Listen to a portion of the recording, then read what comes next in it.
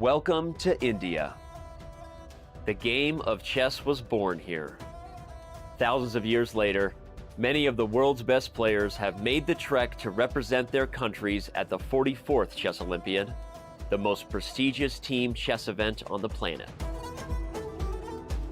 In Chennai, the chess capital of India, circumstance has cleared the way for perhaps more countries than ever to set their sights on gold. India has high hopes for keeping the hardware at home.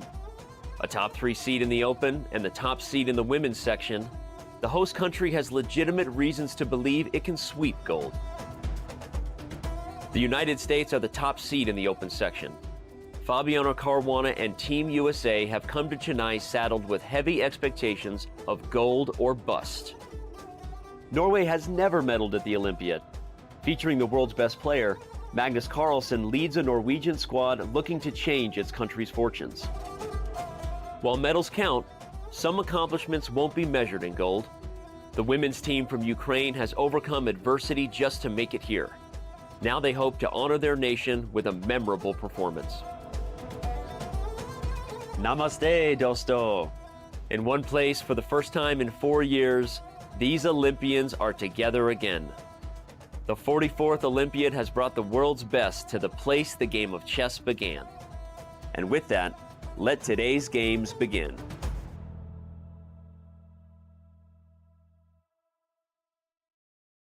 Welcome, ladies and gentlemen, to round 4 of the 44th Chess Olympiad, a beautiful view of the playing hall here in Chennai, India, as the 44th Chess Olympiad begins to reach its apex and as the stronger teams begin to face each other. Today will be an unmissable day. I am so excited to be bringing you this show. I'm Grandmaster Daniel Naroditsky, and alongside me today, once again, the legend, nobody I'd rather be commentating with than Grandmaster Yasser Seirawan. Yaz, welcome. I guess it's morning for you. I don't even want to say what time it is for me, but I am so excited to be here and to commentate the Olympiad for the first time. My honor, the honor is all mine, Daniel. Pleasure. Hello, everyone. Thank you for joining us in this 4th round. Danya, it's great to call the action alongside you. You missed the first 3 rounds.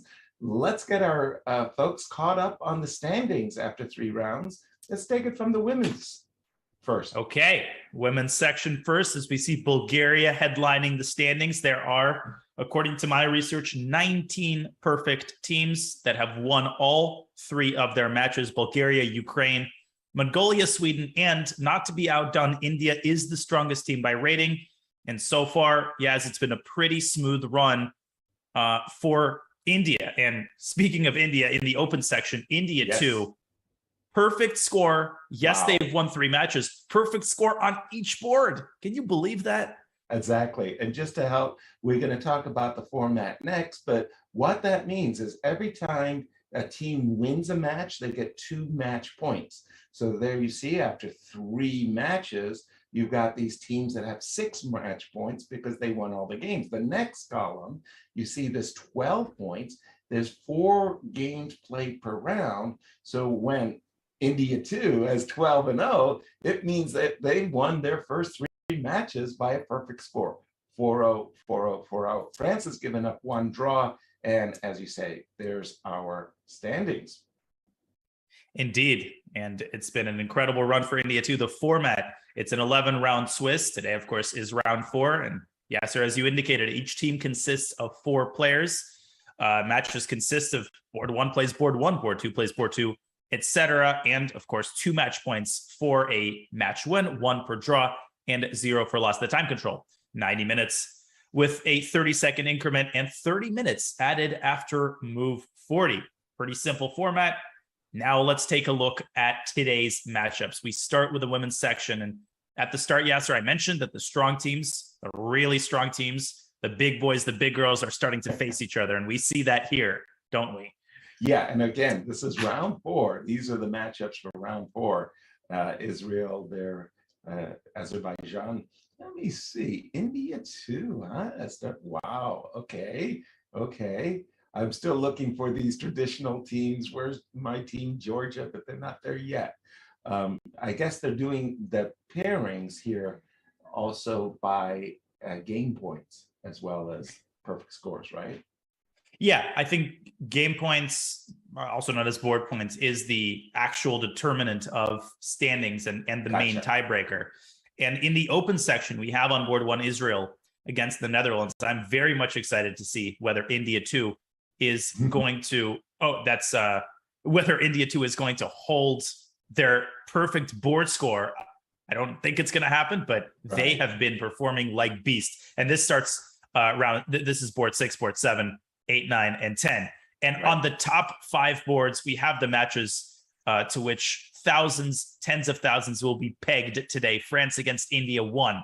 Huge. USA against a scintillating Uzbekistan team that consists of 4 young and exciting grandmasters. Yasser, we won't know where to turn today.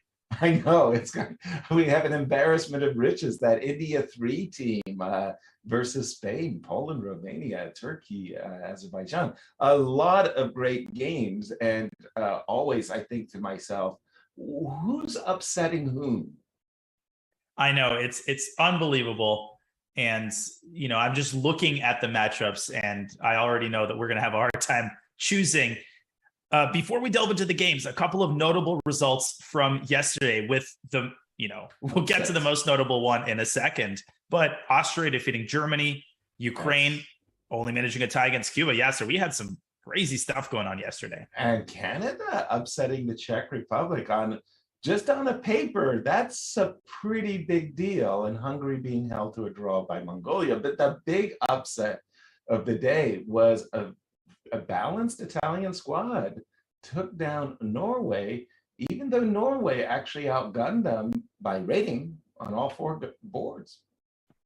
Yeah, and Magnus Carlsen only managing a draw against Italian number 1, Daniele Vocaturo. But the other boards, Jan Ludwig Hammer suffering a terrible loss, and Team Italy moving on to 3-0. But before we delve into the games, a quick look at what Team Norway is all about. The Olympiad is the ultimate team competition in chess. However, Norway's chances for medaling for the first time likely rest on the shoulders of one player. That player also happens to be the reigning world champion, Magnus Carlsen. Carlsen will be in Chennai to represent Norway for the first time since 2016. Inevitably, he is key to a potential Norwegian success story.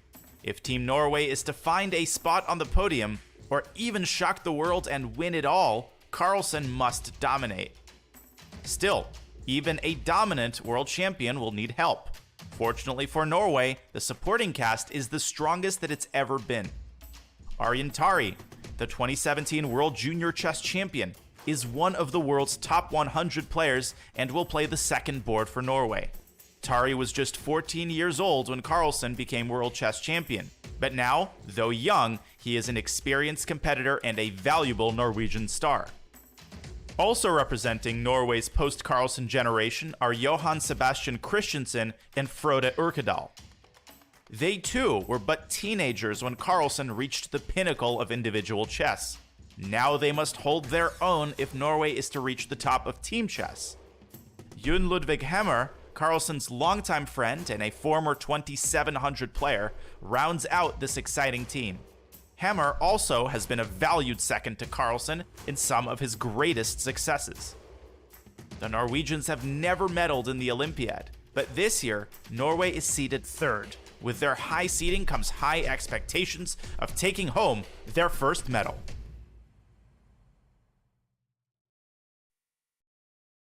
And we return with a wonderful bird's eye view of the other favorite, the main favorite, Team USA, headlined by Wesley So on board 1 and Levon Aronian on board 2, and Fabi already getting up from his chair. And that is the match that we will start with, Yasser, as the games have officially begun. And on the board in front of us is Wesley So against Jawahir Sundarov, one of the most enterprising and fun to watch young talents in the world. Absolutely. Exciting match to be sure. And this is actually a kind of I want to say, interesting moment for White to just stop here. If we want to play a Grunfeld, I was about to say. What was that, Yasser? Were you saying something? I was about to say something, Danya, but I was going to say that sometimes I want to play a King's Indian, but I want to play a Samish. And I've seen people playing F2, F3 on move 3, right? To avoid the Grunfeld. And then I wanted to say, I've actually been seeing people playing Knight F3 and E3 in that kind of a move order, again, to avoid Grunfelds and commit their knight to C3. And then there's this crazy move that's being played of late, H4. I'm going to let you take over on this one. You're a King's Indian defense player, Danya. You've never been afraid of an early H4, have you? The first time I saw this was in a game of my good friend Vladimir Fedoseev. And I would credit him with the popularization of this move. And we were on a call one time just talking about random stuff. And he mentioned to me, you should take a look at H4. It's not as crazy as it looks. The computer actually likes it. Vladimir, stop, as the Russian expression goes, hanging noodles on my neck. Like, stop telling me stuff that is false. And I look at it with an engine gives an edge for white. And it gives an edge for white no matter whether you play a King's Indian structure. You can try to repurpose this into a Benko gambit, with the logic being that white has this H4 move included. I mean, how bad can that be? White's better there too. So H4 is a very legitimate move. It's not just a gimmick that you play in one game. Gregorio Parin played it against Hikaru Nakamura in the FIDE Grand Prix and was winning in 20 moves. So the fact that Sindarov is thinking for as long as he is a pretty ominous sign for Sindarov fans, because he better have something prepared here. Yeah, when you think about Wesley So too, I mean, a very, very, very underrated opening experts. To my mind, Wesley brings it in the opening. He knows his opening really well. When I kind of think of this as an authoritative stamp of approval, this move H2, H4. But on the other hand, I got to tell you, like, kind of throw my old dusty ECOs out the window, man. Right. Because I don't think the players of the past would have condemned the move. I mean, it's just remarkable. Capablanca, imagine Capablanca watching this with us. There must be a transmission error. There's no way a grandmaster played this move. Modern chess, H4. Okay, as we're on the U.S. Teams, shall we just take a look at all the boards, see how we? Yeah, let's take a quick tour. Up? Okay, we can skip Levon Aronian's game. They're in a typical Italian, with Levon choosing to deploy his bishop to the more modest D7 square, a line that he has played so many times in the past. Now, this is deep theory. Right. On board 3, Fabiano Caruana choosing a London system, which is not something he plays every day. No, not at all. It's remarkable to me how openings, Danya, come in and out of fashion. And at one time, the London system for black, got everybody's seal of approval because it was considered a good way of equalizing the game. But the London system as white was just kind of poo-pooed as like, a collie system, something, the lazy man's approach to the opening. And now I see dynamic players like Hikaru Nakamura for one, and there's a long line saying, hey, you know what? The London system's perfectly legit way of playing for an advantage. And what's, to piggyback off of what you said, what's fascinating about the way that the London specifically has been popularized is that there's been this grassroots movement that has been led by the likes of Eric Rosen, who, has, and he didn't pay me to say this. I mean, we're good friends, right? But he's single-handedly been responsible for the London becoming cool again. It's no longer, as you said, the lazy man's open. It's what the cool kids play. And now it's what the cool grandmasters play. Absolutely. And Eric, next time we meet, dinner's on you. Yes, it is. What else you got for us, then? Okay, what else do I have for you? As you're searching through the games, I want to give a big shout out to our audience. Thank you so much for sharing your day with us. I'll be monitoring your stream chat through Twitch. Danya and I, we're going to do our very best to get to your questions, as well as the games that you might be persuading us to take a look at. So we'll be monitoring your chat. Apologies in advance if we can't get to all the games that you would like us to cover. But also, if you wouldn't mind making your search just kind of like the top 5, top 10 boards. It's very hard for us to make a search of every game in the whole Olympiad. So just keep those things in mind and just tell everybody where you're hanging out. That's really great for our sponsors, great for us, great for everybody. And we appreciate, once again, your being with us. You've got a really sharp position on the board. Yeah. What the heck is happening here? This is vintage Sam Shankland. Now, this was a Queen's Gambit decline, Carlsbad system. Okay. But after Bishop G5, yes, or Bishop B4 by Sam, normally you see C6 automatically here. Exactly. And as well as Bishop E7, but absolutely C6, 100%. Queen B3 trying to provoke Sam into playing the move C5, which he does. DC, right? Knight C6. I'm always terrified of playing these positions for white. I always feel like black can score some 15-move victories here. Castles queenside on move 8.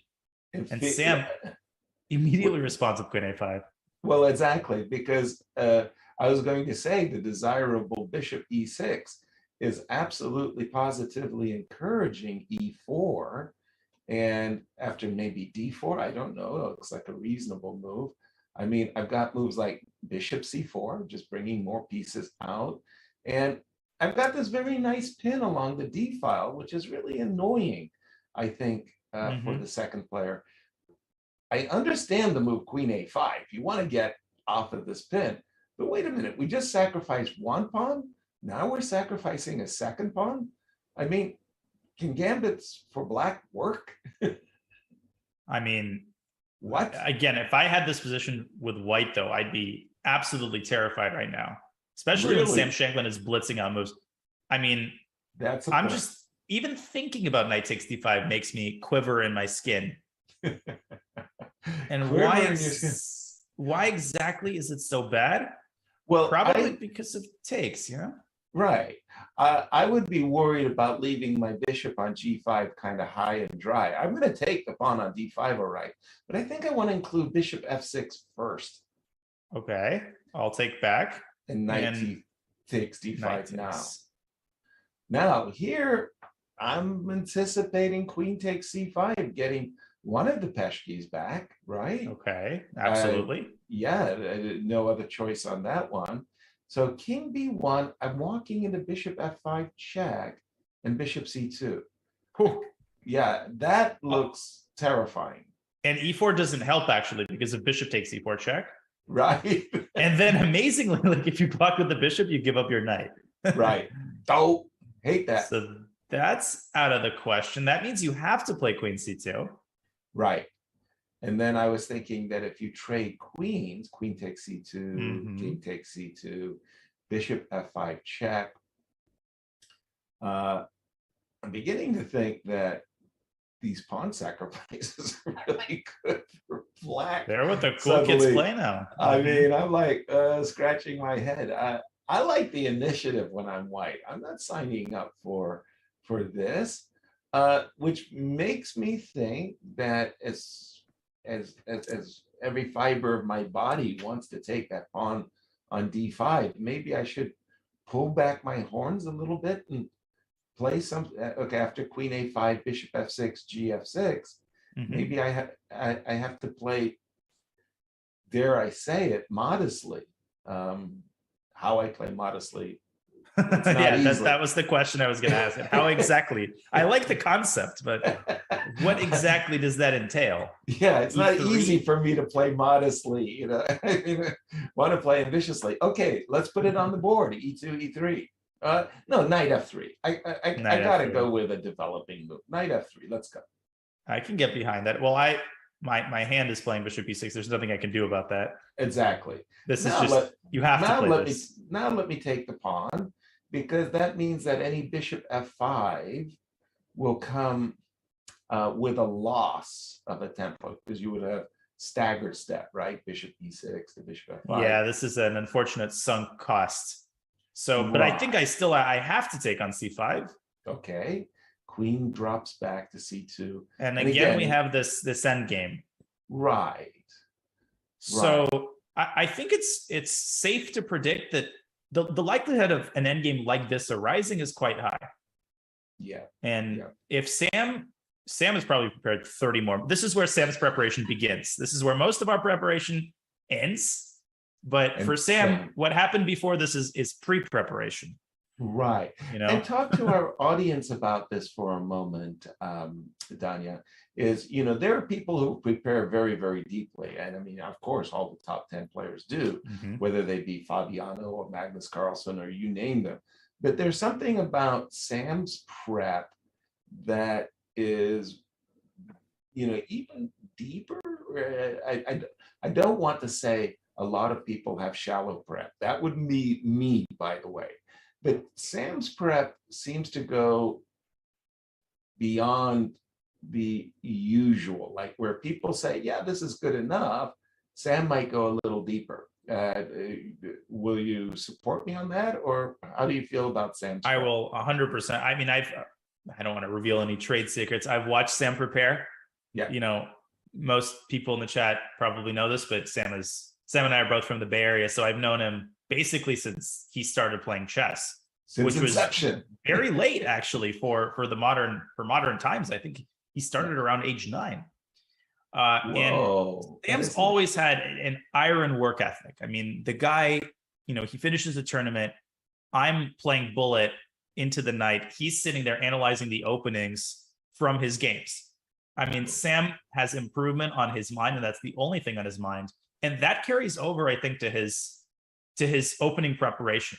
Like most people, you'll prep up to move 20. I'm satisfied the position's equal. No, Sam's going to spend another 2 hours analyzing that equal position so that when you actually get it, he's going to outplay, the bejesus out of you. Wow. And of course, the creativity's there, the versatility's there. Sam can basically play anything. Slav, Queen's Gambit declined, Grunfeld on occasion. You have no idea what he's going to play. And he just seems to know every opening equally. I've been impressed with Sam's openings for a while, and they've only gotten better as he's crossed 2,700. That's a terrifying prospect. This idea that you're going to be playing somebody who's really, really ambidextrous, able to play all types of openings and defenses, and you've got to prepare against them.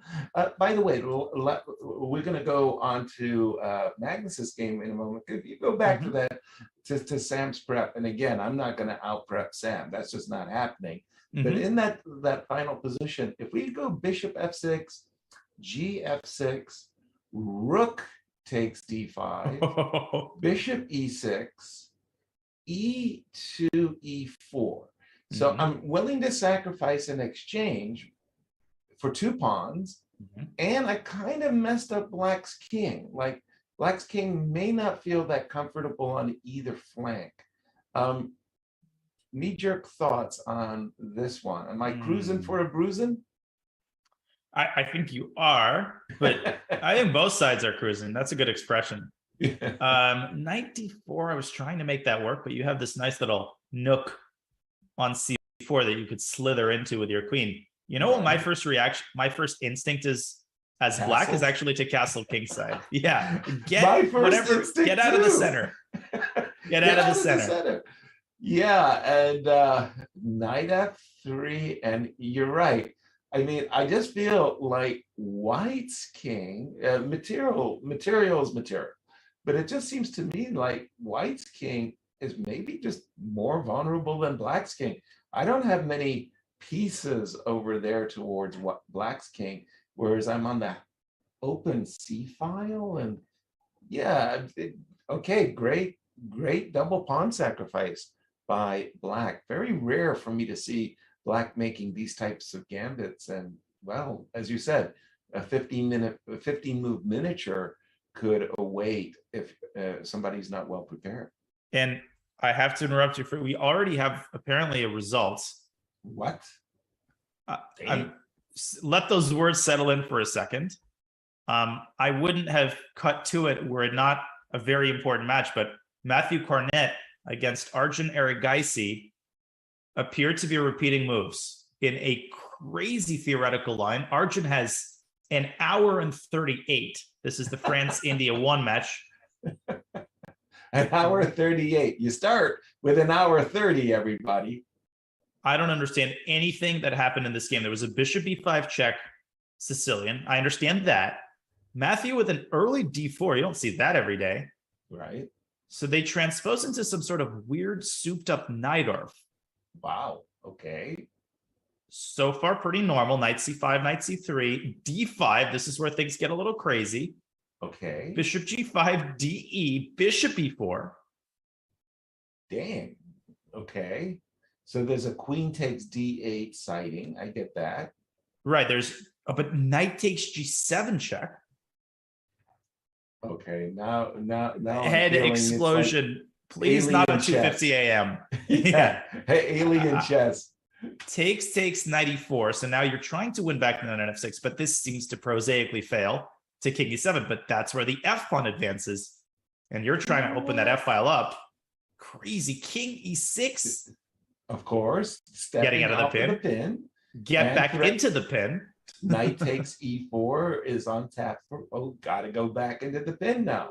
Gotta go back into the no spin zone. Rook ad1, deploying the rook and preparing to invade d6, which is why Arjun plays a5.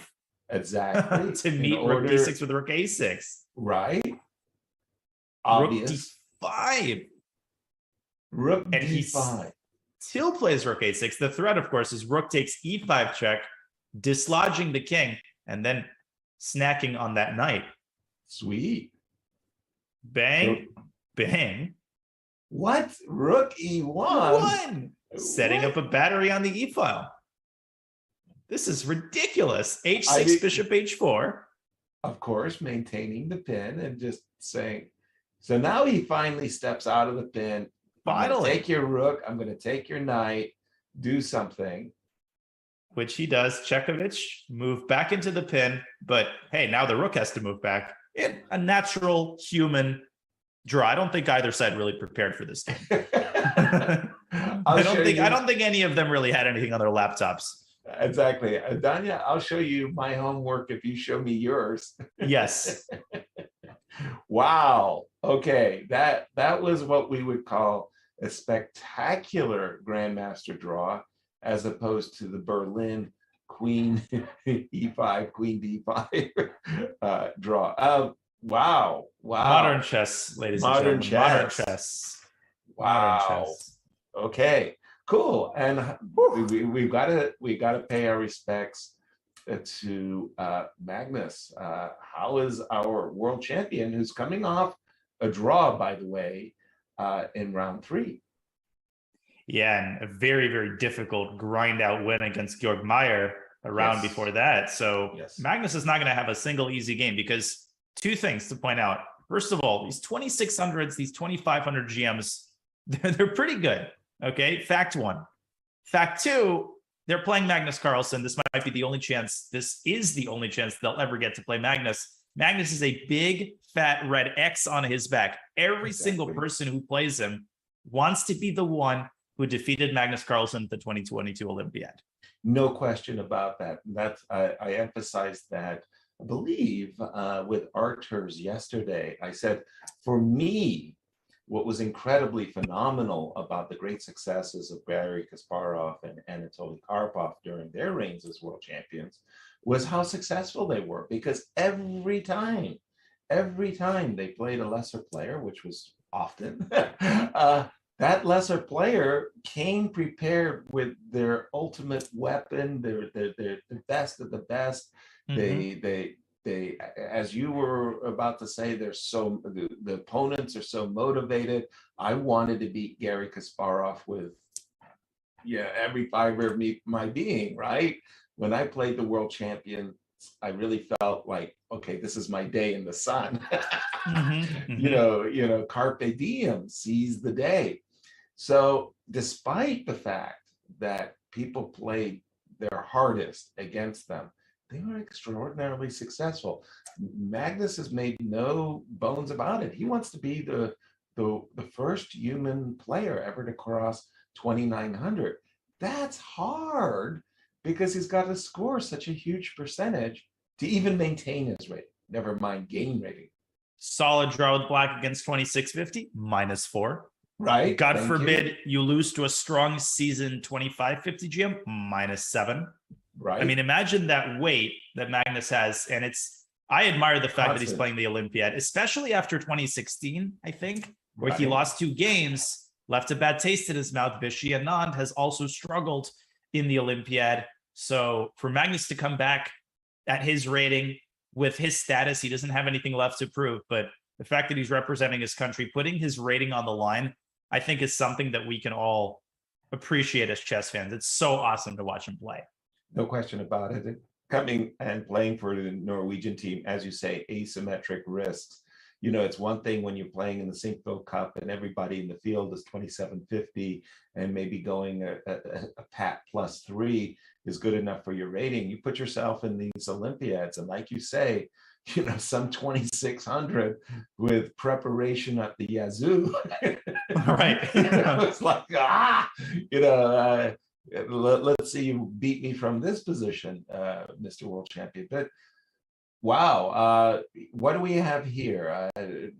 This goes in bishop b4, e2, e3. I'm trying to think of when Magnus had this position and how does he play it as white? Yeah, I don't remember a lot of Magnus Rogozin games for either side. It's a weird gap. Right. Because Magnus plays everything, so you would think that he'd have this position, but I can't tell if it's that he doesn't. Does he play the Catalan, or is it that, you know, people don't play the Rogozin against him? And perhaps Dan Basurin is about to find out why. Exactly. But it's very alarming to me that the Mongolian Grandmaster has already spent 18 minutes or so in this very theoretical position where you're supposed to know what to do if you're a Rogozin player. Now, I can tell you, Yasser, that Castle's kingside here, there's something about that move that seems off to me. I know it's crazy to talk about, you know, castling on the 6th move as if it's a mistake, but right. And I remember something feels wrong. I remember the World Championship match in 1993 between Nigel Short and Garry Kasparov, and they did a lot of work in the G5s, 94, C5s kind of complexes. And Nigel told me that he and Lubosh spent a good solid month working on these double-edged, super sharp positions. And, you know, he kind of ran himself in circles, you know, to maintain, you know, all of the variations in his mind, because everything is on a tightrope, right? Like just one false slip and goodbye. Yeah, and I'm old school in the sense that, you know, this is basically if Magnus were to take on d5, you have a Carlsbad structure. Right. But this bishop on b4 is awkward. That's why you can't play c6 with your bishop on b4. You, whether you like it or not, you're playing c5. Yeah, you've signed up, like you're going to summer camp. I don't care that you don't like sailing and swimming. Right. You played bishop b4, you know, you got to follow up. But after castles, this smells. Yeah. This smells of a foul, you know, again, distinctly Rogozin gone wrong odor. Well, you know, you've got these lines where you go bishop takes c3. I'm trying to remember them actually. Bishop takes c3, b takes c3, queen a5. And you got this crazy idea of a quick knight e4, oftentimes with the move c5, c4 also involved. But my understanding is if you're going to go for this, don't include h6. Don't include h6 because the knight on, when you go, for example, I'll just put a move on the board. It doesn't matter. Sure. Rook c1. Rook c1. Great move. Wonderful move. c4. c4. Bishop f5, for example. Yeah, bishop f5. Knight e4. Now, if the bishop was on g5, right, exactly. It would be a little bit awkward for white to capture on e4 when the bishop on g5. Yeah, exactly. Thank you for highlighting that issue.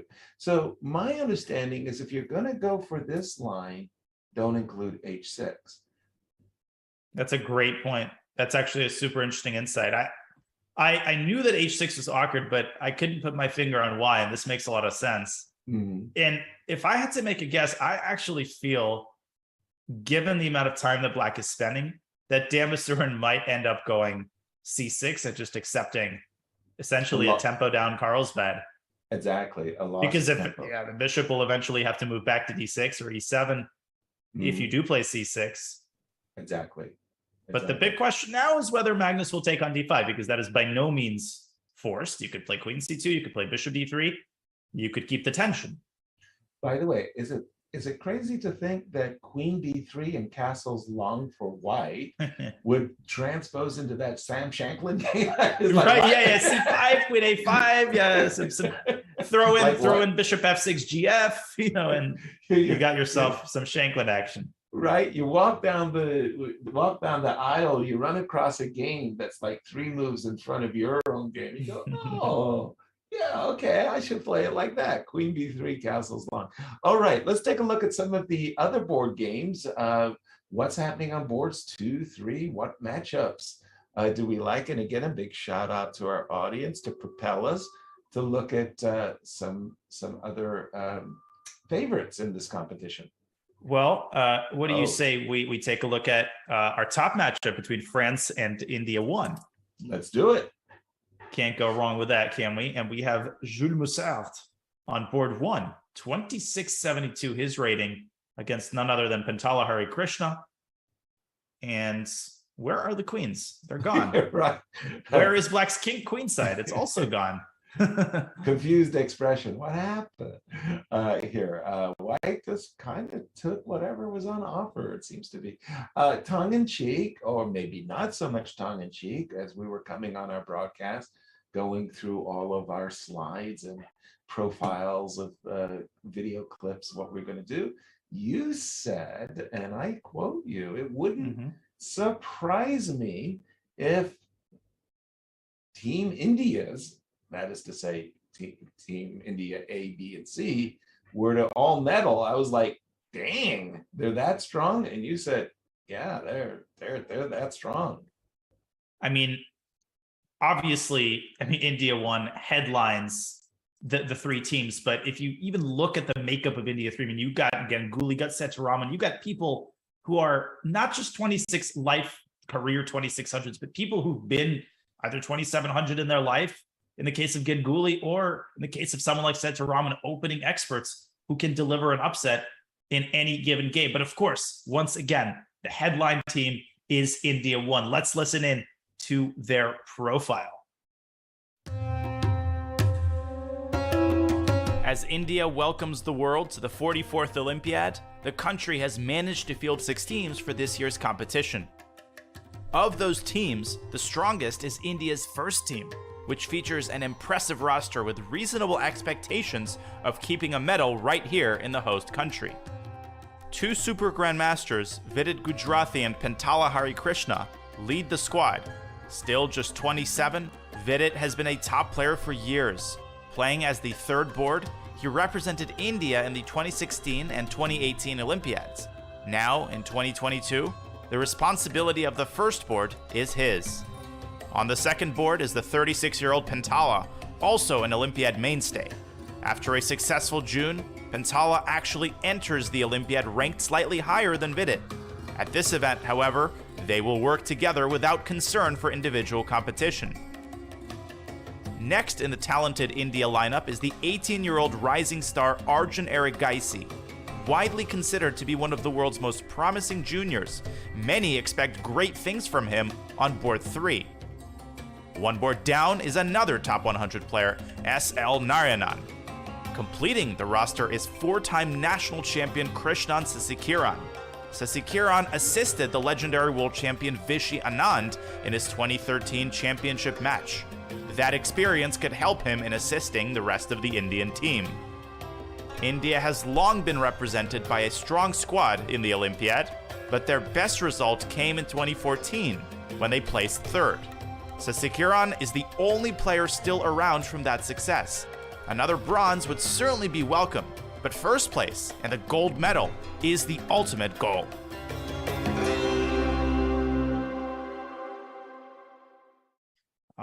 right. And of course, Team India, incredibly high rated, great team chemistry, all the chances in the world to medal and all the hopes from the host country to medal. So right now in front of us, we have board one of France against India. We'll start against Hari Krishna. With one eye, I'm also looking at Fabiano Caruana's game, which is getting crazy. But maybe we can finish discussing this one and then move to Fabi's game. Exactly. I don't know what to make of it. I'm going to just say, Danya, I'm going to throw up my hands and say, somebody's done a lot of preparation, probably both players. And if you said to me that this was 000s, I'd want to kill you, but I know you're just the messenger. Right. 000s is exactly what it is. And it is apparently due to the move Rook A8. Wow. Now you might say, ooh, he's blundered a piece. No, he hasn't. Rook takes A5, and the lack of queenside development, the fact that the rook on A1 is hanging is hurting white. But wait a moment. I take. Okay, I assume you take. You never know these days. I mean, I know exactly. Some of these computer moves, like, don't make any assumptions. Exactly. Now this is crazy because you're hitting both E7 and A5, but I have also this crazy move, Rook B8. So instead of capturing the bishop on B7, I don't know what to make out of this, Danya. I would just feel like I should go into this well prepared. I know I've got an opponent who's really prepared to the max. I cannot for the life of me understand how this is 000s when it appears that white is simply a pawn up. I guess it has something to do with a well-timed knight C5, maybe knight D5. But we will leave the preparation to Hari Krishna. And this is on the board? This is on the board. Right. Oh, wow. I was thinking in that line that you were just showing there for a moment, which was knight takes B7, rook takes E7, knight C5. Now, play along with me here, assuming that the D3 pawn is really that vital and you want to keep it, blah, blah, blah. You play D4, and I play knight E6. And that rook on E7 might feel a little, you know what I mean? You know, like I know what you mean. Yeah, rook a little uncomfortable. Rook B8, King F8. Oh, well, that's Bishop A3 business. Sorry about that. But okay, Knight D5, Knight F6. That is a potential repeat. That is devilish. And by the way, all of this is happening, but after Knight C5, for that exact reason, Jules Mussard quickly responds with rook takes C7, Pentala takes on D3.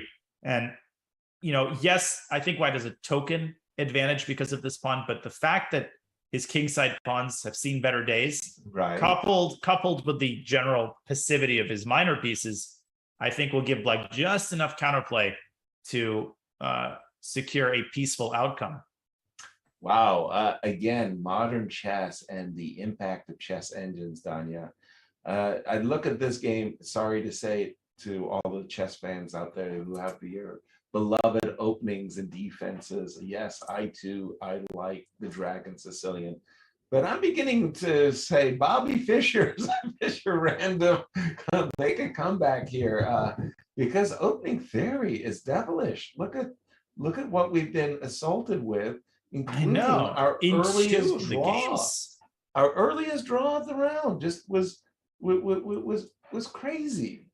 And this is obviously a great strategy by Team India. They make quick draws of the black pieces, leaving Vidit and Narayanan to do the heavy lifting, and do the heavy lifting they are happy with because they have the white pieces. That's what you're supposed to do in an Olympiad. So for Laurent Fressinet and Maxime Lagarde, they have to bring their A game because the match is down essentially to those two boards, and we will keep an eye on them as the match progresses. But Yasser, I am itching to get to Fabiano Caruana's game. Can we take a look at that? With pleasure. Whoa. Can you blame me as we look at this position? Yeah. In the words of somebody, it blowed up. It blowed up indeed. What happened and how did it happen? Okay. Bishop F5, Bishop B5. This is all standard stuff. Queen B6. Anytime a queen appears on B6, whether it's Sam Shanklin's game or this game, crazy things happen. C4. It's like a mirror reverse of of those games that we've actually been calling, you know, with instead of Sam Shanklin's queen a4, by the way. It's pawn we- a4. Yeah, this pawn a4, bishop d3. Okay, just a second. That is, I just have to pause because, I mean, I'm looking at knight e5. I'm looking at that too, and queen d4, and I have no desire to calculate this at this hour. For me, Or by any the way, happy greetings, everybody. A nice morning, afternoon here in sunny Hilversum, Holland. I think you're in Frisco, so you're in a pathetic time zone. And it's a sunny but very dark San Francisco. Exactly. So what I'm going to do is make sure to, for this broadcast, tactics. I'm going to assault poor Danya. Yo, hey, that's the best way to keep me alive here. That might be it. 95. Let's jump into the deep end. Let's see it. Just for fun. Now, my idea, queen takes d4, is that eval bar is a killer. I'm thinking knight c6. Let's go. Queen f4. No, the more I look at this, the more hopeless this looks. I think knight e5 check, and there are issues all over the place, right? I mean, not the least of which is just the king. The black king is. There might be knight d2 takes c4 when the king walks on the d file. It's like walking the plank, you know. No, but this knight takes f7. Yep. Yeah, knight e5, knight f7, knight e5, knight c4. Right. The immediate knight c4 almost works, and I'm positive that there are other ways to squeeze a win out of this position. Right. Agreed. You can't go queen takes d4. If queen takes d4 is a no-no, and I think that's fair to say it is, what the heck is black supposed to do? Is knight takes c4 is a huge threat. It's a massive threat. I have no time to play a6. Knight takes c4. Well, yeah, that would just be resigns. I'm sorry. Knight e5. Do I have to? Please. He's played knight e5, and Noterbeck immediately responding with e6. So there's our answer. Okay, good. Because I mean, just for half a heartbeat there, I'm thinking black's busted. I mean, the game's over. right. Okay, what else is happening? Okay, so e6. And the idea is what exactly? Is it bishop b4 check? Yes. That okay. I come back. Okay, we take on d2. Queen takes d2. Bishop takes c4. I don't want to lose a piece. Knight takes c4, and I don't know, queen d8 or c7, and I make a pretension that it's not so bad, and maybe it's not so bad. I don't know. Well, at least you'll be able to castle. Anything else, you might lose a b7 pawn. The world might collapse, but at least black will be castling kingside. Exactly. The end of the world is nigh, but you'll have a safe king. Okay, exactly. So that means that allowing bishop b4 check helps black complete his development more or less satisfactorily. Can we take a different approach? Knight takes d3. Takes d3, castles. So there's no bishop b4. And of course, I want to play knight c4 and get on with business. Gobble, gobble. Yep.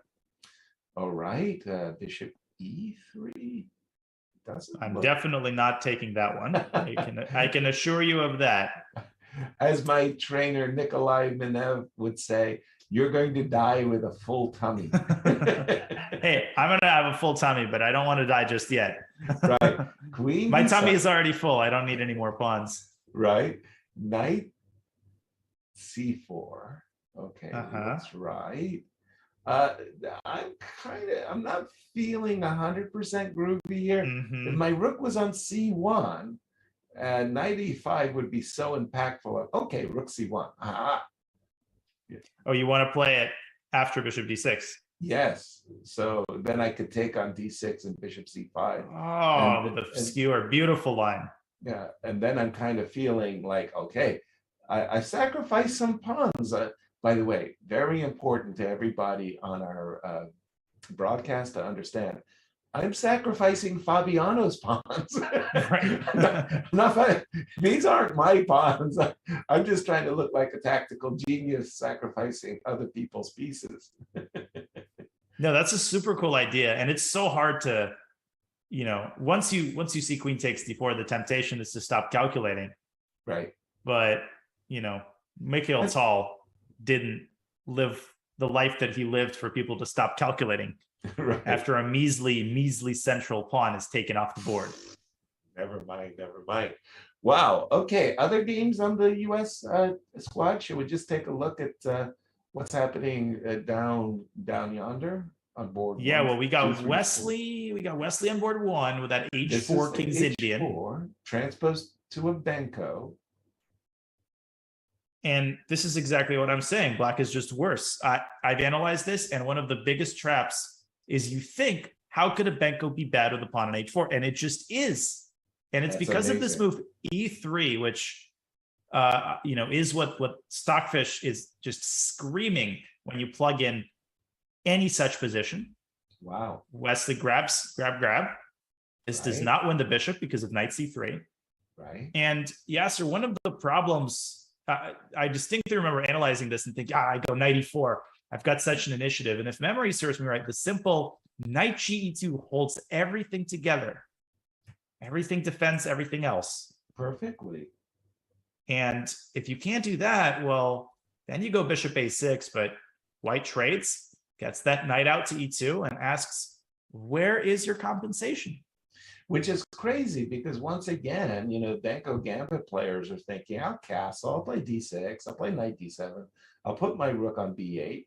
And instead of having your pawn on h3 like a normal human being, you put your pawn on h4 and that'll be good for black.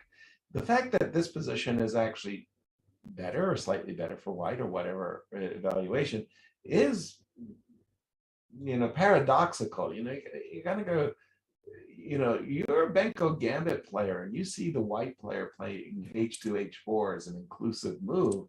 You got to feel good about your game. Yeah, your pupils expand, Right. Yeah. Saliva starts trickling down from the corner of your mouth. Yeah, Pavlov's dogs. I'm very happy. And then you're suddenly like, why am I worse still? Damn. Okay, let's continue. Okay, so we got Aronian and Yakuboyev on board 2, and this was the Italian game, which started off very theoretically and very mainstream. Right. And as you said, probably, how do I put this? I want to put it in the following way. When you think about people who play e5 as black, 1, e7, e5 against e2, e4, it's not that Levon Aronian has a lifetime of experience. It's like he's had 3 lifetimes of experience because he's such an exclusively e5 player. Like he's seen so many, I want to say Marshall Gambit positions, that it's absolutely impossible to surprise him. And when you play something like the Italian, he's sitting there going down his list of defenses. And one day he just has bishop e7. And you just know it's so hard to surprise Levon in his comfort zone that sometimes you just shake your head and say, I can't do it. And I think e5 isn't even really one opening. I think it's an umbrella of openings. It's like the Germanic languages, Yeah. With whatever white chooses to throw at you, whether it's Ruy Lopez, Italian, Scotch, there's at the very least going to be 3 or 4 systems that are totally viable from an objective standpoint, all of which lead to fundamentally different types of positions. And the Italian is no exception. There's the bishop e7 line. You could put the bishop on c5. You could delay the development of the bishop. Now that's become popular. And Aronian has done everything 1,000 times. So as you said, you cannot throw a wrench into the works. He knows everything. And I think this position is a great illustration that look at the clock and look at the board. I'm choosing black here. I don't know about you. I like Aronian's position. Absolutely, this backward pawn on d3. What's not to like? And again, for those of you who are familiar with my broadcasts that I do on these events, I keep repeating myself time in and time out. What is the objective of the opening? The objective of the opening is 3 goals. You want your fair share of the center. You want effective development for your pieces. You want your pieces to be developed on effective squares. You want to save the king. Look at it from white's point of view. Look at it from black's point of view. From white's point of view, knight on c4, queen on f3, rook on e1, pretty good. Fair share of center, that's a little bit disputable, but I just want to ask you what you're going to do with your bishop on c1 and your rook on a1 as it moved. King is safe, very, very good. But so is black's king. Black has maybe even a little bit more than his fair share of the center. Compare e5 and d3. And then finally, black's development is pretty easy. Queen d7, rook d1, and put pressure on the backward pawn. I'm thinking, if I'm black, sign me up. Sign me up. I'll agree to play this position. I think black has done a great job at achieving his 3 goals.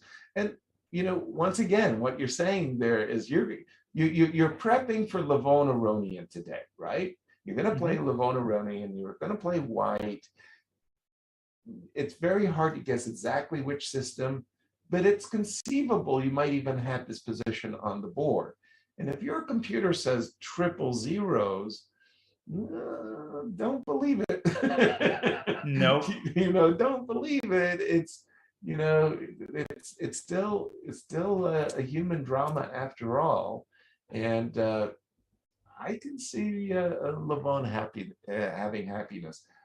And finally, what happened in the Sam Shackland game?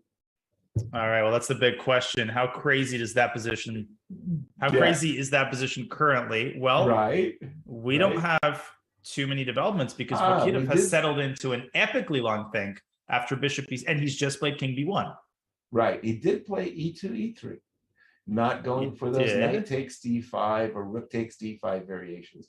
Then came, of course, bishop to e6, and now I'm assuming d5, d4 does not win because of knight d5.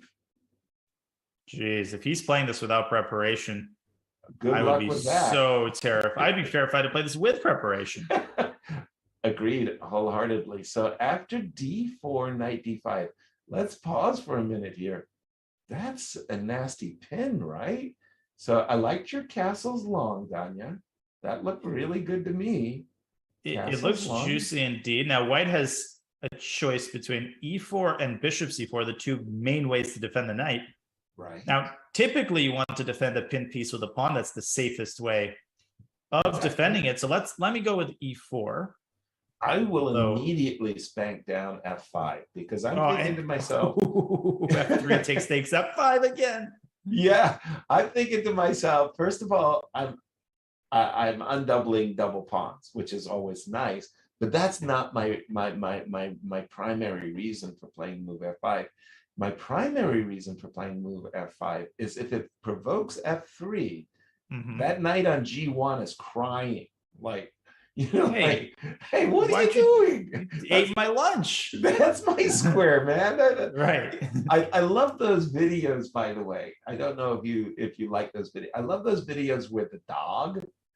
The dog, man, he comes into the living room and he's like, hey, wait a minute, there's a puppy sleeping in my bed. That's my bed.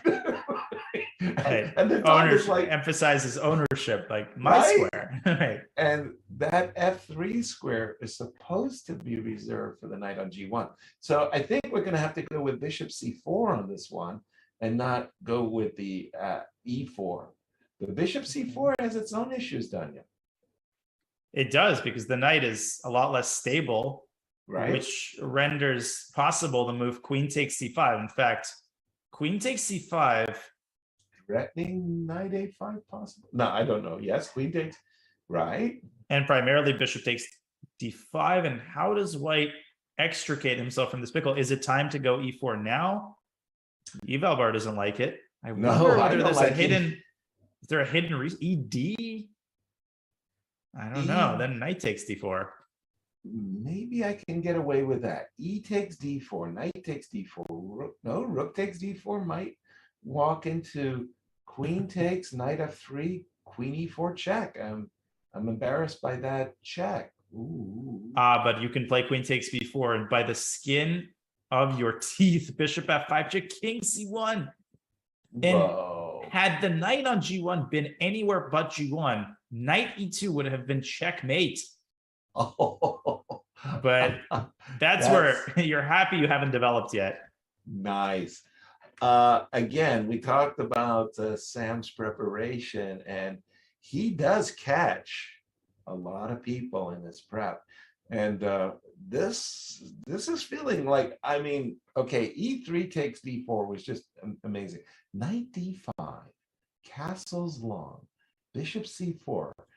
It just feels like it wouldn't shock me at all if something like knight e5 might not cause a very serious accident.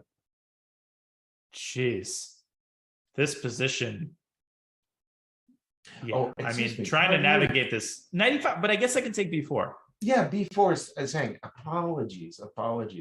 So it means bishop takes c5 with the threat of knight e5. Gosh, black's position just looks so much more fun to play, doesn't it? Unless, no, I was going to propose something ridiculous. By all means, propose away. What's ridiculous? I thought for a second, I mean, can white take on f6? I guess white would be best advised here just to develop the knight to f3. That's my square. Before the pawn appears on f3, because clearly we've got a case of possessions not being properly apportioned. Well, first of all, I have to admire your consideration for the move knight takes f6.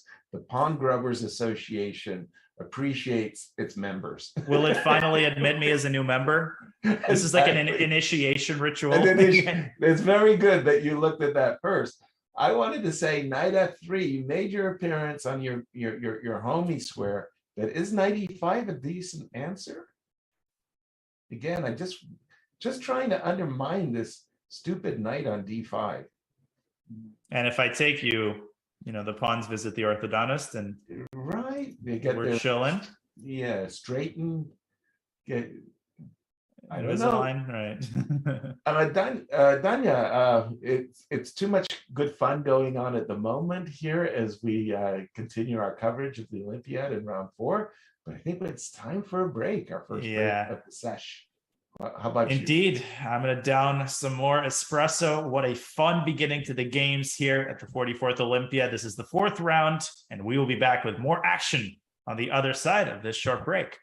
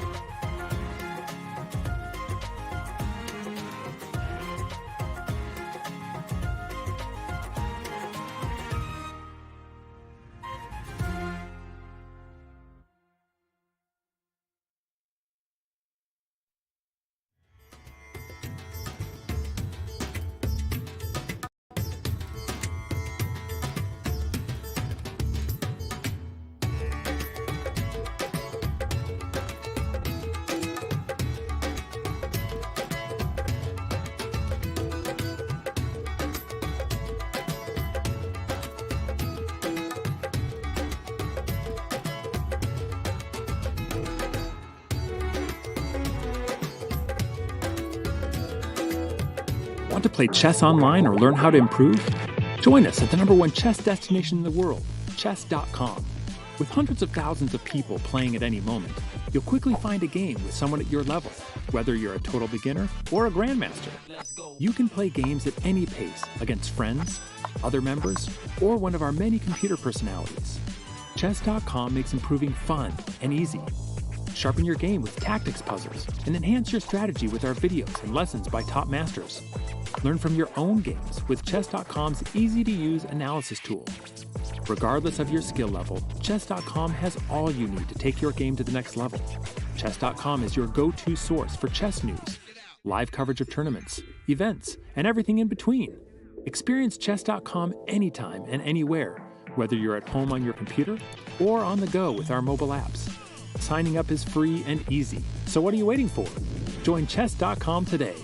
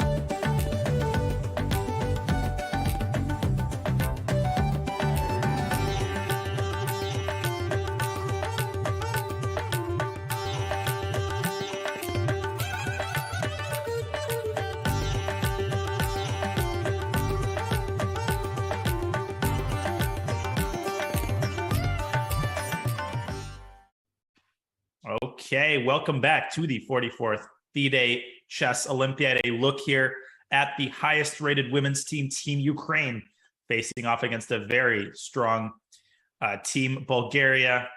A pleasure bringing you the coverage alongside Grandmaster Yasser Seirawan. Yasser, it's time for us to take a look at the top women's teams, and let us start from the game of Maria Muzychuk, the top board for Ukraine.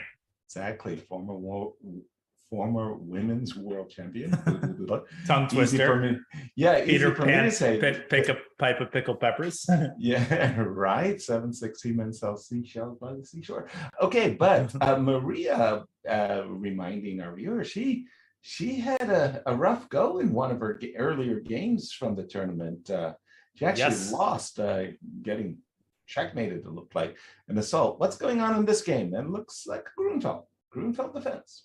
Yeah, there's no other opening this could possibly be. And a big time advantage for the Bulgarian IM, Nurgul Salimova.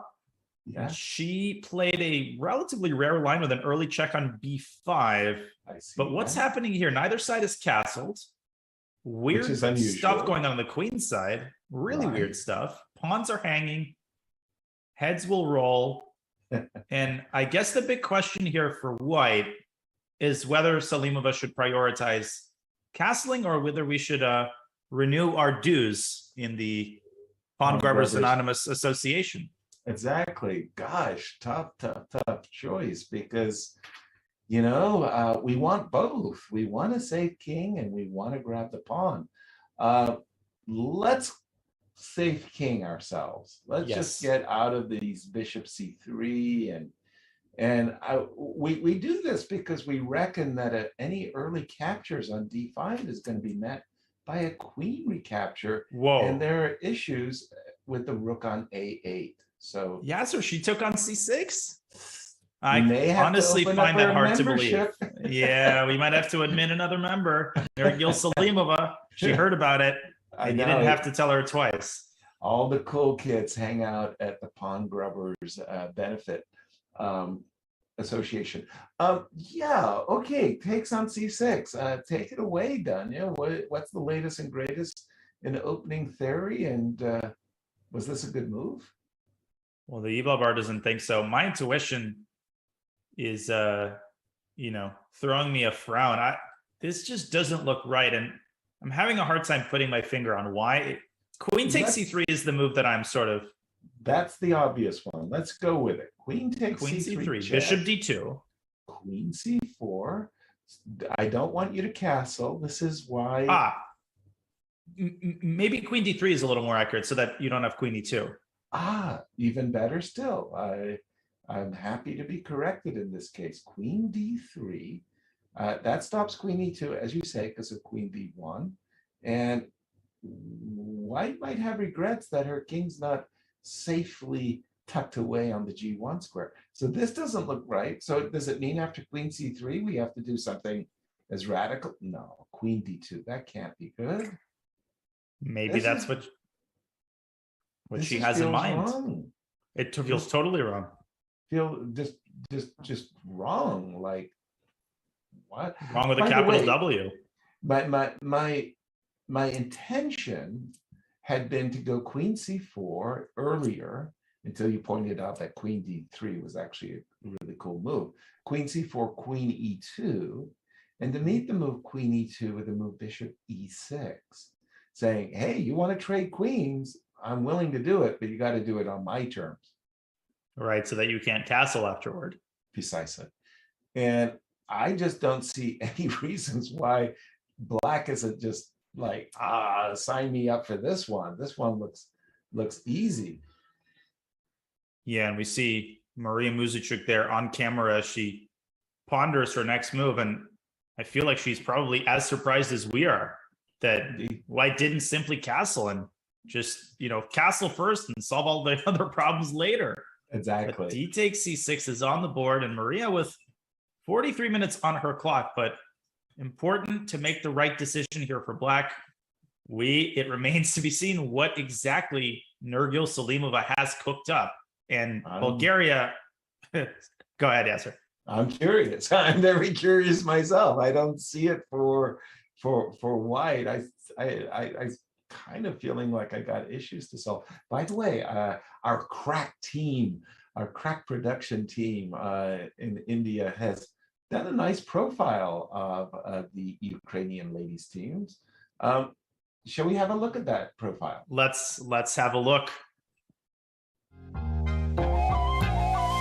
Perched as the 2 seed, Ukraine's women's team is the only squad in either the open or the women's section with the luxury of carrying more than one world champion. Loaded with talent, this team has also dealt with adversity, rising above the difficulties in their home country and leaning on support from the chess community to get to India. One world champion on this squad is the formidable Maria Muzichuk.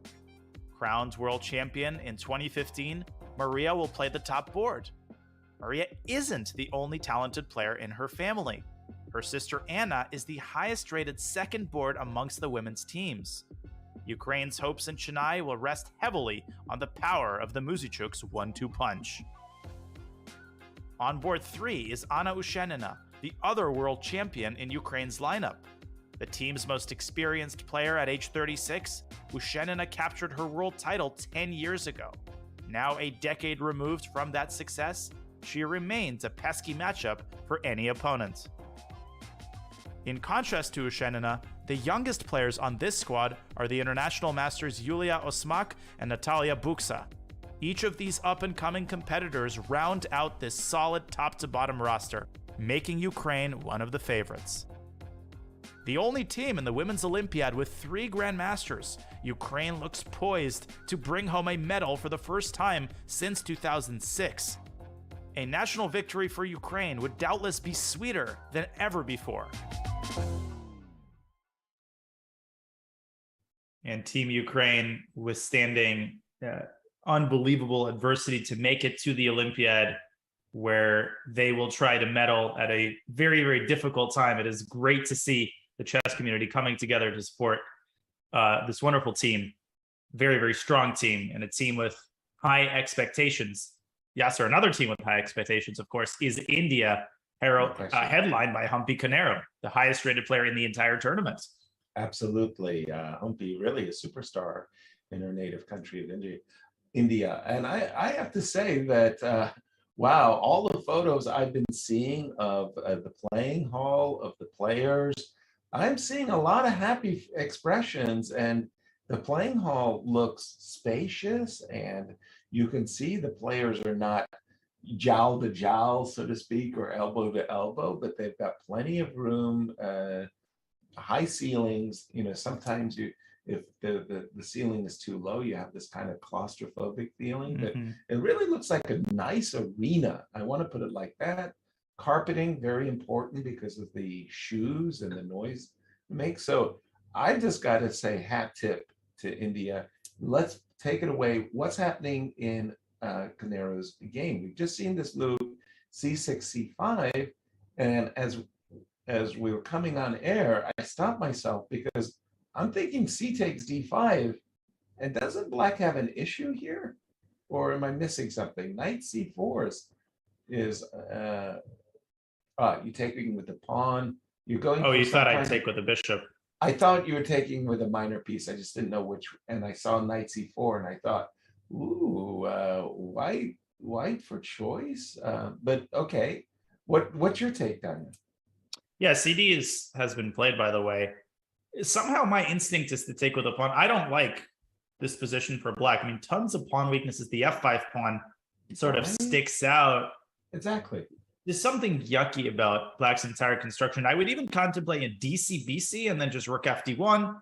And white's position is loaded with energy and resources. Knight F4, Knight C4.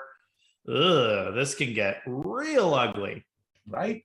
Yucky. I like that. Those are, you've been working with chess engines too much. Right. Those yucky positions, gotta avoid them. Not those yucky positions. So maybe you're right. Maybe bishop d5 is to be preferred. But like you said, just pawn weaknesses and square weaknesses. Knight c4, yeah. But something how bad is this? Queen e7? Yeah, that's the next question too. Is like, how bad is it? It has a look of a stone wall, maybe gone a little wrong, maybe not terribly wrong, but okay, if we, I don't know, take on d5, I'm assuming you take with a knight, something like queen b2, and I just kind of start to try to press maybe the c6 square on a good day, knight to e5, knight to c6. Don't know, but it just feels like white has more fun in this position. We'll see. This is annoying. This is definitely annoying. Yeah, those nagging little issues. By the way, for me, I don't know if you also agree with me, but for me, Canero is one of those players in the women's game that I think she plays strategically really well. I mean, I've seen her take down her opposition in some very smooth strategic channels. So 100%. Yeah. 100%. Amazing positional player. And by the way, I just want to once again give a shout out to each and every one of you who have joined Danya and I for today's broadcast. Thank you, first of all, so much for joining us. And by the way, keep us on our toes. If we are missing something, or we misstep, we overlook something, send it to us in chat, and we'll be happy to call it on ourselves.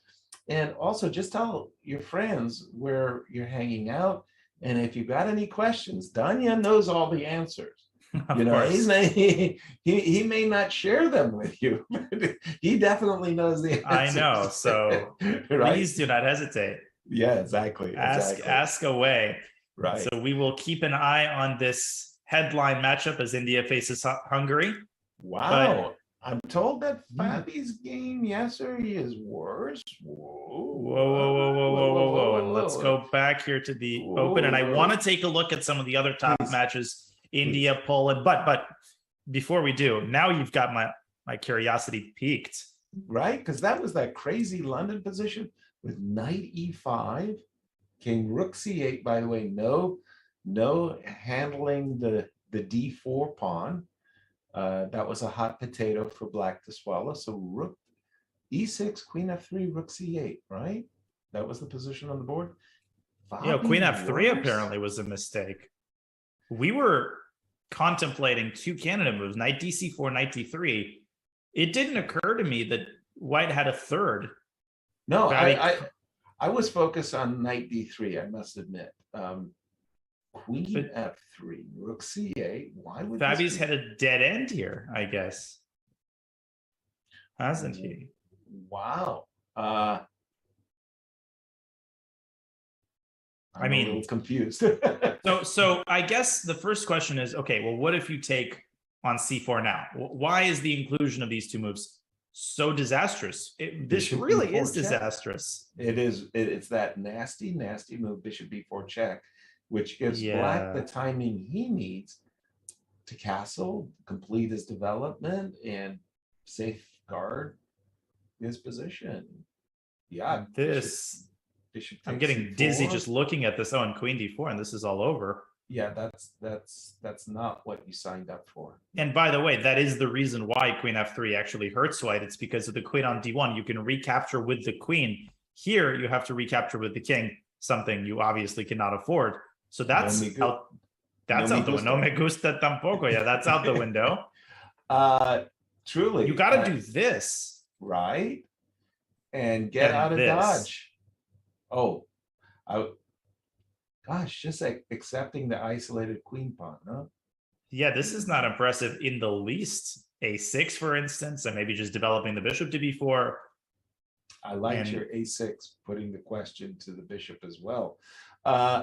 Yeah, well, thank you to chat for that.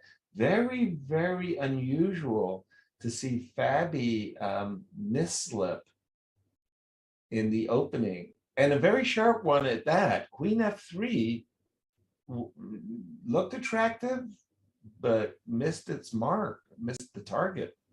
And all that preparation, Fabi now down on the clock. He's taken, I think, around 30 minutes on his next move, overlooking something. Maybe it was bishop b4 check.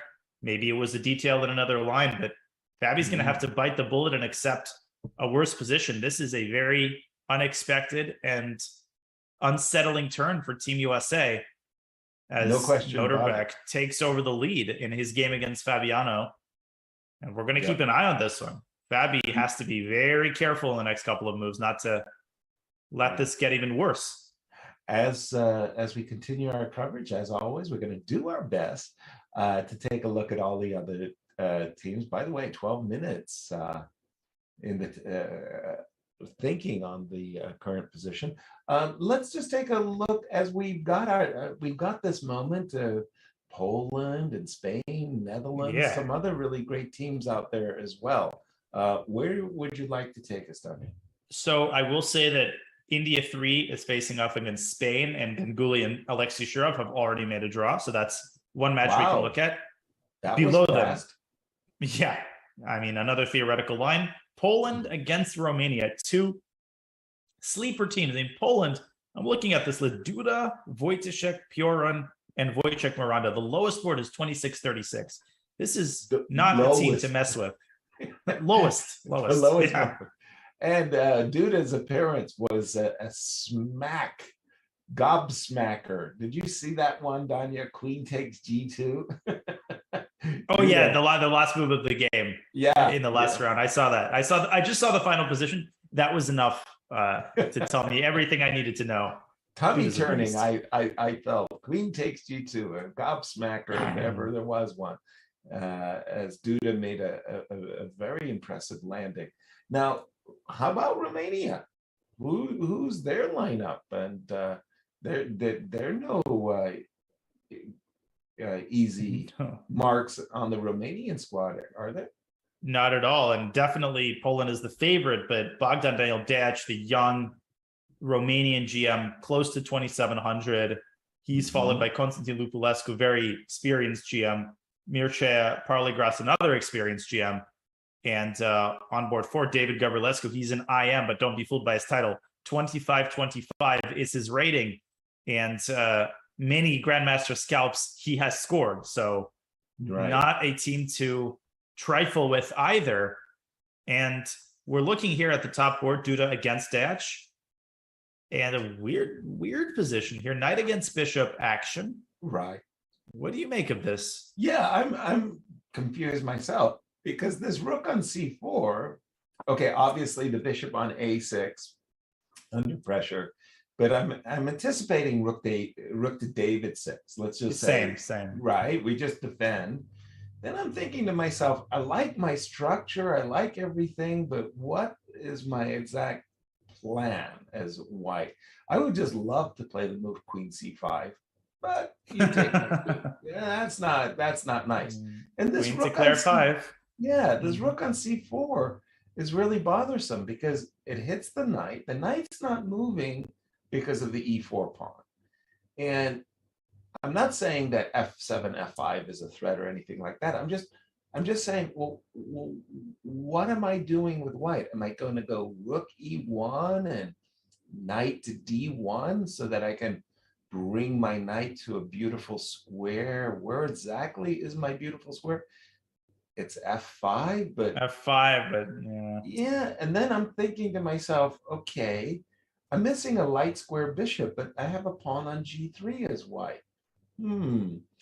Could be troubles down the road, right? I mean, I just file these kind of things in my mind as saying, okay, I've got some problems here that I need to solve as white.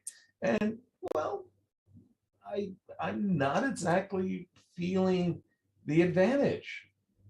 No, I think white is uncomfortable after rook d6. I mean, I've been staring at this position all this time. Right. And I cannot find a satisfactory move after rook d6. I mean, maybe, you do something as extreme as f3, but there's no going back from that. Right. And the kingside gods may not smile on you if you play a move like f3. Right. Not very kindly, at least. No. So, yeah, tough stuff. Yeah, I just feel a little bit put off by this rook on c4 is really aggravating. Put the rook on c4 on the b6 square, put the white knight on e3, and I'm warming up to white's position very much. This pawn on c7, it's a backward pawn. I know that I'm going to target that pawn with rooks to the c file. So something to keep our eye on here. Other games in this key matchup? Well, I'm trying to find the most interesting one. On board 2, we have Radoslav Wojtaszek against Konstantin Lupulescu. They're in an end game. We don't have to spend too long on this one. I feel like the outcome of this game, we kind of know what it's going to be. Pretty balanced, yeah. Lupulescu, something by the tells way, me they'll split the point. Yeah, Lupulescu, by the way, a stalwart player, a veteran player on the Romanian team. So he gives up first board to Diak. I watched Diak's game in the Bucharest Superbet tournaments, and he's up against the best of the best, right? Right. And he acquitted himself very, very decently. Very well. Yeah. So, okay, cool. You mentioned Spain and fire on board. Let's fire away. But you said already it was a draw? Shurov's game is already a draw. Not too much fire there, but that's not to suggest we don't have fire on some of the other boards. One of the boards on which, the key is in the ignition is Gupta against David Anton Guijarro, board 3. A very unusual position where Gupta has sacrificed the pawnskis, and he's got some serious initiative going on here. Exactly. maybe. Yeah, then knight d5.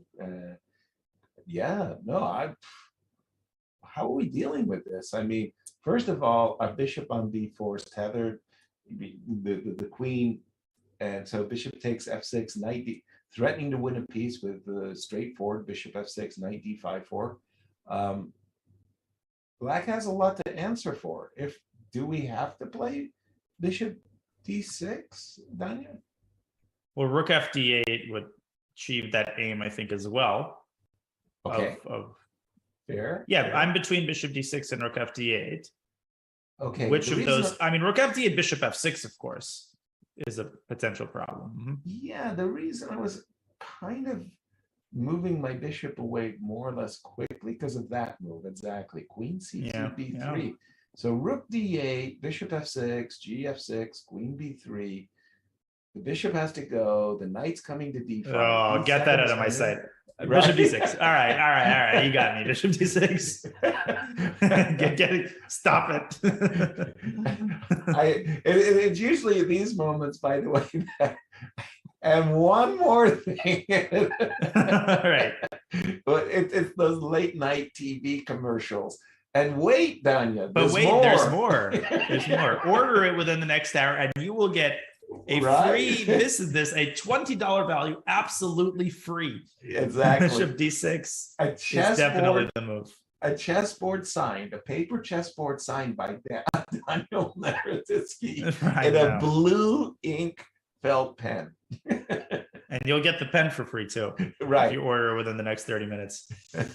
Nice. Okay. Bishop d6. Take it away from here. Knight d5. Okay. Actually, I mean, maybe white is best advised to still take on f6. Okay. In this case, I'll take with the queen and I'll give back. Oh, e4 or b7. That's the problem. Oh, God. It's like setting some pizza or pasta. I just don't know. I mean, my instinct is to take on b7. I feel like that's more exciting. Okay. I feel like that's more exciting. All right. And then rook d1. Okay, rook c8 and bishop c5, and I'll try to make a pretense that the worst is behind me. Yeah, I don't Rook think. I c8. think it just very well might be behind you. Queen a4, Right. bishop c5. Yeah, exactly. And That's a nice move. Yeah, you can take on e4, but somehow I feel chances of a draw are pretty high in such cases. All right, let's continue our walk around the stage. All right, so we have a couple other very interesting matches. I know a lot of people in the chat want to look at Anish Giri, and he is part of Team Netherlands against Team Israel, who is outrated, but very strong, very dynamic players. Avital Borokhovsky, Israel's board one, is he's an annoying player. He's good. He's aggressive. He plays uncompromising chess, and I think we see that here. A Philidor unrolled by Anish Giri. Not something you see every day from Anish. No, I mean, or ever. One of the things that I really, really, really admire about Anish, and by the way, I've kind of watched him grow up and develop here in the Netherlands from a young boy of 13. I mean, at one moment, you know, he was playing the Petrov defense like a religion, and he did incredibly well with the Petrov defense. So much so, you know, he kind of almost seemed to dissuade white players who were habitual e4 players from playing into it. Then he realized that he was getting so good that people were making easy draws on the white side of Petrov, and he expanded his repertoire to include some really, really sharp Sicilians like Magnus Carlsen. He discovered that to keep his rating at some lofty 2700, 2750, you needed to win a lot of games with black, and his Sicilians really brought home some great points. And I remember, unfortunately for Fabiano fans, in the candidates, Fabi got destroyed on the white side of an open Sicilian by Anish to absolutely wreck his chances, Fabi's chances of becoming a challenger. So, I mean, the fact that, you know, he's a moving target and now playing the Philidor, My goodness, help me Not- out here. Not hiding his intentions at all. I mean, the Philidor in the sort of modern treatment is, and I want to clarify one thing. Now, normally we Please. don't go back, but when I say the Philidor, you're referring to basically two things. The traditional Philidor is e4, e5, knight f3, d6, d4, Exactly. and e takes d4. It has not been totally discredited, but there's no debate. White is clearly better, essentially no matter where he puts his pieces. But the modern Philidor is d6. I think this might actually be called the lion, or the lion is when you play knight bd7. But Yes. this is the modern treatment of the Philidor. This is a far more resilient, versatile opening, and White has a far more difficult job proving an advantage here. This is a very, very underrated system, and I can recommend it to players who want to, give themselves a serious chance at fighting for a win every time.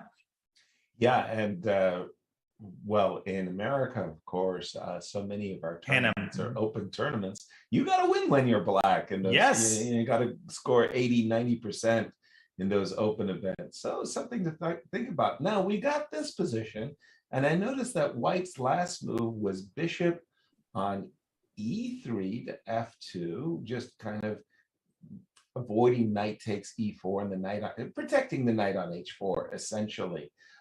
Break down the strategies of the players. Why is the bishop on f1? Why isn't the bishop on c4, the Bobby Fischer bishop, where it would be pressing f7? What's it doing on f1, Barry?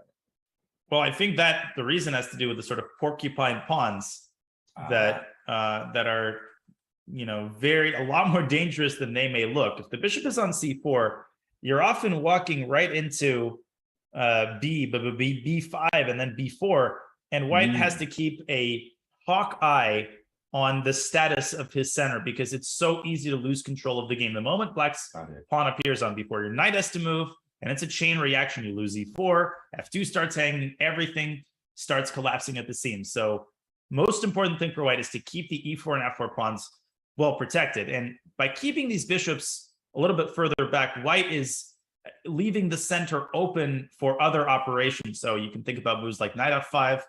There's typical developing moves like queen d2 and rook a d1 that can be played. But the reason I like Black's position is not only because Anish has a clear plan of preparing b5, and you would probably have to develop the bishop first, but also because as weak as these pawns may appear, they're all pretty darn well defended. I mean, the bishop on f8 protects d6. C6 and b6 are largely inaccessible to the white pieces.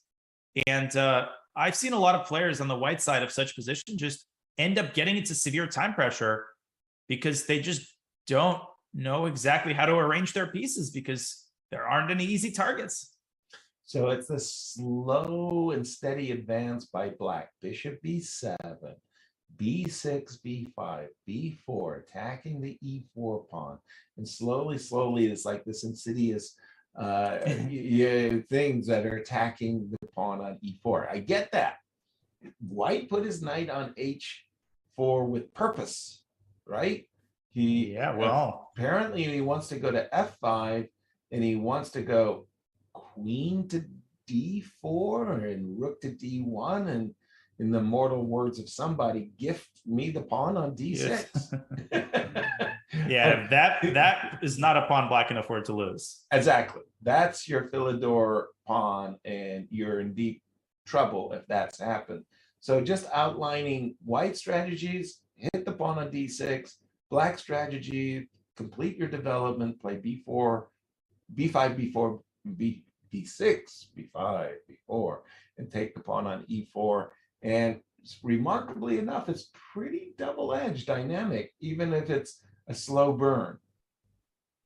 Yeah, but the kids would look at the eval bar 0.00. I know. And draw. Boring. Get out of here. Boring draw, yeah. No, but it's actually a rich strategic position. What else you got for us? How's Jordy doing? How's Jordan Van Forest? Always promises an interesting game, phenomenal opening preparation.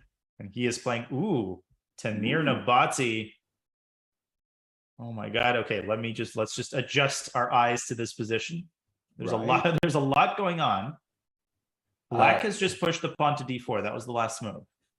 For some strange reason, I mean, I see this position and it's like I made a connection. It's a bad connection. The connection I made was a game that Viswanathan Anand recently lost as white, where he went queen on d3 to b5. Oh, yeah, I can And totally see how your brain works here. And he didn't even wait for queen takes f3 and knight on g6 to h4 mate by his opponent. He just resigned after playing queen b5. That was quite the shock. And by the way, just on that note, let me just throw in this as a consideration. The consideration is we've been talking about Team India's 3 great teams in the Open and how incredibly strong and scary they are. And Vishy is the ambassador in residence. Right. He could be leading any one of those 3 teams. And it was like, you're Viswanathan Anand and you're playing. Oh boy, oh boy. Okay, we've just seen the move d5, d4, Danya. We've got the darkness in our eyes is adjusted. We realize Black is missing an f7 pawn, which is a good thing. It means that we're not down a pawn as white. What's happening? Well, I mean, from Black's perspective, I can't really tell whose pieces are flimsy or who's attacking who. It certainly appears visually the Black's king is a lot safer, but that doesn't mean it's immune to a wayward check on c4. Right. That could be quite nasty. Of course, the ball is in White's court. Right. No question about that. You know, White's got control of the ball. And the question that White has to resolve right now is what to do about this pawn on d4. Do you take it? Do you ignore? Or do you push forward with c4? And I don't think this is an obvious, the answer to this question is not obvious. Exactly. So for example, I'm one of those players, I kind of think of trades. I trade my knight for your knight, right? And it's a fair and equitable trade. So oftentimes I'm trying to make a trade, whatever trade I'm trying to make, I try to make my trade on my terms. Like if we're going to make a queen trade, I want you to develop me or help me control a square. So I want to avoid making trades that might help you. So in this particular case, you know, my immediate thought is queen c4 check and rook e6. That knight on c6 is unprotected, right? But of course, queen c4 check, rook e6 hangs my knight on f3. Oops, bad thing. Your knight on c6 is not defended. So I'm thinking, if I take on d4 and you recapture with the knight, I'm kind of helping my opponent because the knight's undefended and now suddenly it is defended and I didn't benefit. So I'm thinking White might start with the move rook e4. So what's the idea of rook e4? Well, the idea is kind of obvious. I want to go like queen d4. If you take on c3, I kind of want to go queen d5 check and rook f4 and, you know, take it, or rook f4 first. I'm not exactly sure how I'm supposed to do this. And again, I'm trying to win the knight on c6 that is unprotected, right? So kick your queen away. A dream would be queen d6, double question mark. And then, you know, my full genius of rook f8 and queen d5. And so those kinds of things are what go through my mind in these particular moments, because you were saying that White has a key moment that he's got to solve something and do something right here, right now, if he's going to get any advantage or not. Yeah, it's a big moment, and Jordan is down to 43 minutes. And this knight on f3 is obviously bothersome. That's something that he has to keep in mind. I like this idea to play against the knight on c6 and exploit the open a to g8 diagonal. Right. We'll see if Jordan can come up with something along the lines of rook e4. I was also thinking on a very similar note, the crazy knight h4. Ooh. Just getting just get out of f3. The only point of this move is to put the knight on a defended square. And again, the dream would be DC, queen d5 check, and rook e6. Exactly. And there you go. Now I think it works. yeah, now you can at last exploit the undefended knight on c6. Knight h4. It's funny that you should be reaching over to that neck of the wood, so to speak, because a lot of natural attacking players, great. I'm not really in that mindset. I'm much more of a strategic player. But if you had reached for your h3 pawn and wanted to play h4, I'm kind of sympathetic. And why? Because of the pawn shield. If you look at Black's pawn shield, it's been compromised. The f7 pawn is missing. Black's king is slightly more vulnerable. And if I could take off the h6 pawn and the g4 pawn, I could go knight g5 and potentially cause an accident. So, I mean, a gifted attacker might look at h4. I'm not in that camp. I just want to now say. that you mentioned it, though, yeah, one would do well to consider h4. Right. One would do well to consider this move. Well, here it comes. Are you ready for this? This would be really crazy. So rook e4, rook e4, a bad pass move for Black, a terrible move. a5. Okay, pass. Pass, bad move, g5. Not even take, yeah, and rook g4. Oh, you managed to get your rook there. Yeah, so I could play knight g5 like an idiot. Wow, queen h7. Everything comes together perfectly.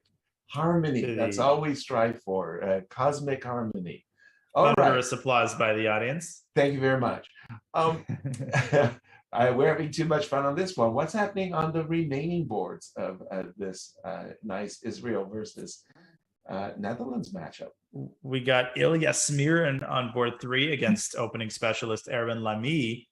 Again, Ilya. Erwin, what have you done? Ilya Smirin, a very veteran member of the Israeli teams. She's been playing for so many years. By the way, I love White's position. For a moment I was like, Black must be up, because when you see this position, it's generally because Black is up a pawn. Right. So Black has something to suffer for. No, material is equal. Black just is saddled with these horrific, nightmarish, I mean, especially the pawn on c6. Totally. And his pieces are worse. This position's awful. And we're only 18 moves in.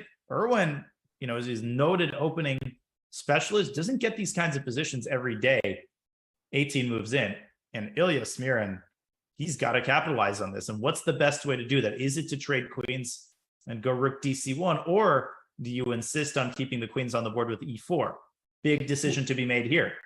Well, once again, it's one of those things. When I go to the marketplace, I'm going to trade queens.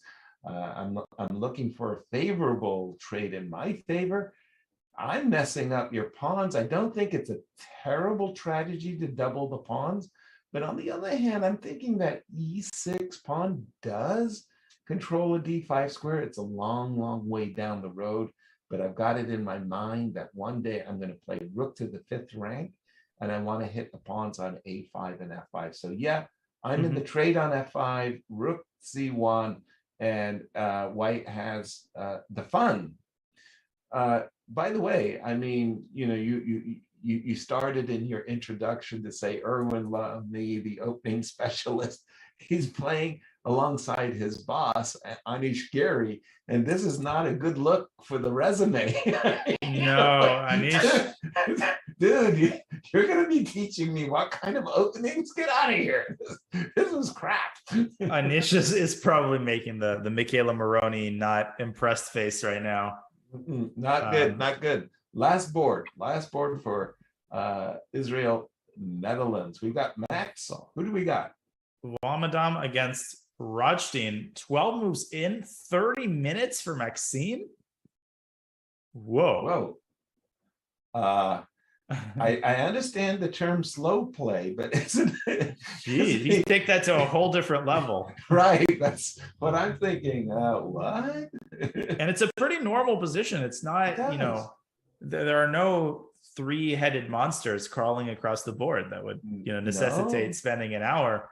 True Now, that. this is sort of a classic setup where, you generally see white trying to push f4 Exactly. at all costs. And, black plays on the queen side and in the center. And that's what Rothstein has done. He's pushed b5. He's, crossed his T's and dotted his I's.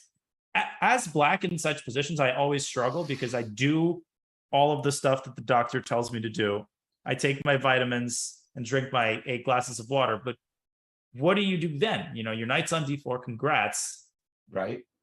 Where to from here?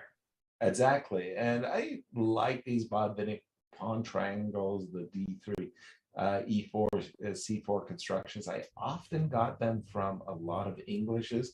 And especially when the knight is on E2 as opposed to F4, knight on E2 just makes it so much easier for white to get in that desired break F2, F4. And, you kind of like push your opponent off the board. Black has to time his counterplay very carefully. With the pawn on C6, you might be tempted to go bishop to E6 and D6, D5. But oftentimes you don't get the reward that you are hoping for in that. The bishop on G2 does good defensive job on the king on H1, but the bishop on G2, quite frankly, its view is hampered. When you do get into break D6, D5, there's a lot of celebrations for lots of pieces, including the bishop on G2. Don't forget that you are awakening the potential. Sleeping giant sounds a little hyperbole, but yeah, that bishop on G2 could wake up. So double-edged position. Let's jump, if you don't mind, to the USA once again, because USA in the first 3 rounds are not hitting all cylinders. I think we can both agree. We can definitely agree. And I mean, winning by the narrowest of margins against Team Paraguay in a match that really could have gone either way. I mean, Sam Shankland was struggling mightily. True. One little mistake in that end game, and he could have lost that.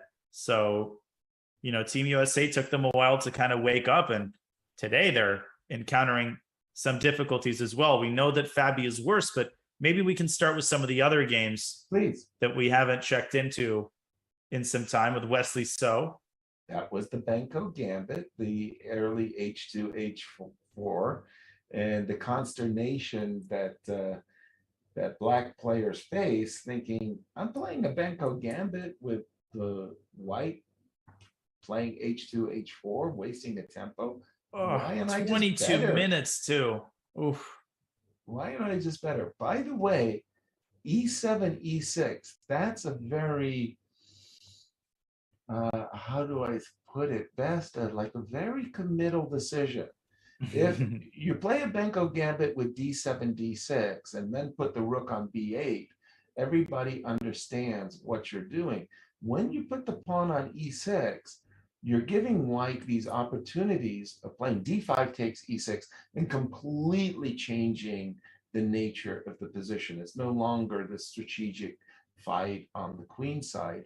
So I'm not, I like Wesley's position. I would go so far as to say that black is, I don't want to say the L word just yet, but it's getting there, especially given the time situation. Staggering at 20. Wesley has an hour 6, and black has 21 minutes for 24 moves. That speaks volume. I wanted to say against this capture on D5, I'm seeing knight F4. Knight F4, and Isn't I'm it like, over?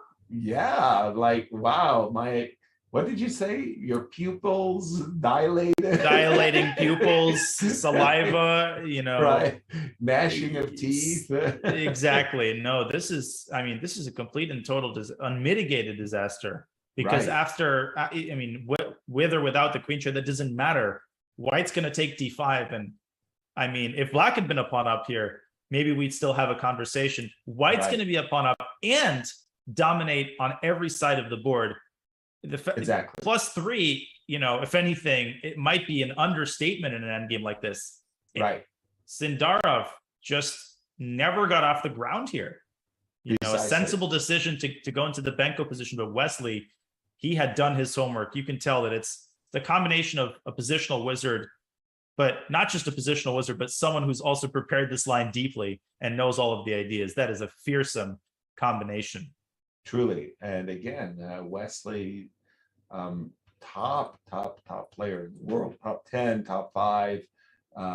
He is underrated as an opening expert, probably because he's so soft-spoken. I mean, he doesn't come across as some boastful, like, today I got my preparation in and I crushed my opponent. No, I got lucky. I had prepared this for somebody else. Right. And then 2 years down the line, it works out on occasion, like today. I'm so happy about, Right. No, you're exactly right. Yeah. After some massive yawn, you go, Right. Wesley, that was a great win. You goes, oh, thank you very much. But no, again, there was a lot of luck, and yeah, he's looking good here. Continue. We did see a little bit of Sam, and we did see a little bit of Fably. Oh my God, Sam! Ooh. Sam, Look at Sam's last move. Bishop takes e3. A little discovery action. That's a visual. Dang. Bishop takes c3. Mic drop. Right. F takes c3. Bishop d5. Bishop c4. That's the bailout I'm looking at. I'm just saying, like, I want out of here. No, Vakirov has to be thinking about something like that. Exactly. The pawn on e3 is compromised, but so is the pawns on f7 and f6.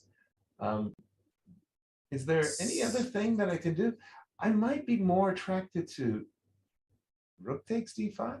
Yeah, that's exactly what I'm thinking about. And then I guess the question is, can I sneak in bishop c4 anyway? That would be okay. You're inviting me. Knight b4, bishop f. Yeah, but I can always just sack my exchange back on d5 and Yes, live happily ever after. Ooh, no, I went there. I went somewhere in a very dark space for just a moment. I'll share it with everybody. Bishop f5 check.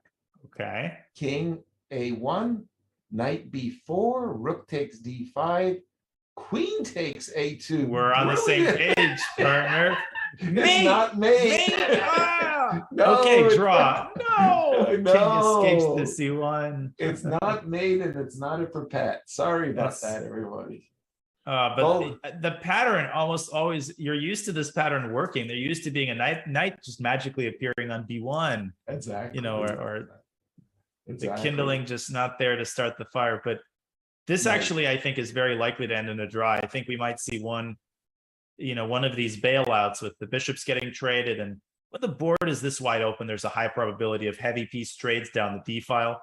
So 30 minutes for Vakirov as he takes on e3, and indeed Sam takes with the bishop c4 on the board. And yeah, I'm going to give this over a 50% chance of ending with a 50% split for the players. I apologize, Danya. Could you put the knight back on d5 and the bishop on c5 for just a second? Sure thing. Mind?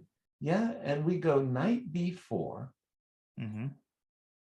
I think you're going to play bishop c4, aren't you? And we go b5. Wait, bishop c4. I think there's bishop f5 check. Oh, apologies. So actually, knight b4 is going to provoke e4 in that case. Yes, e4 is, I believe, the move. Okay, just let this settle in for just a second, because f2 is hanging in this case.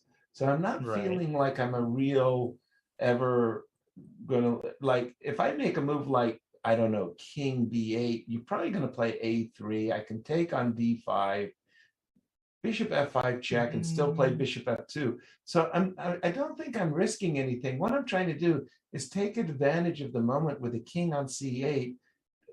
I would love to play f5. I mean, I want to I want to blow this knight on d5 out of the center, but I think a3 just saved. And it feels a smidge too slow after a3.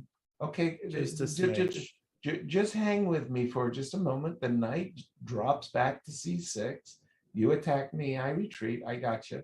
But I've included the move f5 and a3. Yes, no, no, yes, no, yes.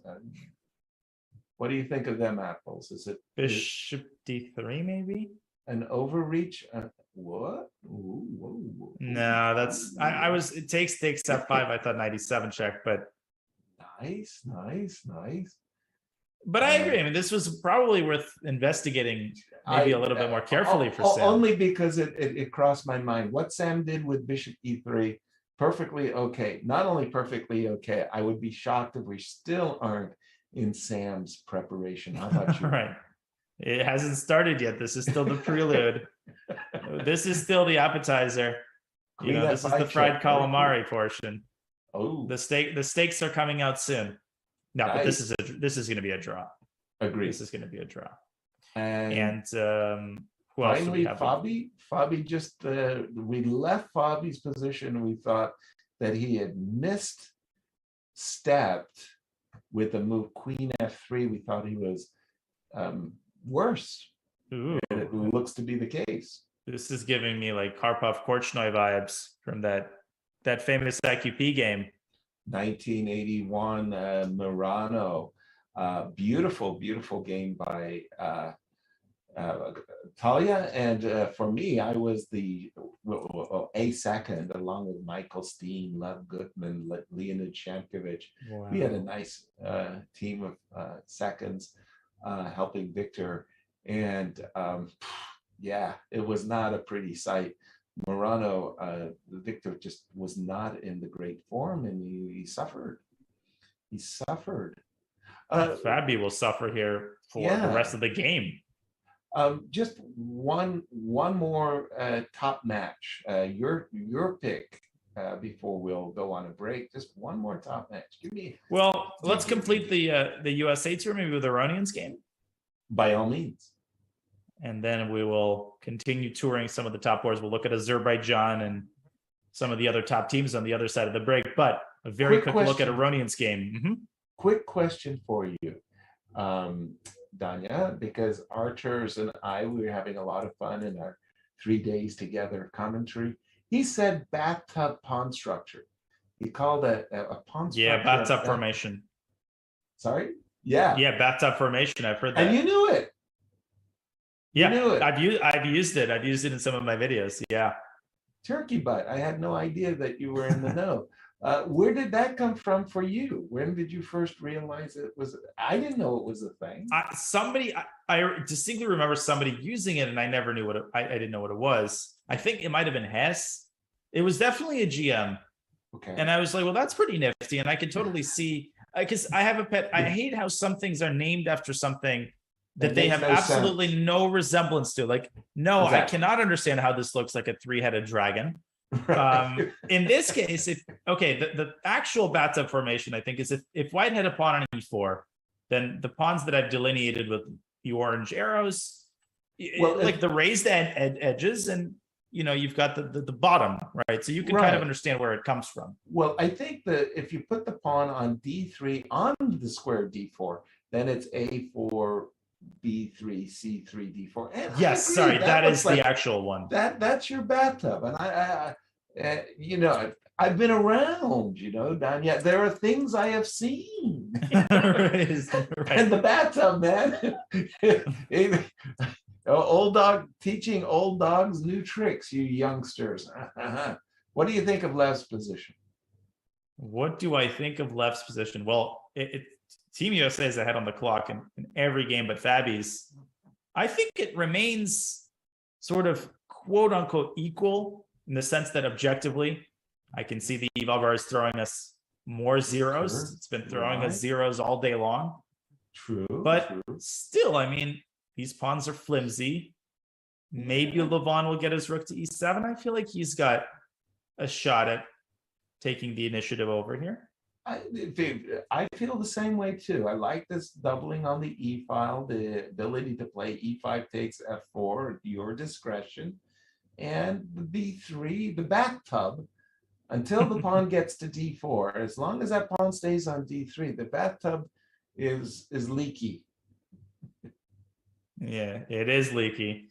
And All Levon right. will continue massaging and nurturing his tiny advantage here. We'll keep an eye on this game as he does that. But it is time for our second break of the day, ladies and gentlemen. You are watching the 44th Olympiad. It is round 4, and the games are entering the middle game. You will not want to miss the rest of this round. We will be back with more Olympiad action in just a couple of minutes.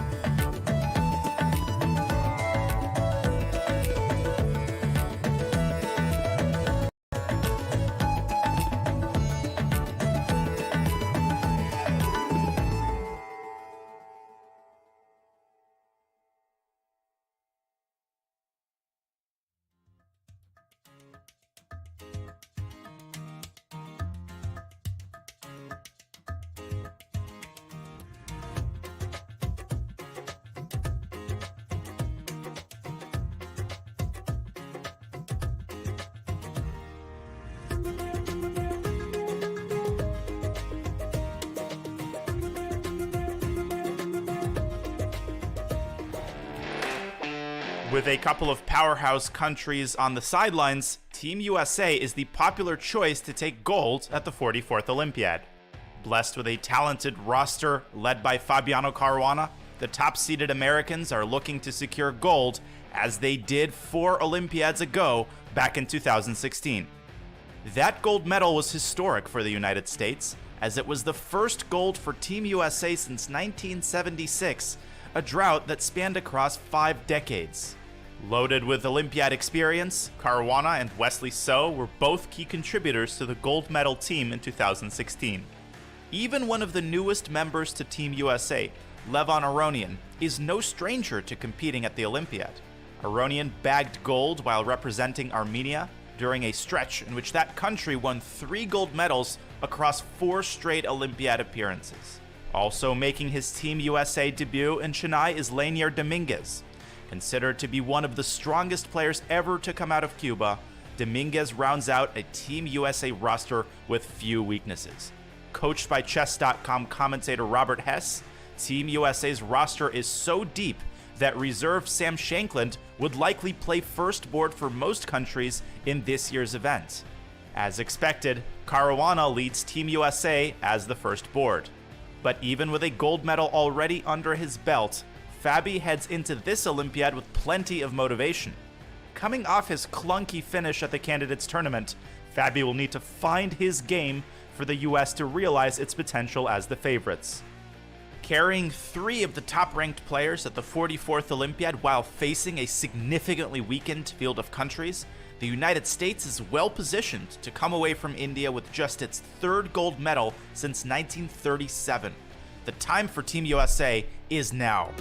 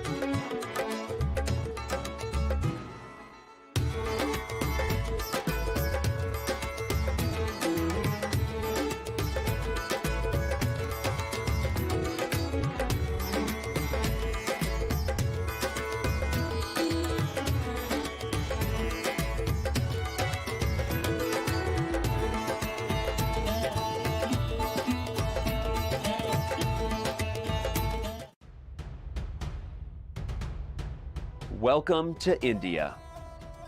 The game of chess was born here. Thousands of years later, many of the world's best players have made the trek to represent their countries at the 44th Chess Olympiad, the most prestigious team chess event on the planet. In Chennai, the chess capital of India, circumstance has cleared the way for perhaps more countries than ever to set their sights on gold. India has high hopes for keeping the hardware at home. A top 3 seed in the Open and the top seed in the women's section, the host country has legitimate reasons to believe it can sweep gold. The United States are the top seed in the Open section. Fabiano Caruana and Team USA have come to Chennai saddled with heavy expectations of gold or bust. Norway has never medaled at the Olympiad. Featuring the world's best player, Magnus Carlsen leads a Norwegian squad looking to change its country's fortunes. While medals count, some accomplishments won't be measured in gold. The women's team from Ukraine has overcome adversity just to make it here. Now they hope to honor their nation with a memorable performance. Namaste, dosto. In one place for the first time in 4 years, these Olympians are together again. The 44th Olympiad has brought the world's best to the place the game of chess began. And with that, let today's games begin. Back we are at the 44th Olympiad, and a look at the spacious playing hall. By all accounts, the tournament has been organized impeccably. The organizers in Chennai deserve kudos as we see the players hard at work, and we have been hard at work bringing you coverage of round 4. Daniel Nerditsky and Yasser Seirawan reporting live. Well, yeah. Does that even make sense? I think it does. Back we are. Are you Danya or Yoda? You know what I got that? You want to hear where I got that from? Please. I was watching Jeopardy yesterday, some old Jeopardy episodes, and Alex Trebek, who I miss, he would say, as do we right you are, which is, right, I think, a pretty nifty way of right varying the way that you tell somebody that they're right. Right you are. So I thought, what if I say back we are? Well, you definitely got me. Hello, everyone. Welcome to the Danya and Yaz show. It's always a pleasure working the mic with you, Danya. Big games here in round 4, most definitely. But you know me, I'm a fanboy. You got to give me my hour a day of Magnus so I can sleep well at night. How's Magnus? You're preaching to the choir. Magnus is doing mighty well. Mighty well. Okay. Right you are. By the way, right I was. The black ended up. Where is that C pawn? I don't see anything on C5. I see a miserable little peon on C6.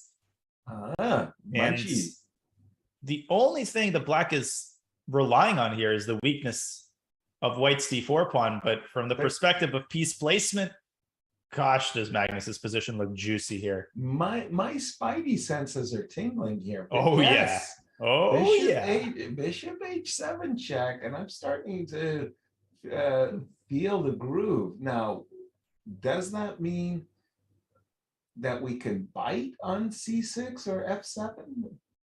I mean, well, we definitely can bite on c6. You can also play a move like rook 8. My instinct here, to be honest, is to play rook a d1. Just bring all the toys to the nursery party. I always say, make sure, invite everybody to the party. I love rook a d1. Whoa. Okay, my eyes are widening. The dilation of the pupils is starting after knight takes d4. Queen c4. Oh no, I was thinking takes. It doesn't quite work though. Just bear with me. I was hoping for a way to distract the black queen. I got excited about this move because I thought, hey, you're threatening mate, and if you take the queen, try this on for size. Sweet. Unfortunately, black has the simple bishop takes c5. Wait, no, he doesn't. Because here you take and check on d6. Sweet. Oh, but the move is rook takes c5. Oh. Ain't that a shame? Party. Ain't that a shame indeed? Party pooper. Only move. Oh my gosh. Oh, damn it. Dang. Okay, but all of that is totally unnecessary because queen c4 wins. Exactly. But boy, it was a thrill. Or I guess it doesn't win either. What? Jeez, what's the move? Oh, queen c4, there's bishop takes c5 with knight f3 in the end, I think. Right, you are. Oh, queen e4 is the move. Because it also stops c5. Pinning, winning. Got it. Oh, that's a visual too, by the way. Because even though you're walking to a pin, you're pinning the pawn on c6. So no knight d4 against rook d1. Okay, that's good news. So what on earth is black to do in that position when knight f7 is on tap and knight c6? By the way, the move knight f7, which is a kind of a silly move, the combination of knight f7, bishop g6, bishop takes e8, and exploiting the e file, if you're going to try to exploit the knight on e6, then the move rook on a1 to d1 isn't the move to do that, right? So that was the only reason I would have been suspect that maybe rook on a1 to d1 isn't the killer lamb chop that we want. So knight takes, king takes, bishop check, king take. King g8. Or maybe king f8 should be, but anyways, takes. Queen c4. Bishop c8. Yeah, you're hanging on. I'm not sure. By the skin of skin, the D5? tiny skin of my teeth. Yeah. d5. Rook on a8 still vulnerable. Takes. Bishop d7 trying to consolidate. Right. Ooh, there's rook d1, and if rook d8, there's bishop c7 action. Yes. But then the line doesn't end there. I go bishop c. No, I don't go bishop c6. I go. Where do I go? Is there a move here? Why is the bar saying equal? It's driving me crazy. Rook the c8, knight maybe? can't move. The knight can't move. That's just no. It's this. It's just rook c8.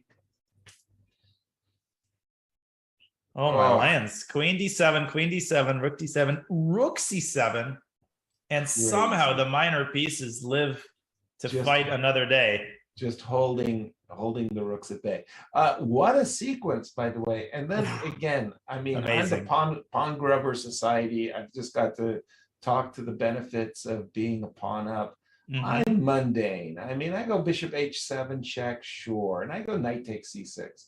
Help me out here. On a good day, if you go like queen d7, I go d5, and go rook d1 and bishop d6. Aren't I styling? Yeah, but I'm skeptical. I'm a hard sell. What if I go queen d5? I assume you wanted bishop e4. Your assumption was And correct. is there this? Knight takes d4. You know, you're going to go off my Christmas list if this works. Bishop takes and bishop d6 just drives you back to g8.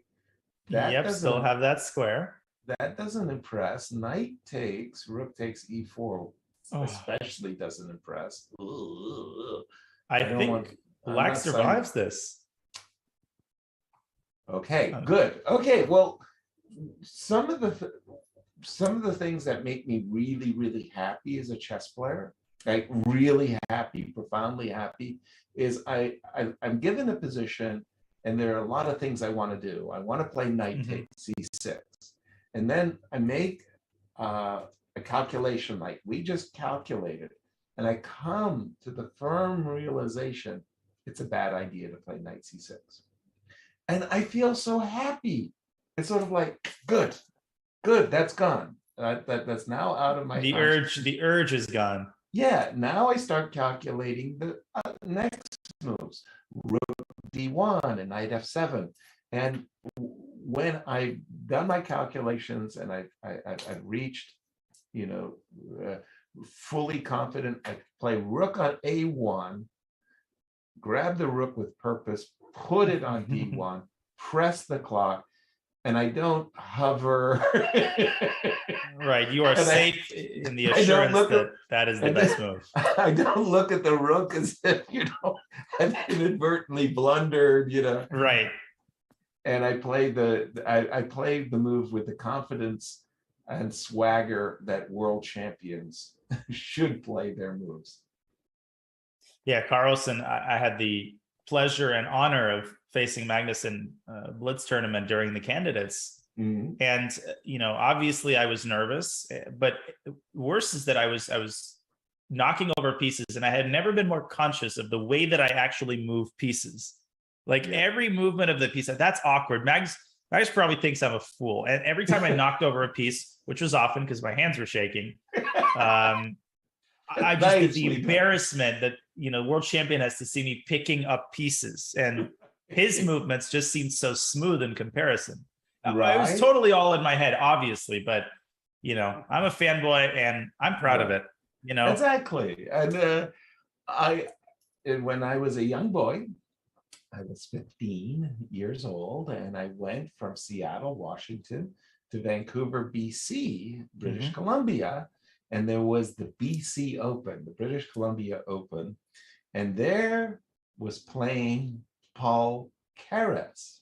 Whoa, you saw Keres? Yes, I saw Paul Keres, and I went to this event, and I couldn't play. It was like a 2-week long event, unfortunately. I had school, but I had a weekend, and I went, and I was like an eagle, just looking at Paul Keres the whole time.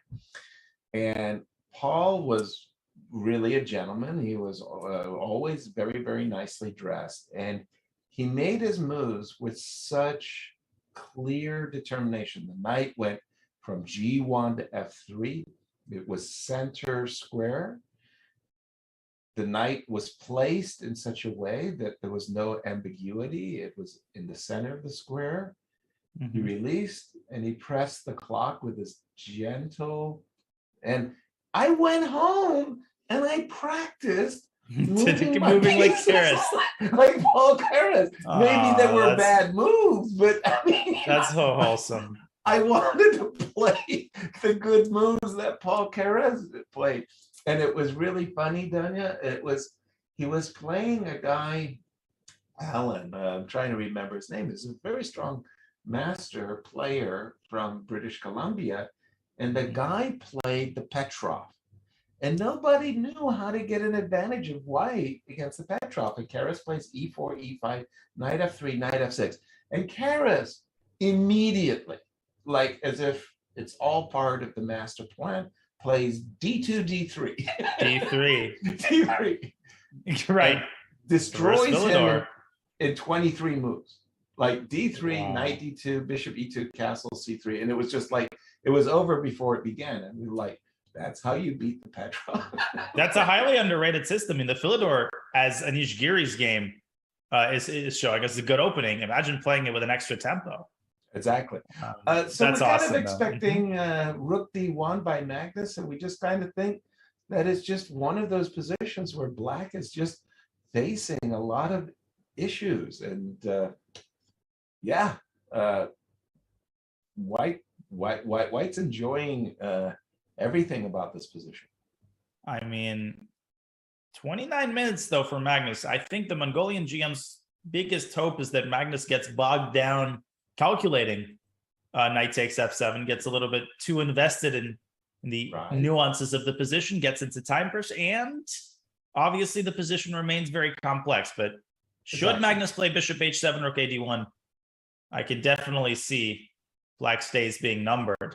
So we will keep an eye on this game. We will see what Magnus, in his infinite wisdom, decides to do. We're being told in the chat that David Howell has 10 minutes on move 17. Oh, let me say that again.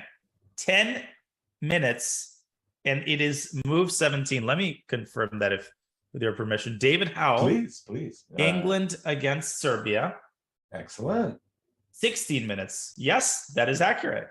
Holy smokes. He's got 10 minutes, 17 moves in. Dang.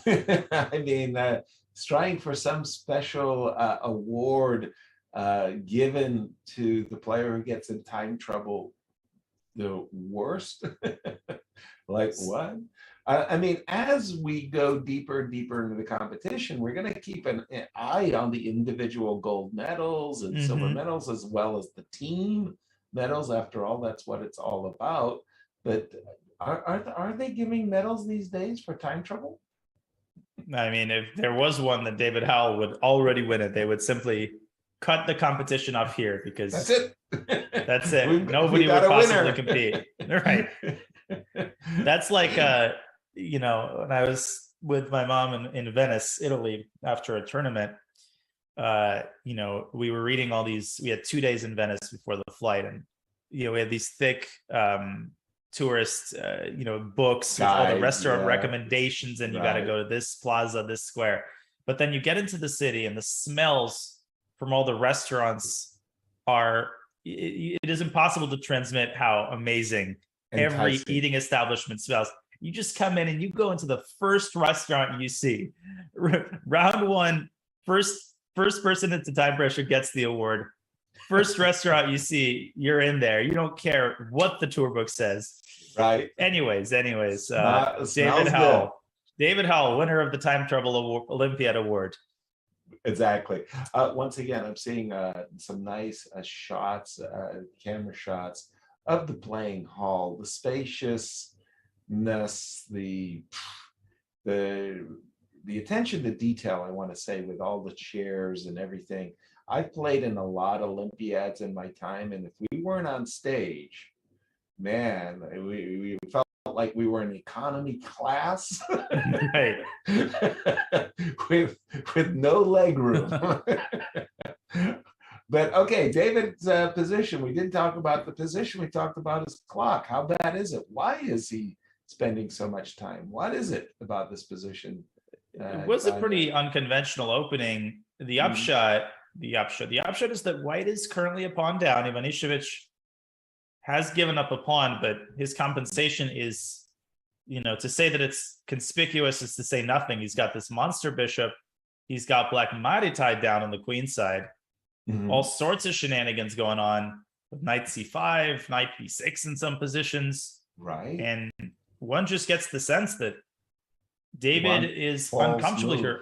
Although he's actually a lot closer to consolidating than I think it appears. I mean, should he play knight f6 and bishop d7, we'd be looking at a completely different landscape. Exactly. So White can't fall asleep here and, start playing slow moves. And watch his advantage just completely disappear. Okay, that being said, let's start jumping and moving some pieces. How about we start with knight c5? I don't see why not. Hoping for gobble, gobble. Yes. Gobble, gobble. Oops. That's our puzzle rush. Daily tactic right there. Okay, knight c5. I will try knight f6. Now that was very clever, and I like that move a lot. A lot of players would have been reluctant to just give back the pawn on b7, but you realize knight takes b7 was kind of helping you resolve the development issues. And knight b7, bishop b7, bishop b7, rook b8, kind of thinking that black is more than fine. d4 is hanging, a7 is hanging. I get it. But this is, I feel like I cashed in my chips and I came out not ahead. Knight c5 missed the target. Should I have played rook d1? Yeah, rook d1 actually might be a lot better than I gave it credit for initially, because if you start with rook d1, okay, I'll play knight f6. Queen c5 with the Yeah, idea of we're knight b6. I was looking at that as well. I'll take it. Pawn takes actually deserves. That was the one I wanted to do, because I was thinking in my mind's eye, I wanted to play knight b6 and rook a7. Oh, that is such, I love the move knight b6. Anytime the a file is open, it's a recurring tactical theme. Exactly. So many different openings. Okay, a couple of moves have been made. What happened? None of what we expected. Knight has come back to c3. He listens to us sing the praises of knight b6, and he drags the knight back to c3. And David, as expected, playing knight f6. Right? 10:48 on his clock. He spent 6 more minutes on that move. He spent 6 minutes on knight f6? Yeah, he had 17 minutes, and now he has 10. The chat speaks the truth. Wow, truth to the chat. And knight b5, I guess, is White's idea. But we are here. I'm not sure where that leads. I'm thinking that there is this king on g7, and on a good day I play d5 and queen b2, and there are some issues, but I'm thinking if I try to make the move d5, black shuts that down with e5. So okay, we're gonna let this game stew, Danya, and yeah, let's we haven't seen the ladies in some time. Come on. Absolutely. What is Humpy doing? I mean, Humpy is doing what Humpy does, just total positional domaination in her game. And this is interesting because she did go, as did black, for that whole hanging pawn structure that you were talking about, and she got it. And you like this position for white a lot. Tell the viewers why. Oh, I mean, the knight on e4 is basically what holds black back from the apocalypse, because the moment the knight disappears, all of white's pieces just descend like zombies that haven't eaten in a while on the d5 pawn. Damn. And I don't know how black is I'm terrified. even coming close to defending that. So that's out the window. Okay. So you might say, well, I'm just going to keep my knight on e4. What's the problem? Well, the problem is that, the pawn on d5 isn't black's it's actually far from black's only problem. White's queen can shift to b2. The black king is feeling really uncomfortable as well. Right. You just get the sense that, black's position is that the foundation is rotten. And the foundation is these 2 pawns on d5 and c5, the hanging pawns, which are just very poor, no matter how you slice it. Right. This is impressive work by Humpy. To all of the above, I would add something else too. And that's what I call lifting your kimono. I kind of think of the pawn shield, F2, G2, H2, as being this beautiful pawn shield. And once you start playing moves like F4 and G4, you expose yourself. You expose the king, you lift your kimono. Pawns on F5 and G6 make it so that I'm actually excited about knight takes e4 for white, followed by, for example, f5 takes e4, and what you were saying, queen b2, rook d2, rook d1, bishop h3. And it's the best moves you can play as black are f5, f7, G6, right, G6, G7, yeah, rewind. Mayday, right. Exactly. Hope looking good. Any of the other games of the Indian ladies? How is Harika doing? Harika is already a draw. Already a draw. That was a quick draw. She'd be board one for any other country on earth. It would be happy to have Harika on board one. She already made a draw. I was comparing the positions on board 3 and board 4. The board 4 position is a lot more interesting. Vaishali has a dry end game, but this is a lot juicier with Tanya Sachdev. Wow. On the black side of this position. Jeez. How did this get here? Yeah, exactly. What's wrong with this picture? It looks like some kind of a study where White's got some beautiful night pins and everything. Brilliant. But Rook H4, now wait a second. That's not a picture you see often. And what happens if knight G6 exactly? Have I missed the memo? No, Rook C4, bishop F3, and bishop F2. Goodbye. Rip. Oh. Oops. You found it. That's bad news. The rook on C4 is left high and dry. Nice discovery. I mean, does knight G6 just win the game?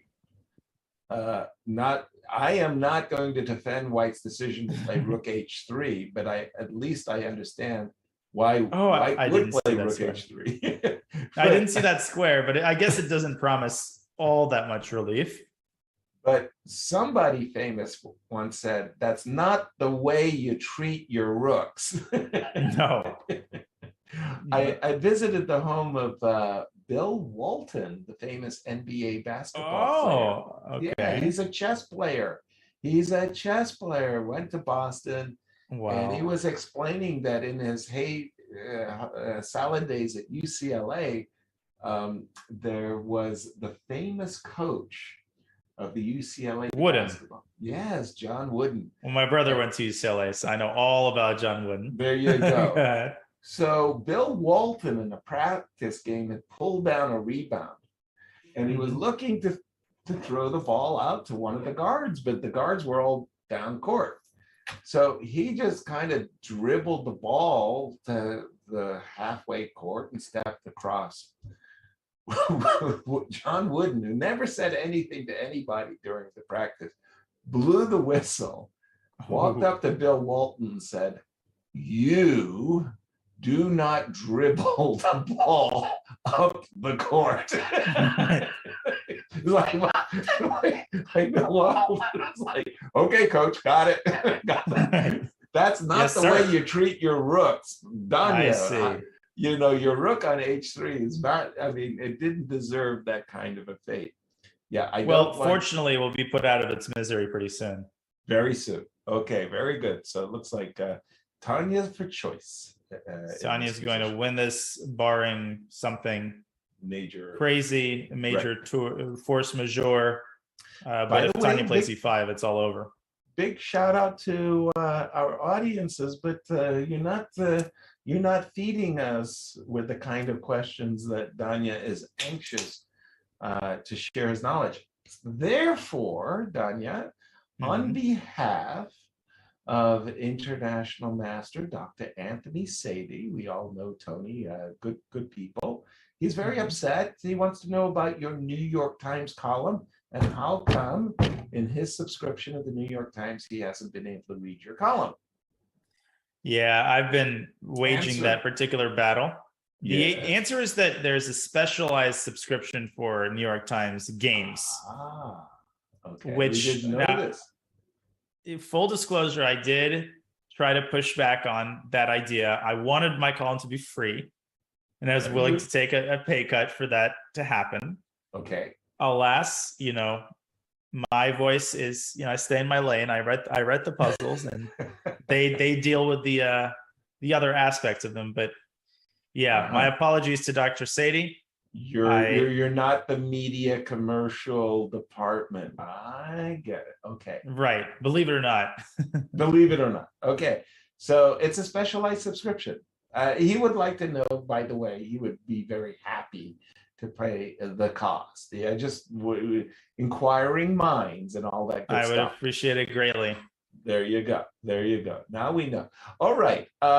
Next, how about the Ukrainian ladies, if you don't mind? We saw a game of Maria. It was the Grunfeld, if you recall. And we were thinking that Maria had a really promising position out of the opening. How has she fared? Draw. Draw.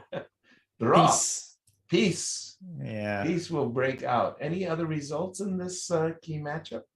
I'm looking at the game of Anna Muzichuk, Maria's sister, who occupies the next board over. And she is locked in a monumental battle against Gergana Pecheva. Once again, we see this pawn on g4. Has a single piece or pawn been traded this game?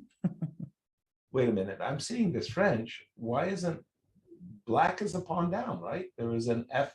There's a missing pawn. The black pawn should be on F7. I know the structure. Material's equal. What? Oh, the double equal rooks. material. Holy smokes! There's a white rook on F2. Oh, you thought it was a pawn? Yeah, I just kind of like okay. Now I think I've got the zen of the position. Right. Bishop back to D8. G7's hanging. Black has loaded up the bazooka on D4, and that's not a pawn you can often afford to lose. Nope. Agreed. In such positions. Because oftentimes you lose that pawn, you lose its colleague on E5 as well. So is black readying an exchange sacrifice? First of all, whose turn? It's white to move. So bishop D8 to B6 has been the last move. Okay. Both sides entering time pressure. Okay, so we got to ask the natural question. Knight takes G7. Let's go. Okay, knight takes G7. Let's do it. I will take D4. Takes. Yes. Whew. Okay, I'll close my eyes and take on D4 and pray. Clever. Okay, so bishop takes D4. Bishop takes D4. Knight takes D4. Queen takes D4. Oh, and if knight E6, I have queen G4 with a fork. Yeah, that's a double. That's a problem for Anna. That's a big problem for Anna. That's a nasty one. All right, that's a nasty one. And there's no other wonderful discovery. Okay. X6. No, bishop takes D4. Bishop takes D4. Knight takes E6. Rook F3. Rook That's F3, another, beautiful. That's another. I don't even get to sacrifice an exchange in a nice way. In fact, I just lose a piece. Okay, so good discovery. It means knight takes G7's not on tap. If we play a move like, I don't know, bishop B1, or defending D4, and are we about to see a rook F3 issue?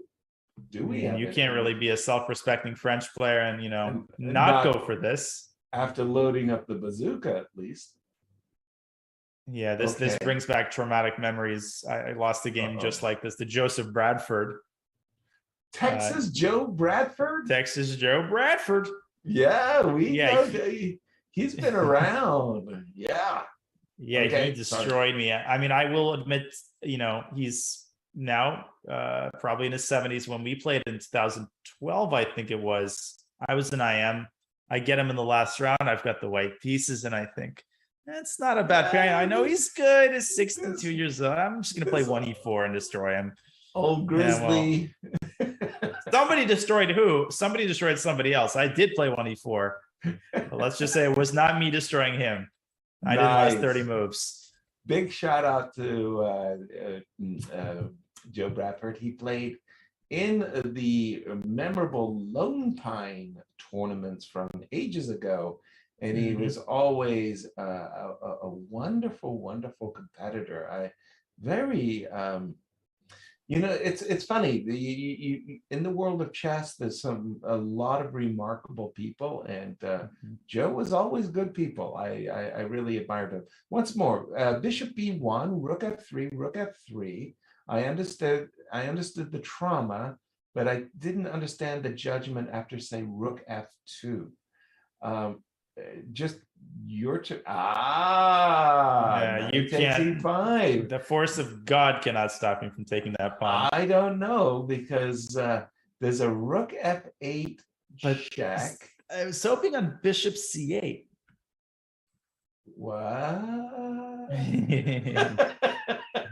You are a little devil, I'm not sure you're going to get away with this. Maybe you are. Rook takes h8, knight f3 check, king h1. What do you got here? You We'll take your my queen. queen. Why is my bishop on b1? I could have put it anywhere, but rook f8. Oh, And who gets there firstest with the mostest? well, I can take the bishopist, but I was going to take a bishop. Yeah. Well, amazing position. wow, bishop e1 played, by the way. Bishop e1 played. Well, here we go. We could be in for a Donnybrook on this one. Something to keep in mind. And again, this is actually even though it's an early round 4, I got a feeling that this is a matchup that could really help the team's tiebreakers down the road. Mm-hmm. Yeah, absolutely. And the outcome of the match is completely up in the air at the moment, with Maria's game likely to end in a draw. This game could go either way. So there aren't any easy matches for any of the top teams. And speaking of no easy matches, shall we go back real quick to the open section? Oh, by the way, I'm just being told, check out the blue bomb game of the match with Germany for just a second. Whoa! We've got something blowed up. Ireland against Germany. All right. And Connor Murphy. What in the Sam Hill happened here? Sam Hill. Well, whoa, wait. Come again. Bishop h7, bishop. How many times have you ever seen bishop takes h7 followed by bishop takes h2? No. And there are rooks that are hanging after both of these moves. Exactly. Oh, and then d4. Of course, the natural. Occupy the center, just like Mama Tommy. Right. Check. And I was going to say that in one of the broadcasts earlier, I said that one of the things that as a chess grandmaster, that makes me a chess grandmaster is my pattern recognition. I've just seen thousands and thousands of patterns over the course of my career. And then archers brought up a position where there were 5 pawns on the C file. 5. I said, okay, that's a pattern I haven't seen before. Get out of here with the 5 pawns on the C file. I haven't seen bishop h2, bishop h7 done yet. And even now, look at this. Like, what are the bishops? This is crazy. It's unbelievable. Well, it's like those studies where they prove that, GMs or masters don't necessarily have a better generalized memory, and they test that by putting together a nonsensical position with pieces on illegal squares, and they show that a chess player has no better chance of remembering that position than a non-chess player. So the position has to make sense. This makes no sense. I guess the only thing that does make sense is that the bishop on g1 is in big trouble. Black is also down a pawn, and Matthias Blubaum is in mortal danger of losing this game. Okay, now having said that, if by hook and by crook, Black could play rook to e file check, he could actually rescue his bishop on g1, because bishop e3 would be met by f4. Now the question is, can he do that? Can he get his rook to the rook?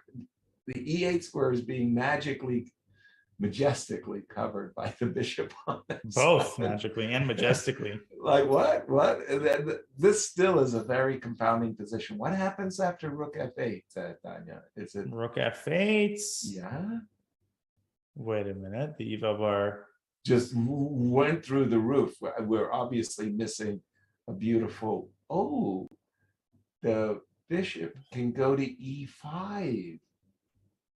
Where In response to Rookie H check. Yeah. But then Bishop H2.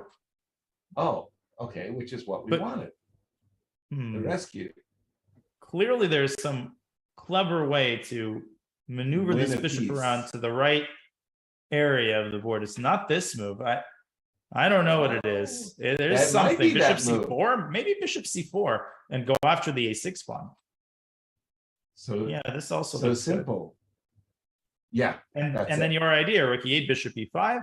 Yeah. And look at this, Bishop H2. I don't have Bishop B5 check, but that's okay because even the most primitive way of playing, have fun, Matthias. Exactly. That 8 pawn. Enjoy. Right. Agreed. Ooh. So Germany there might be dropping a key point. And lost to Austria yesterday and not doing too much better today. Ooh, exactly. Magnus's game. Oh, so many games are heating up. Team USA with interesting stuff going on. Aronian is in a pawn end game. Maybe we should start here because this might be the closest game to actually ending. Right. And it's going to end in a draw. I think it's just a fortress. Kind of for both sides, right? I think there's no way for either player after a move like C5. It's not easy for either player's king to penetrate the position. King D5. Normally speaking, when I haven't calculated who stands better in the king and pawn endgame, it's about the activity of the kings, right? So normally speaking, I would say it was black is the one who's pressing just because the king on D5 versus the king on E3.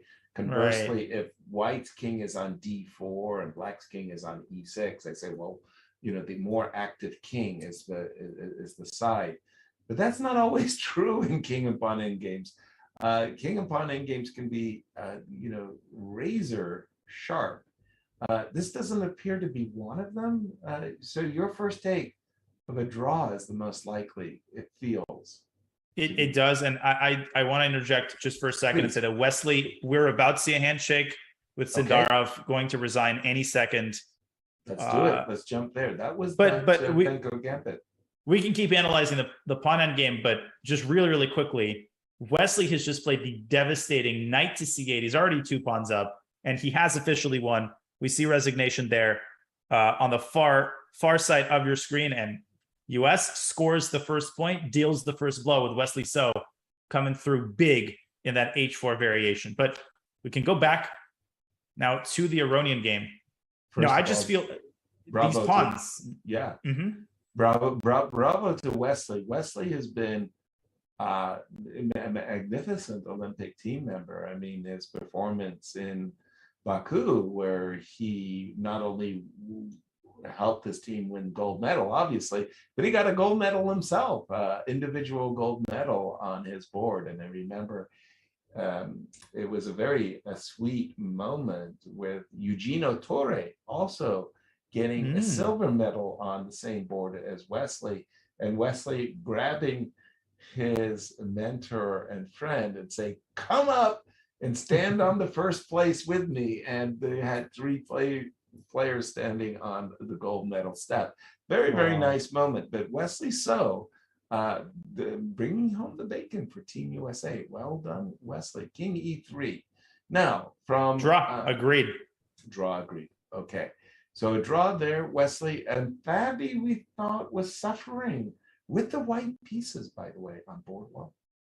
How's he doing? We thought he was, but apparently, so there's good news and bad news for Team USA. Apparently Fabi's doing better, but Shankland is doing worse. We'll get to that in a moment. So what's interesting is that Fabi has managed to sacrifice a pawn, but in return, he's gotten himself a handsome amount of piece activity. Yes, he has. On a good day, H4, B4, rook on A1 to D1. I can see a lot of easy moves for white. Yeah. Pawn on D5 is not going anywhere. It is not. It's blockaded safely. It's incredibly important here to make lufts for white so that you can breathe easier, literally. So top priority, I think, would be to play H4. Yeah. Although there is no current threat of queen c1 because of the possibility of blocking it. So the question is of order of operations here. That's the hard part. It's not determining what to play because the moves, as you said, are all sort of obvious. b4, rook d1, h4. What do you do first? And what are the pros and cons of doing stuff in various orders? Exactly. So we do think that this is sufficient full compensation for Fabi. I'm glad he's got this position versus a position he had earlier, which wasn't it wasn't so. No, Mom, no hands on the driver's wheel. This is not the way we really wanted to do it. You said, and you sent a chill through my spine, that Sam Shanklin kind of let something slip. What? He let something slip in a big way. He is flat out in trouble. How did he get this miserable position? What the heck? Right? We thought this was rumbling at full speed toward a peaceful conclusion. No question about it. But somehow, I guess his pawn structure is just inferior, and Sam rook g8, a couple sloppy moves, allowing this transformation, which clearly favors white. Okay, we thought the pawn on e3 was weak, and suddenly it went from e3 to d4, and kind of not so weak. And Vakitov just gets himself a risk-free endgame where he's got a passer, he's got the more active rooks, he's also got a serious amount of time pressure with 13 moves to make in 7 minutes, which I think might be Sam's biggest hope. Well, the good news for Team America fans is actually Black's king is active, and maybe once the king gets the d6 square, the weaknesses on the king side can be adequately covered. But I hear you, Sam definitely sees the defensive. Yeah, this is going to be a rough defensive task for Shankland. Right. He's got these pawns to take care of, and the d4 pawn to supervise and keep at bay. And we will keep a close eye on his defensive effort with 2 games remaining in the USA-Uzbekistan match. Definitely. Wesley So winning his India. game. Let's go to Team India before we make another curtain call to Magnus, because I'm more than curious what Magnus did. Rook d1, bishop h7.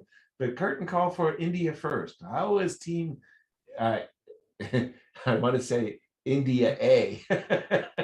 Yeah, India A1, right.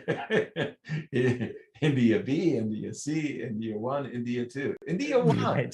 Right. How is India 1 doing? So we have a couple of results from the India 1 match. Pentala Hari Krishna has already drawn against Musard, and Matthew Cornett drawing against Arjun Aragaisi. That happened very early. So we have 2 games remaining. We have, and Vidit drawing against Fressine. Ooh. Vidit drawing against Fressine. 3 draws in that match. 3 draws in that match. And that leaves us with the decisive game. The hero board. And who will be the hero? Will it be S.L. Narayanan or Maxime Lagarde, or neither, as the queens are off the board? And we got a pretty wild end game here. Well, I tell you, I love this move, Bishop C8, F5. Again, I just talk about the pleasures that I have playing chess, the game of chess. One of the great pleasures I have is bringing my pieces to squares where they both defend my king, very important, right, and attack the other guy's king, also very important. So a move like Bishop C8 to F5, as well as a move like Bishop C8 to E6, a move that defends the king, attacks the opposing king. Man, those are just the best, those dual purpose moves. I don't know about you, Danya, but for me, that just always warms the heart. Well, speaking of dual purpose moves, and I'm in the same boat, Rook D6 to D2, very quiet looking, innocuous looking, but packs a serious punch. Bishop C4 check is a very nasty threat. It is on tap. There is no way to move the rook to a to evacuate it to a safe location. So that basically means you have to come at it from the other end, either moving your king or maybe making your move bishop b6. What about knight f3? I'm just trying to come to grip with the bishops of opposite color position. Whose king is more vulnerable? If the bishop gets to the f6 long diagonally, yeah, I know what you're doing there. I feel you there. Could be that, well, rook takes c3. You got to kind of look at it. Bishop f6, I would imagine. No, there's got to be some sort of a perpetual. I mean, even, worst comes to worst, something like rook takes c2 might bail out, right? But it's a little dodgy. And I think with rook a3, is this really that dangerous? Because yes, white has this check, but you escape to f8. You're ready to play rook takes a2. I think a draw is very, very likely here. Agreed. Knight f3, not the only move. You mentioned bishop e6. You were going to go elsewhere. But whoever wins this game, we call it the hero game because it's the decisive one. Without the bailout rook at knight f3, there's also, you were about to suggest knight f7 as well as bishop e6. I'm thinking black is for choice. What's your take? Well, but I feel like psychologically, Lagarde is going to see knight f3. He's going to calculate it. He's going to understand that it leads most likely to a draw. And France is the underdog in this match. So from a psychological standpoint, I can see the appeal of going knight f3 and bailing out. I think he's going to play it. I think he's going to play it. But now, having said all of that, if you were just in a practical game, with the two bishops, but look at that ugly pawn structure that white possesses. But what about this line, for example? Bishop e6, bishop c4 wins for white. Yuck. Ain't that something? How about them apples? Yeah, bishop my boy C4. Wicked Slot. Oh my gosh, that's wicked. Knight f7. Even here, I have bishop c4 if I want it, but here it doesn't carry the same luster. Yeah, that is true. But even something as pedestrian as bishop d3, I find it hard to believe that white, with the two bishops, with a pretty compact piece arrangement, with a pawn on h4 that's, preventing progress of black's pawns, is really struggling here. Good point. I like it, Danya. Okay. Wow. A potential 2-2 result. We're going to call it a minor upset. France, of course, missing its two top guns in the form of MBL and Firouzja. All right. Indeed. And this is our this is our 1 hour of Magnus. Well, the 1 hour is about to come to a close because the Mongolian Grandmaster. I gotta ask, when we left, did Magnus play rook d1? He did. Check and rook d1. Check and rook d1. Oh, no, he took on e5. Oh, that's helpful. Magnus said, thank you very much. I'm just going to run my pawns up the board. True. E6. I mean, the position plays itself. Bishop e5, queen g3, knight e2 check. One last attempt, but the simple rook takes e2 ends the game. And one very pretty mate, rook d1, king h2, no more Chekovich. Bishop f6, and how about this one? Get out the gold coins, everybody. Filling your cheeks, and then queen g8. Nice. E7, beautiful move. Very, very, very sweet visual. King h2. Hey, at least black will be able to say, I finished the game against the world champion up in exchange. I died with a full stomach. In style.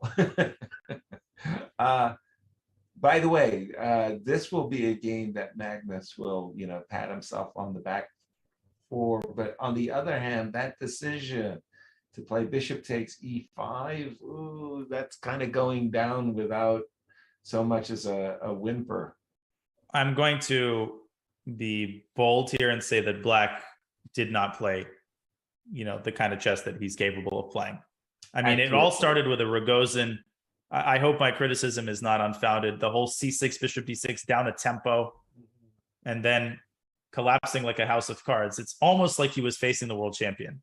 Yeah. I mean, almost as if he's like playing somebody who's good, you know? Right. Yep. That's the way it works. Cool. Well, I'll leave it to our audience to give us a guide and to tell us where we should be going. Any other games? I know where we should be going. Well, let's go there. Bogdan Daniel Diac against Jan Krzysztof Duda. What on earth is going on here? Things blowed up again. D1 is hanging with check. H8 is hanging. King G6, knight E5. What? Whose turn? It's black to move. Let me in there, coach. Of course, the evaluation is all zeros. Now, Diac has a draw in his pocket in like 800 different ways. I mean, at the very GH. GH, that's the draw. I think that's a draw. Queen H4 check. I see. And I tell you. There's no king F1.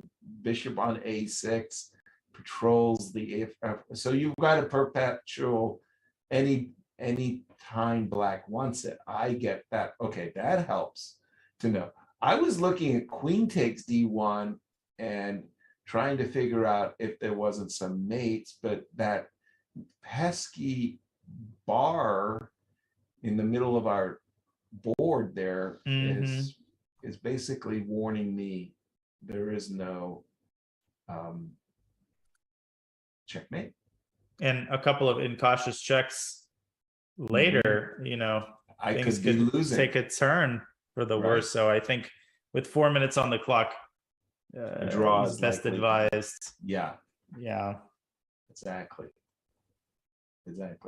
Now, Danya, obviously you're US, so you don't really have a lot of experience in, let's say, the Bundesliga or the European leagues, but have you played some team events? You feel the difference between chess as an individual sport when you're on your own in tournaments versus team events?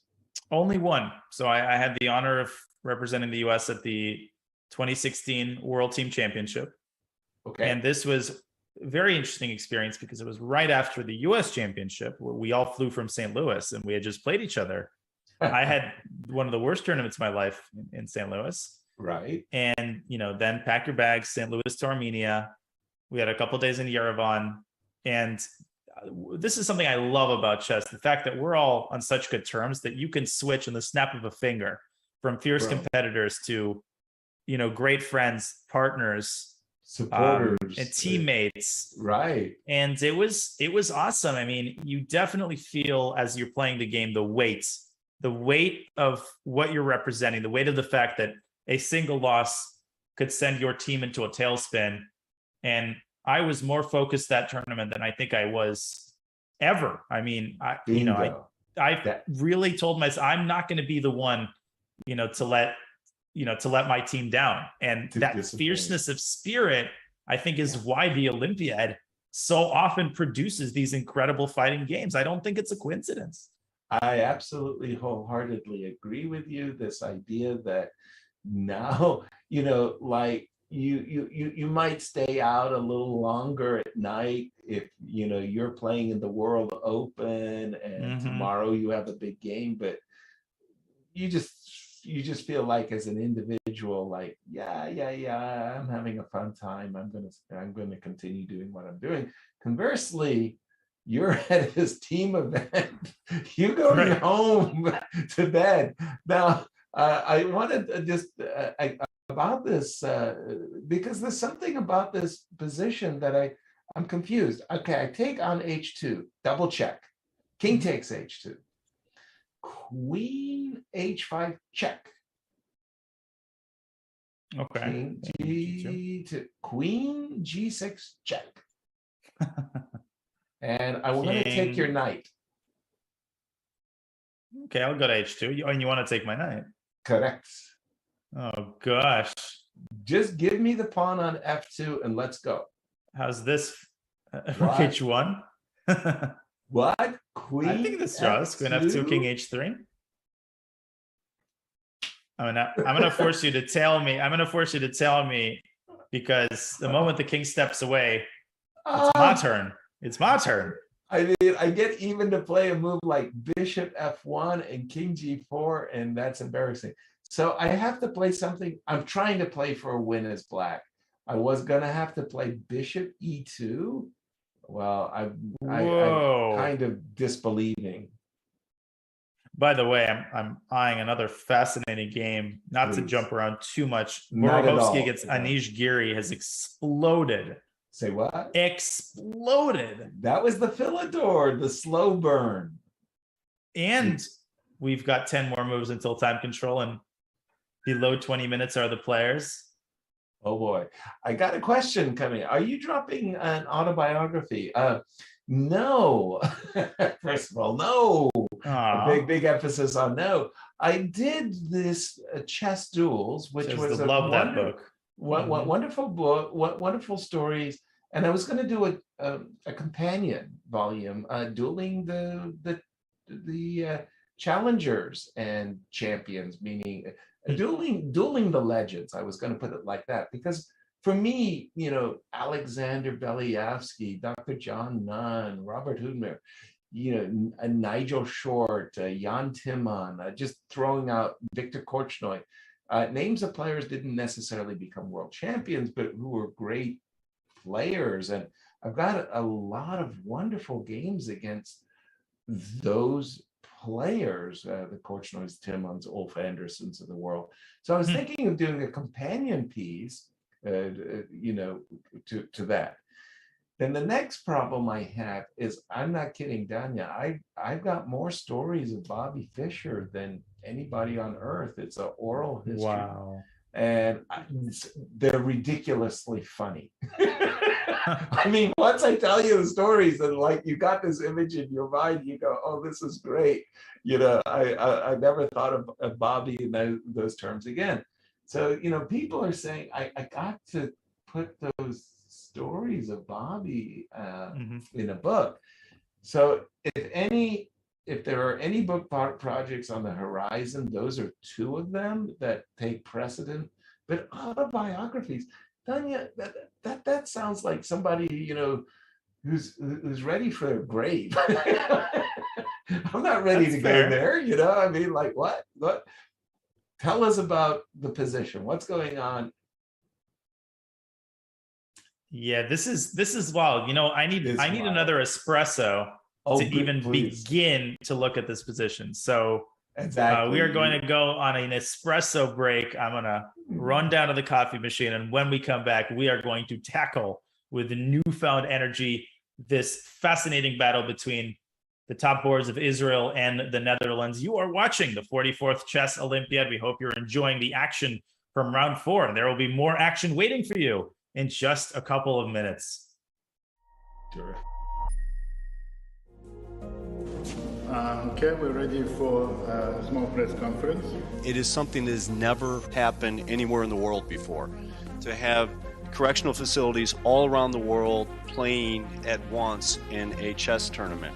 Ami is very proud to participate in this tremendous event. It will be an honor for us to be part of any of your future undertakings.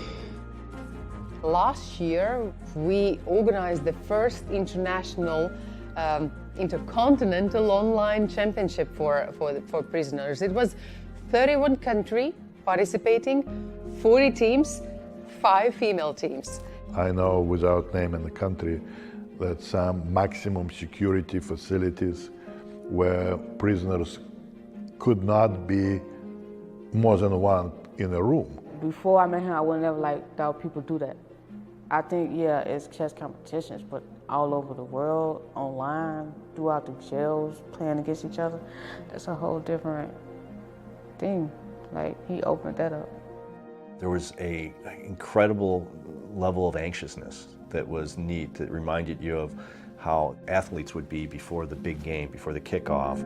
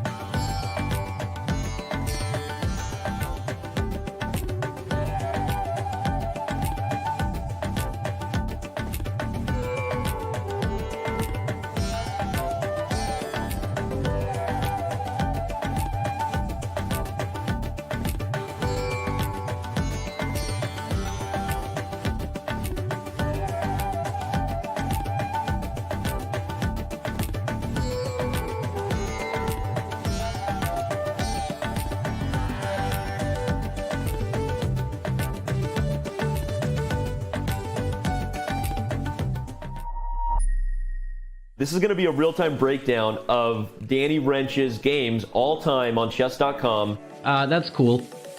Oh! In the last month, I am playing 83.12.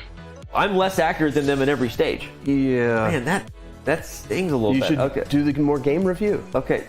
Yeah, thanks a lot. Okay, so Tuesday sucks. I gotta stop playing chess on Tuesday. Oh, it's because it's Title Tuesday. Look how many blunders there were back in December 2020. And now December 2021, 1,600. Don't look at this number. Look at this number. Best. Let's go to tactics. Mates. I'll probably need to work on these ones. Yep. Every single rook fork that has presented itself to me, I have found. No one has a higher percentage of rook forks than I do. Yes, correct. These are literally the knight forks that you missed. I missed knight d6? You saw it just now. What the is wrong with me? I could have done here and then taken this pawn, and I'm winning because my pawns get held together. That's probably the coolest part about this feature. Like these positions against Hess? Rook there for rook e2. And he blunders mate in one. Oh my goodness. I'm awful.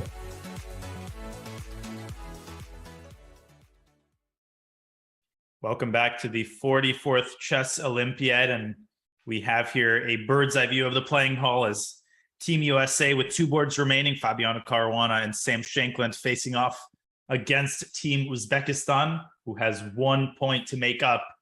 And Yasser, it appears that they are on the cusp of doing just that. Jahangir Vakhirov, a shocking turnaround in this game. Absolutely.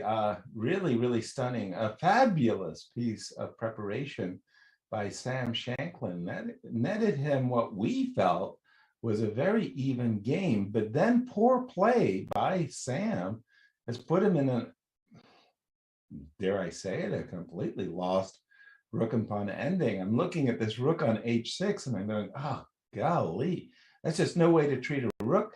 And if Sam loses this game, and I think he very well will, USA, again, not exactly, on all cylinders. We're not playing very well.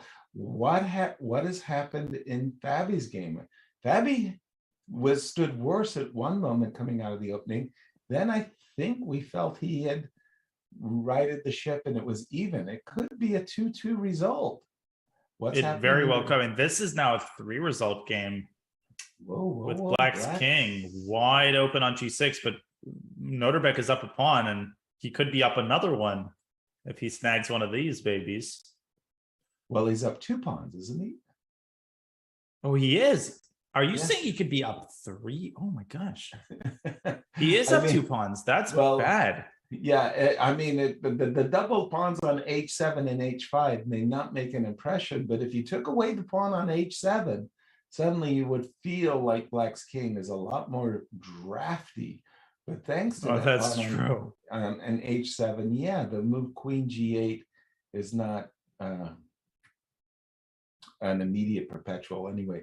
You said 3-result game. I'm kind of happy if Fabi got out of this with a draw, actually. I agree. I honestly miscounted the number of pawns. Yeah.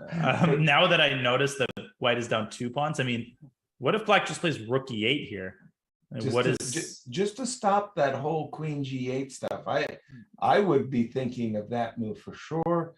I would probably want to stay as active as possible. Let's just say queen c7, ideas of rook d7, ideas of queen g3 check. Help yourself, snack on my b2 pawn if you like, but maybe you're not going to like it. I don't know. I feel like, rook d7, I'm not sure if it's a threat because Black is rook e1 and queen e5, but then white trades queens and takes b7. So So maybe a move like h4 should be considered. I wanted to cover the g3 square, create the preconditions for some sort of kingside attack should the occasion arise. As you say, you want to make the queen trade on your terms. Here, okay, h4, maybe yes, maybe no. There is rook David 4, so that if you do get that whole queen e5 business going, I go snack, but you can snack on the a5 pawn as well. So if I'm white, if I'm in Fabi's shoes, I want something a lot more convincing. I don't think rook d4 is making a fan out of me. Right, and by the way, this has happened. Rook e8, queen c7 is on the board. Okay. As we're speaking, so big moment here for Noterbeck. 12 minutes to make the remaining 3 moves before time control. This game, this is going to be a this is an Olympiad deciding game right here. Assuming, of course, that Bakirov wins his end game against Shankland. Right. And as we get ready for this time control, just a quick look at the results of the women's matches, if you don't mind, Daniel. Absolutely. Well, we don't have results, I mean. Yeah, we've got boards 6 through 10, almost all of the games still going. A half-point split so far against between Mongolia and Kazakhstan. And our top 5 boards, we have Georgia with a dominant performance so far against India. 3-2-0 is their lead. Wow. And on the top board, India seems to be doing very well against Hungary because they've made one draw, but they've got several very, very promising positions, including, of course, Humpy Kaneru's position, and in the open section. Yes. We've got a couple of smattering of draws. Italy, India 2, splitting the point. That means India 2. What a shameful result. They can't stay perfect throughout the whole Olympiad. I think they should be kicked out, actually. Right. And Canada, by the way, Eric Hansen making a solid draw against Parham Maksudlu. And that match continues at half a point apiece. And on our top 5 boards, we have France and India down to that last board, which is very likely to be a draw. We're watching USA, Uzbekistan, India, Spain 1-1, 2 draws there as well. Poland, Romania, everybody even. Lots of draws, lots of decisive hero games, as you call them. Exactly. Tight result in that Poland-Romania game as well. And for Team USA, again, they come into this competition, this particular competition, with such overwhelming rating favorites. It's like every match, teams are going to want to beat Team USA. It's like you're playing against Magnus Carlsen. You're going to want to beat him. And Team USA is not exactly performed, with all cylinders firing. And this indication of rook e4, queen c8 suggests to me that Fabi is saying, I have the white pieces. I wanted to do something, but I didn't get off on the right foot. I'm willing to make a draw. This would be a big match point to drop early. Yes, and the question here right now is, will Noterbeck accede to the draw?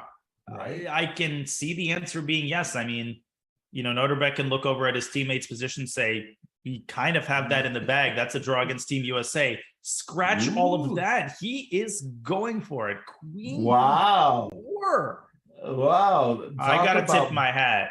Bold play.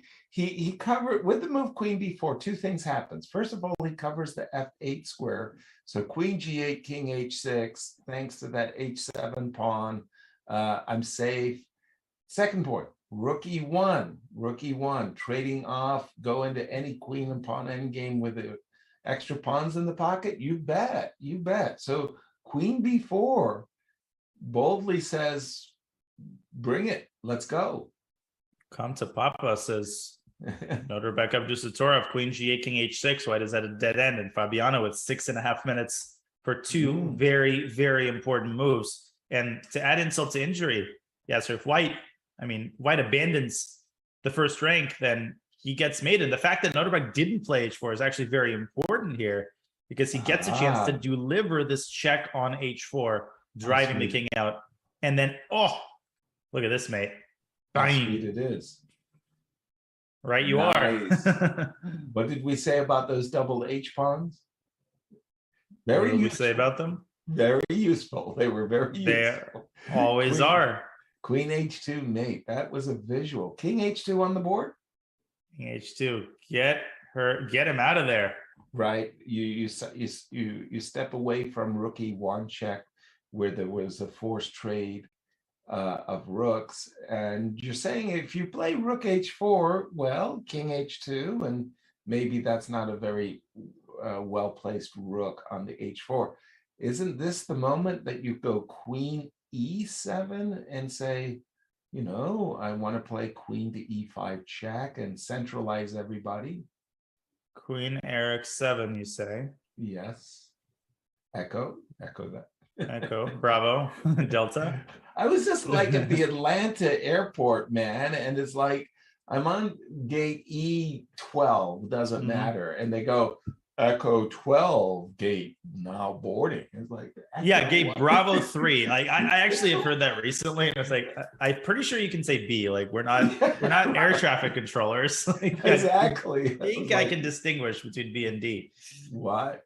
And as in Nancy, A as in Apple. I felt like such because I would hear my parents doing that when I was little, and recently I was on a call and I start spelling my last name. I'm like N as in Nancy, A as in Adam, R as in Robert. Then I got to Y, and I was like, I don't remember what the Y is supposed to be. Yellow brick road. Yeah, Y is in your face. By the way, I've got this really nice bird's eye view of the playing hall. Looks like, I'm telling you, in my Olympiads, this would never happen. No, seriously, I really mean to say this. It was a kind of a negative. When people got into time trouble, the vultures came. You know, like the time trouble seemed to be like an electric magnet, you know, like just sucked anybody in the surrounding area would walk to the game. Some time trouble may be appearing in the Fabiano match, but you can just see the players have the table to themselves. And do we have Queen E7 play, by the way, on the board? We do indeed, and a difficult situation here for Fabi, and he needs to make the time control move. Okay, and here we go again. Rook d7 would be a blunder alert to rook h4 check, followed by a forced mating pattern that Danya showed earlier. So, I mean, at first blush, you know, you think to yourself, rook d7, and let's go. But that would lose the game. In fact, Indeed, it would. And for Fabi, he has to seriously contemplate whether it is worth making a move like g3. I'm leaning toward no, because it creates a hook. We talked about those useful doubled H pawns, and one of them could act as a battering ram to shatter the king. I mean, if White's king becomes permanently weak, then the game basically ends, because you will not be able to handle that, plus the fact that you're down 2 pawns. No. The more I look at this, the less I feel inclined to trust the 0.5 evaluation. Fabi has a very difficult defensive task ahead of him. Agreed. Just it's that simple. And again, I mean, the move Queen E5 check is getting a larger than life kind of threat. I'm almost inclined to play Rook to D5. That doesn't necessarily help me with my next move, however. So help me out here. If I'm not playing G3 and I'm not playing F4, moves that lift my kimono, what am I doing, Danya? Well, Rook D5, was there something specific that dissuaded you from that? No, other than because it does threaten the check. Does it? Oh, that check. F5. I've got my eye on the G8 square. I didn't even see that. Yay. So Queen F5 check. So I could go King H6. Just say next check. Yeah, what am I doing now, I guess is the question. I'm just saying that I play the move Rook D5. I feel very good about it for a brief second. But then I'm saying, okay, give me another move. Give me what move. now? All right. What's my follow-up? If I go Queen F5, I'm really afraid Rook E5 and any of those queen endings kind of like give me a chill. Although here specifically, please. No, here specifically, I don't know what I have. No, none of this is appealing. I really dislike White's position. It's like no matter what you play, the king is always safe on h6. There's always these checks on e5. There's always a back rank check if you fall asleep. H4 check. White's got to keep tabs on 50 different things, and you're down 2 pawns. And the clock is a factor as well. It is indeed. And Fabi, he has his work cut out for him because Shankland is almost certain to lose. By the way, a quick update on India 2. Gukesh, we have not looked at today, has mate in 3 moves against Daniele Vocaturo from Italy, who just had this enormous upset in round 3 against Norway. Yeah, well, Rook B7. Well, that's goodbye. It's game. Thank you for coming. Sign the score sheets, and it was good to see you. Yeah, and Nihal Sarin is also winning. I mean, this team might win the Olympiad. India 2 is. I am in awe of this team. Yeah, I'm just in awe. Gukesh, Nihal, are you kidding me? Does anybody want to face that team? I mean, Team India rhetorical question. Yeah, exactly. Not even Team India 1. Exactly. Dang. There was a team. I'm trying to. I think they called it the Dream Team. It was the first time the NBA All-Stars went to the Olympics because they weren't allowing professionals. The Olympics were for amateur athletes only, which is something I found completely hilarious, by the way. Interesting. And so professionals like the NBA, we only sent collegiate basketball players to the Olympics. And then the problem was that the NBA All-Stars was like, who do you got Michael Jordan, Charles Barkley, Magic Johnson? Like who do you say you're not good enough to play? Take a seat. Right, like, exactly. Who do you bench? Right. Right. It's just an impossibility. Right. Ooh, this is a game. Remember that what was this the game that featured Knight F3, by the way?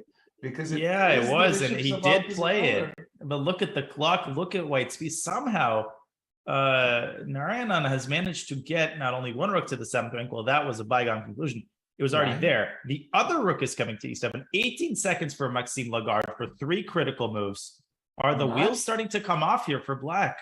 Exactly. Despite the 2, I was about to say, how do we deal with the face of rook e1, e7, g7 check, and bishop c5, and there's going to be some mates. Bishop f7. Fortunately, that is a move. Now that we know bishop f7, he was afraid of rook g7. Whoa. Wait a minute. There's still issues here for black. Wait a minute. Oh my God. Rook f8, bishop c5, rook c4 maybe? Ooh, that's just barely holding on. Barely. But it's forced. Barely. But White doesn't have to play bishop c5. In fact, I feel like a slow move would be a lot more effective in black's time pressure. Yeah, something. Maybe rook, I don't know. Yeah, rook f6, some wonderful post-up move where, bishop c5, creating vague threats like that are hard to detect. By the way, Jordan van Forest and the body drawing their game. Yeah, it's in the Netherlands-Israel match, but we're sticking to this one until time control. Yeah, one of the things that's really, really effective when your opponent's in time trouble is you make a move where your opponent starts ghosting threats. Like here, unless you could play rook on f1 takes f7 and it's a forced win. If you can calculate a forced win, you go for it, obviously. But a move like rook f6 and or you prepare a move like c3, c4, obviously in this case, the rook takes the bishop. But, a move like c4, if it forced b takes c4, then you could go a4. You just give black an opportunity to make a defense for a threat that doesn't exist, and it cost him the game. Right. Yeah, that's really interesting insight. It's really an art to be able to play and to thrive in opponents' time pressure. And so many people, especially kids, obviously get the temptation to start blitzing out their own moves, even with plenty of time on the clock. It is a very strong temptation, even for experienced players. So not easy to hold it, to keep your composure in your opponent's time pressure. I remember Walter Sean Brown. The guy was a perpetual time trouble addict. And in my early years playing against Walter, I thought, oh, now I'm going to force blitz with him and make him flag. Well, in time trouble, when he had nothing to do but play immediately, he was formidable. His position improved. But I remember him in time pressure in some of those open tournaments, and it was a sight. I mean, he was so nervous, like jumpy and like shaky. One thing, by the way, just mentioning for black in this position. You do have two connected pass pawns. And if you could play h5 and g5 and rook takes d4, it might just be a bailout kind of move, and maybe not in this position, but you know what I mean. If your pawns were a little bit more advanced, rook takes d4, followed by bishop c4, let's trade rooks. Maybe those pawns push them, baby. Get them going. You might as well start. I mean, if white doesn't find a concrete way to continue creating threats to reinforce the threat of bishop c5, then you're absolutely pushing. And for such a try, And white has spent 3 minutes. Something tells me that Narayanan is not really seeing any way of creating substantive threats, and neither am I. But you mentioned that if you played rook, for argument's sake, rook to b7, and you are threatening the bishop c5, how would black deal with that threat? I guess it's rook h5, right? Just simply just by the skin of barely. And then rook c7, you'd have to go back to h4 to have this secondary defensive mechanism. That is true. But unfortunately, once the rook gets to h5, Danya, that does give black the additional possibility of rook on h5 to f5. Yes. So the move rook b7 probably is not the most helpful. I think we were also looking at rook f6. How would black deal with rook f6? And he didn't play that. He plays bishop e5. Something similar. White wants to set up a bishop d6 threat. Yeah, wait, how exactly does black defend against this? Does he rook h5, bishop d6, rook d8? Can black get away with that? Rook c4? Apparently a mistake. Apparently that was a mistake. There you go. Rook Very d7. easy. Very easy with when your opponent's in time. Yeah, rook d7. Oh, and you can't stop bishop d6.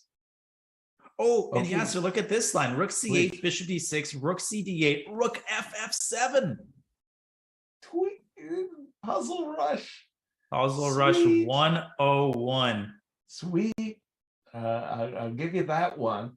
But here's the thing. Okay, you go ahead and play your rook d7 for just a quick sec. How about rook c5? And I'll use that same mechanism of bishop to d6, rook d5. Yeah, but I'll take f7. Say what? Rook f7, rook d8, little bishop d6 at the end. Oh, that sent a chill up my spine. Bang, bang, bang. Ooh. And if you take e5, that there's this mating construction. Oh. Yes. Yeah. The double rook mate.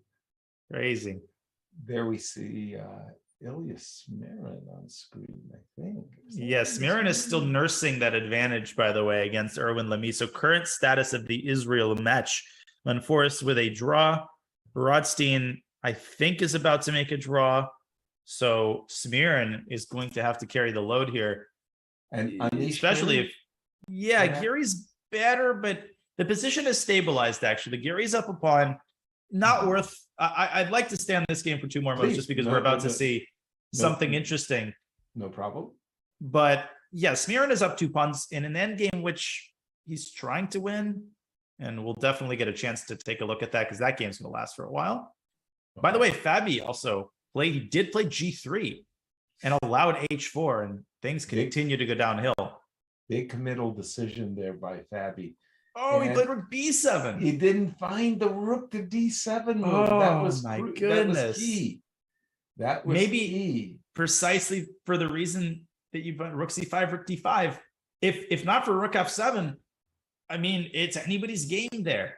Right. One more move to make for Maxime Lagarde until time control. Okay.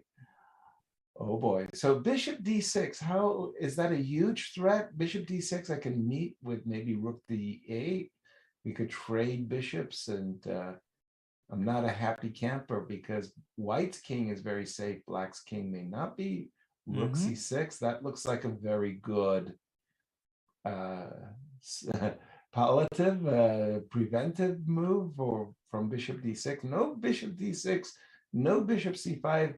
You're welcome to snack on the B5 pawn, but rook takes B5, bishop C4. I would play in an instant. Please trade rooks. Thank I can breathe easy for the first time in a long time. Right on. Yeah, exactly. So I think this rook coming back to C6 has actually secured black safety, I want to say. I don't see anything scary for black. No, I think black is fine. We'll keep an eye on this endgame because this is a very important game. Sure. There's so much other stuff to turn to. By the way, Aryan Tari has apparently blundered. I mean, that is a match that we kind of assumed was a wrap. But just because Magnus won, does not mean that the team is going to win. And Aryan Tari is apparently losing. Wow. I am seeing queen f8 check. There is this nasty rook to a6 check too, in certain positions. Oh, so the point is, yeah, if you check, then the king runs to f6, but you can also start with a quiet g5. And this sets up all sorts of mate threats with queen f8. Oh, queen f6 is also a threat. Oh my gosh. Oh dear. Yeah, queen f6 check. That's a totally in your face kind of check, because f7 is getting hacked as well. Yeah, I mean, Tari, if he finds g5, I think this one might be over. But anyhow, who should we turn to next? Caruana. Wow. Banquet. So many games. There's the Israel against Netherlands match. Sure. We were down to some hero games. If you don't mind, wasn't there a hero game in India, France? The hero game in Poland? Oh yeah, let's check out Poland, Romania. There was some hero games. If you don't mind. Poland, Romania has the following results: Piorin and Parligras, that's board 3, with a draw. Radoslav Wojtaszek and Lupulescu with a draw. Deac and Duda with a draw. You're absolutely right. They are down to a hero game. Oh, that's it? No, it's 2-2. All draws. Gabrielescu made a draw as well. Okay. And a pretty anticlimactic finish in Poland, Romania. Good result for Romania. Great result for Romania. Definitely. Very, very, very nice. And sorry, in that case, if you don't mind turning to Fabi, you said that he played the move G3, very uncomfortable Uzbekistan USA match where essentially Team USA is on the ropes, struggling. Let's be fair. But hold on, a G3, Queen G6. I see the bar is less than even. So the engines definitely like black, but apparently they don't feel it's a winning advantage for black. Right now, 2 extra pawns though. And the question here, Queen G7 or King H6? Well, help us out. Let's assume King H6 for the time being. That looks very natural to me. Exactly. Now, what is it that Fabi can do? And they made time control, I assume, and all that good stuff. Yeah, time control has just been made, which means for those recently joining us or new to chess, when we say time control has been made, it means that 30 minutes have been added to the players' clocks after move 40 has been carried out. So a brief respite from time pressure until you enter the second stage of time pressure, of course. Where would we do that? That King H6 has been played, and I think Fabi has just made an incredibly clever move. King H2 to G2. Prophylaxis against HG. Do not do this if you are Noterbeck, because you get checkmated all of a sudden. I mean, shame on me. The move King G2, it actually eluded my notice. The moment you see the move King G2, you go, why did I think of that? Of course. You get out of H4 takes G, you got Rook H1, and your king kind of feels so much safer on G2 and escaping Rook E2 checks after H4 takes G3. I love that move. That explains why Fabi is like dead busted or something. That's a good cheeky idea, and that is a potentially game. I mean, if Fabi saves the game, you know, we might trace this back to King G2. This might be the moment when Fabi found the precise move. Now, Black, it occurred to me, can essentially force the queen trade. Queen E8 offers White the choice between Queen D5, which then allows H takes G3, which you can't allow, which essentially means to me that White has to go for this position. And this still makes me really uncomfortable. I mean, you are still down 2 pawns. Yeah, instead of the move Rook D7, just for a moment, drop the move Rook D4 on tap. So, yeah, you can take on G3. And I shall. And you shall. I take on C4. Aren't I getting those wonderfully horrible F and H pawns? That's true. I'm trying to get rid of all the queenside pawns now. Just make a deal with your opponent. Let's just sweep these up. We don't have to worry about a queenside anymore. We can just concentrate on the king side. Come on. Can't nice. I do that though? Can I do that by force? Say Rook B4. I want to do it by force. Rook B4. Rook E7. Rook B6. Gift me your pawn. King G5. And B4. Oh, I see what you're trying to do. Right. Now, the question is, I have never had to defend the split pawns, F6. I've never F7. Either. And I don't want to ever have to defend. Right. That is not an experience that you wish for. Right. That is certainly not an experience you wish for. Yeah. And for those of you who have not seen the USA profile, why are we talking about this match and why it's so important?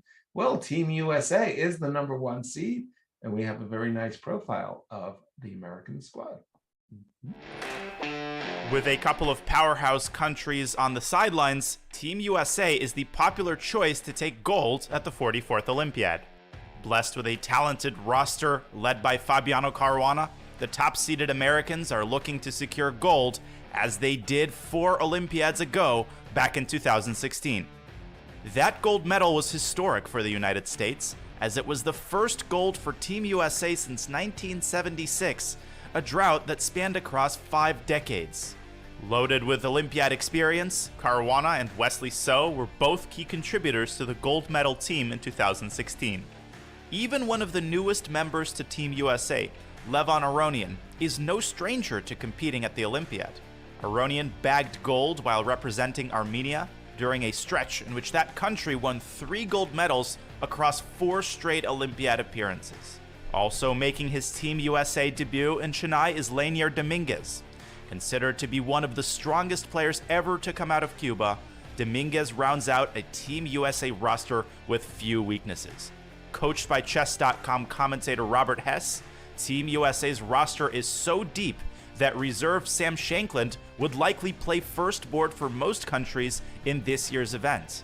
As expected, Caruana leads Team USA as the first board. But even with a gold medal already under his belt, Fabi heads into this Olympiad with plenty of motivation. Coming off his clunky finish at the candidates tournament, Fabi will need to find his game for the US to realize its potential as the favorites. Carrying 3 of the top-ranked players at the 44th Olympiad while facing a significantly weakened field of countries, the United States is well-positioned to come away from India with just its 3rd gold medal since 1937. The time for Team USA is now. And we are back watching the games enter their concluding phase. We got a couple of hero games, including Fabiano Caruana, who is trying to hold on for dear life against Norway Abdusattorov in a game that might decide the outcome of the match. And that is but one of several such critical games. Yasser, an unenviable task here for Fabi. No question about it. This will, in fact, decide the outcome of this match. And it is Fabi with the white pieces on the back foot, trying to draw and salvage a match point. Now, having said that, it's one of those types of positions where, you know, big slips could happen for both players. Like you've already mentioned that after this move, King G2, that's very crafty. The desirable H4 G3, Rook H1 would be an embarrassment. And then, and then we were just on break and we were talking about the move Queen E8 for a moment. And we were going into these Rook endings that were difficult. But then after the Queen E8 move, I had another idea, which was Queen to D5, Danya. And then it was sort of like, oh boy, okay, I see the bar just hates my move, but I think it's because of HG. And well, I thought in that case I could play Rook check, Rook H1 checks. Oh, you don't have to go to G7. Oh, geez. Well, actually, I will. Oh, you because do have to. Queen B7, I have Rook E7, I think. Oh, Queen B7, Rook. That's and I just feel like White's king is going to end up in White's king caught is in the crossfire. It's just going to end up somewhere bad, somewhere you don't want to end up. No, that suddenly I'm nude after that move. Very nice. Right. By the way, in the open, I'm being told that Slovakia has secured a match win against Ukraine. That's a big result for Slovakia. They have 2.5 points already, and they will have defeated Ukraine. Ukraine, as you will remember, we're trading. It seemed like Ukraine and Armenia were trading the gold medal between the two of them for a number of Olympics in a row. So that's a big result. Times have changed, and we're monitoring a couple other critical matches which are still going.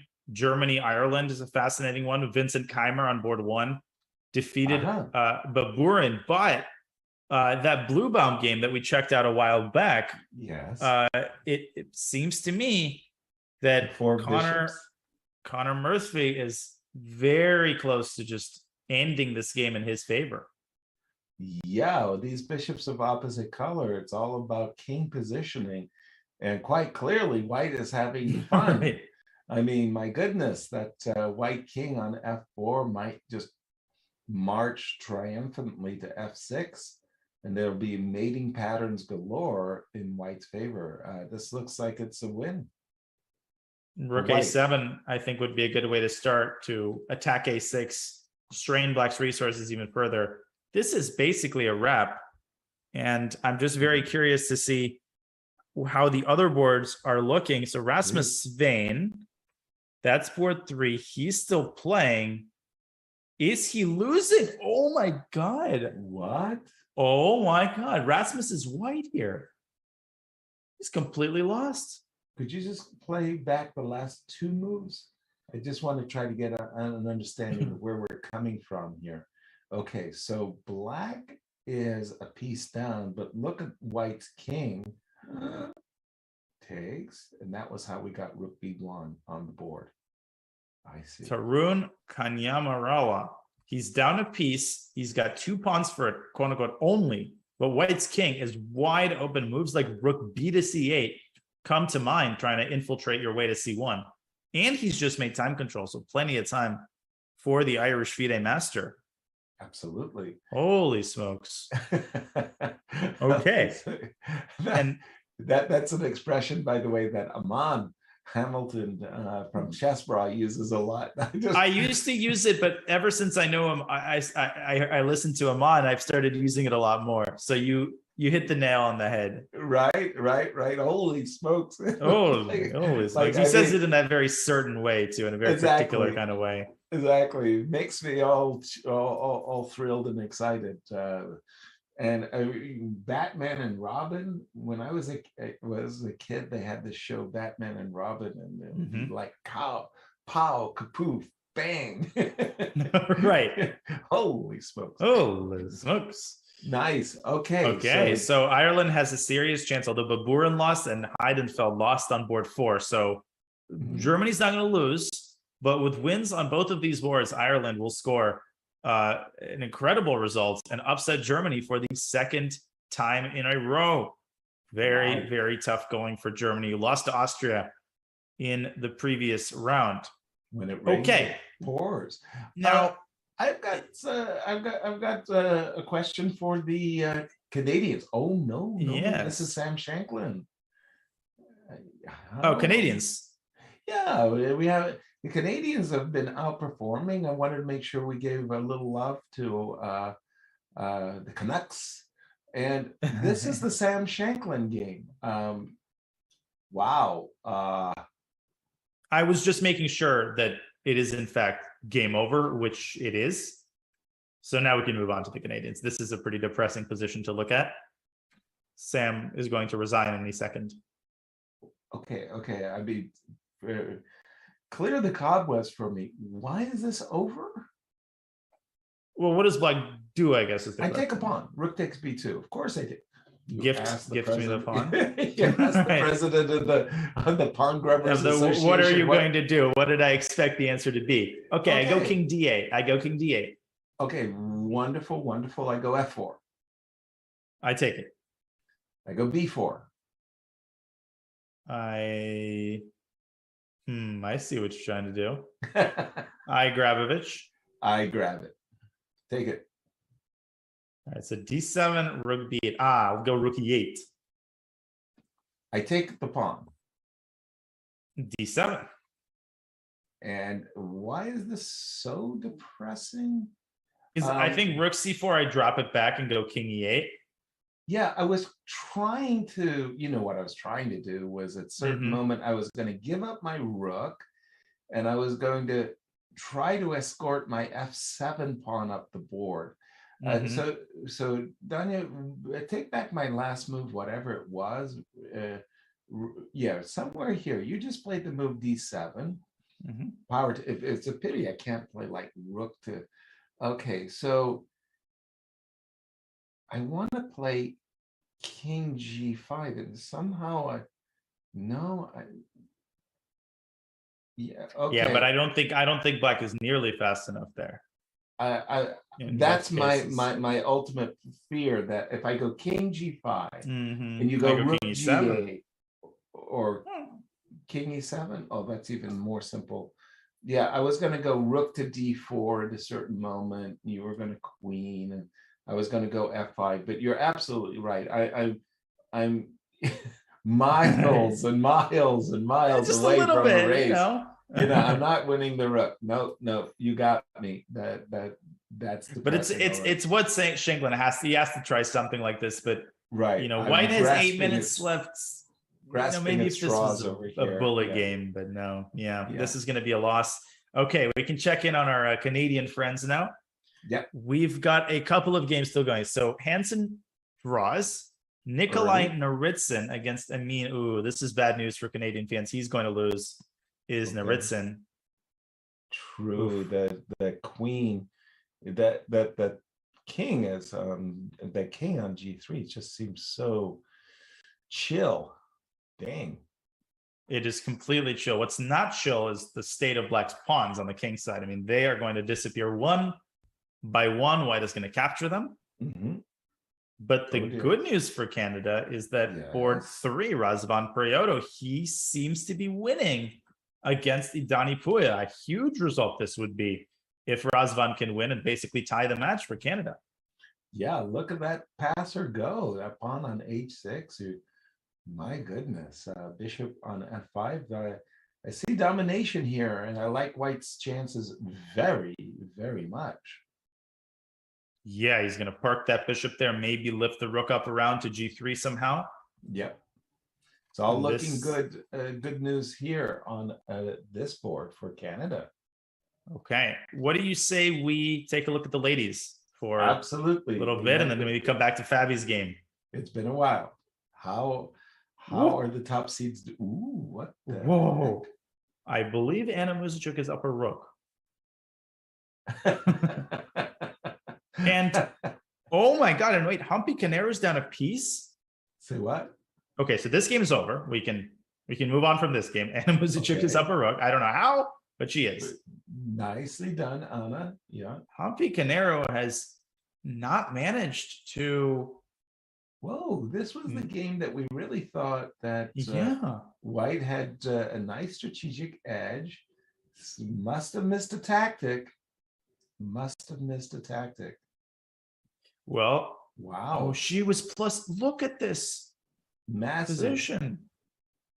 It's completely winning. And what has she done? She missed the tactic. Oh, she blundered bishop e6 and the knight hangs. No, it can't be that simple. Really? And all she had to do, I think, was take on c8. Take on c8.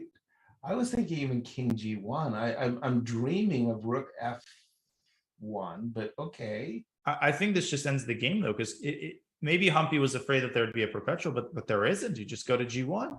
Clear. And instead, a mistimed check. She blunders the knight, and Black is right back in the game. Humpy had to sacrifice her rook for the bishop, and she's going to hold a draw here, but not more than that. She will be very, very, very angry with herself for letting her opponent slip away. And isn't it terrible? Chess is. People don't understand that. They almost laugh at me when I say to people that chess is cruel. They're like, get out of here. How could chess be cruel? I mean, it's just a game. What are you talking about? What are you talking about? You play 3-4 hours and you put together this masterpiece where everything is beautiful. And then you play one bad move, just one bad move out of turn, and all of your efforts are, sand in the wind, gone, turned to dust as they are. But the good news for India is that Tanya Sachdev has this in the bag, and she, assuming Humpy holds a draw, will win the hero game and give India a big round 4 victory against Hungary. True. That, I mean, it is not.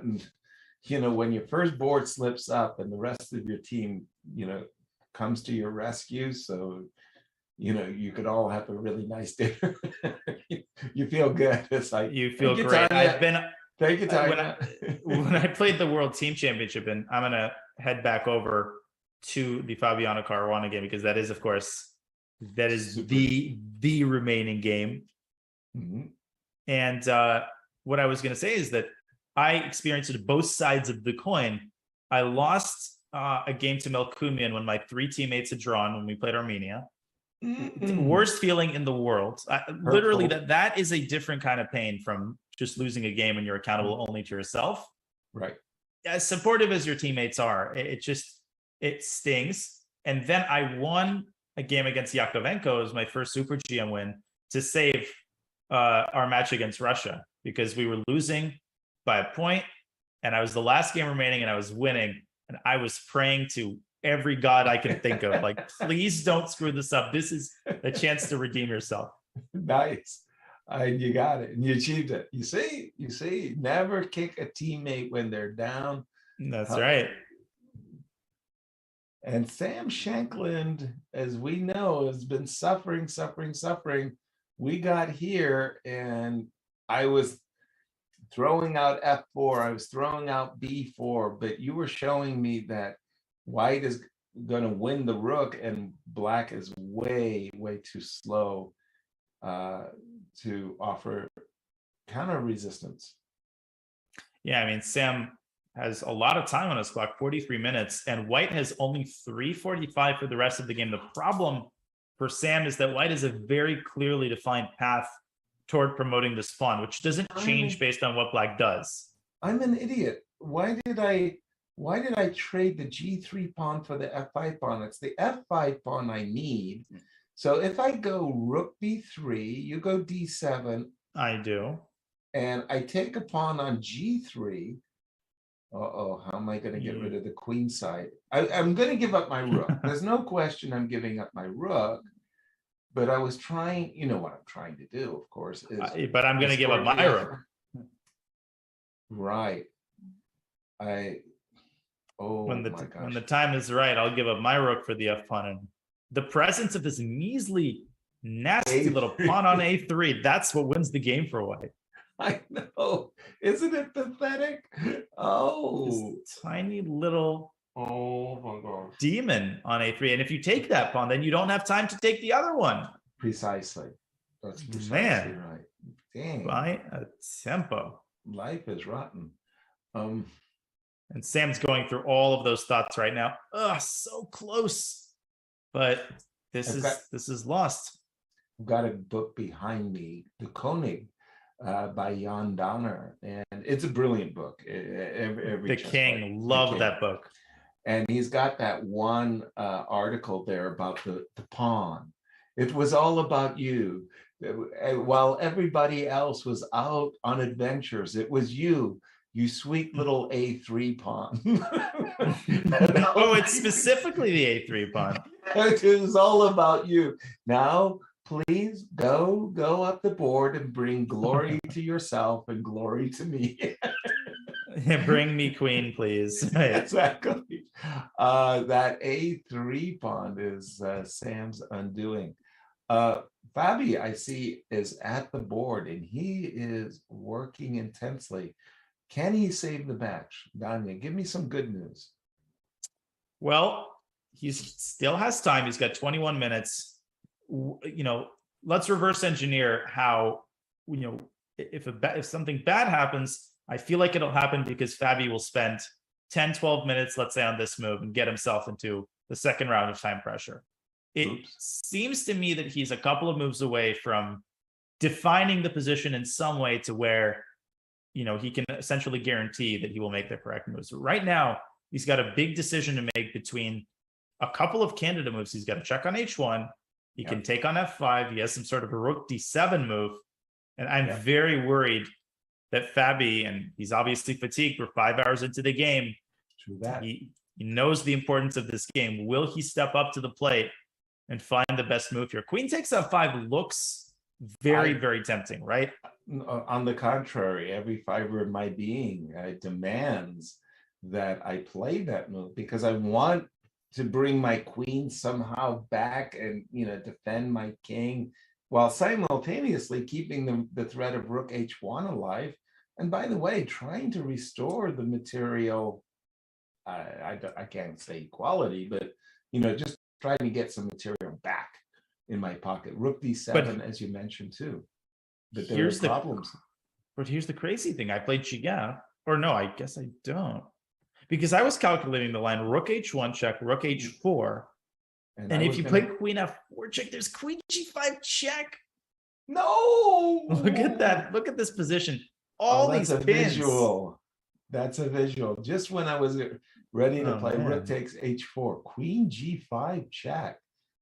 Oh my goodness. Yeah, but you can get yourself a perpet with takes, and queen F8, I'm pretty sure. Well, thank goodness for that. That was a close call. Okay, so for sure he's looking at queen takes F5, but sorry to say the bar hates that move. The bar hates it. Why? Yeah. Could it be because of rook H4? Oh, come on. Really? It appears that it is because of rook h4. What a remarkable move. Rook h4. I could play king g3. I could play rook d7. I've got all of these moves that I want to play, and rook h4. The idea is that there's a huge threat of rook h2 check and queen h4, and somehow black's heavy pieces squeeze in to deliver a series of crushing checks. If fg, then obviously there's queen e2 check. That's clear. And if king takes g3, that's the remaining. Might be this move. No. Just zigzag and this and that, and somehow black's pieces gain the upper hand. Nice, because queen f4 check is met by queen g5 check, a move you've already mentioned. a5 is hanging in any rook and pawn endgame, and that's just curtains. Wow.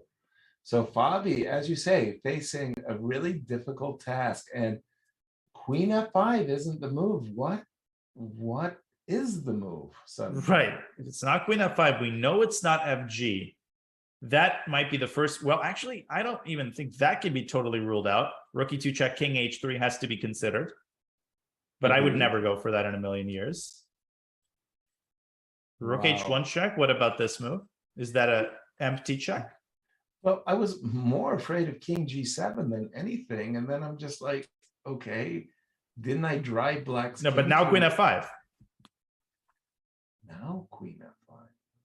Now you are threatening rook h7, right? Which is a different kettle of fish. Got it. Okay, sorry. Then I have to go king g6 or g5. I think king g6 might be the way. And if you give a check on g8, again, black covers with the queen, and now white is toast. Couple of pawns up. White is toast here.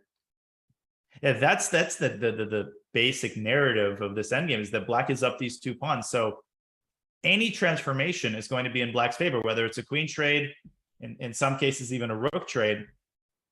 You know, white's got this incredibly heavy burden to carry, that he's down two pawns. I'm getting increasingly desperate here, Danya. I mean, we've eliminated rook h1, we've eliminated queen f5. Goodness knows, king g3 just looks like I'm just getting mated after rook g4, which leaves the I wouldn't play that in a million years variation. f2 takes g3. And king h3. It's also rook d7. Okay, so rook e2 check, king h3. If I could only get my queen to h5 without allowing a check on d6. But right? But I will get that check to d6, right? You will, and then you will prevent me from checking on h5 because I'll have to put my king there. Exactly. Oh, and then oh my God, look at this line. Oops, sorry. Queen f7. Yes. Check. Yes. King h5, g4 check. No. Oh, but that loses apparently because it gives the king a little pathway to f4. But this is my fear. He takes 7 more minutes and poof. How do you manage this position with 5 minutes on the clock for the rest of the game? And remember, everybody, there is no additional time control. It's just, 90 minutes for 40 moves with 30-second increments. The players will be relying upon their increments, basically. Well, Fabi will, at least, for the rest of the game. And that's, my gosh, that's so challenging. A lot of people ask me why I retired. It wasn't because I don't love chess. I love chess. I love playing chess. It's just that after 5-7 hours, the energy's gone. Right. I'm just tapped out. I mean, and Fabi's a young man and he's in good shape physically, but that's also a part of it, right? Chess also requires good stamina. I mean, unbelievable amounts of stamina, to the point where people just don't realize, like, How you're much calculating this energy position. Yeah. You just played for 5 hours and 15 minutes, and now you enter the most complicated phase of the game. And every move has to be precise. Yeah. By the way, let's go to the Team India and give you a profile of why chess in India is booming. Let's listen in.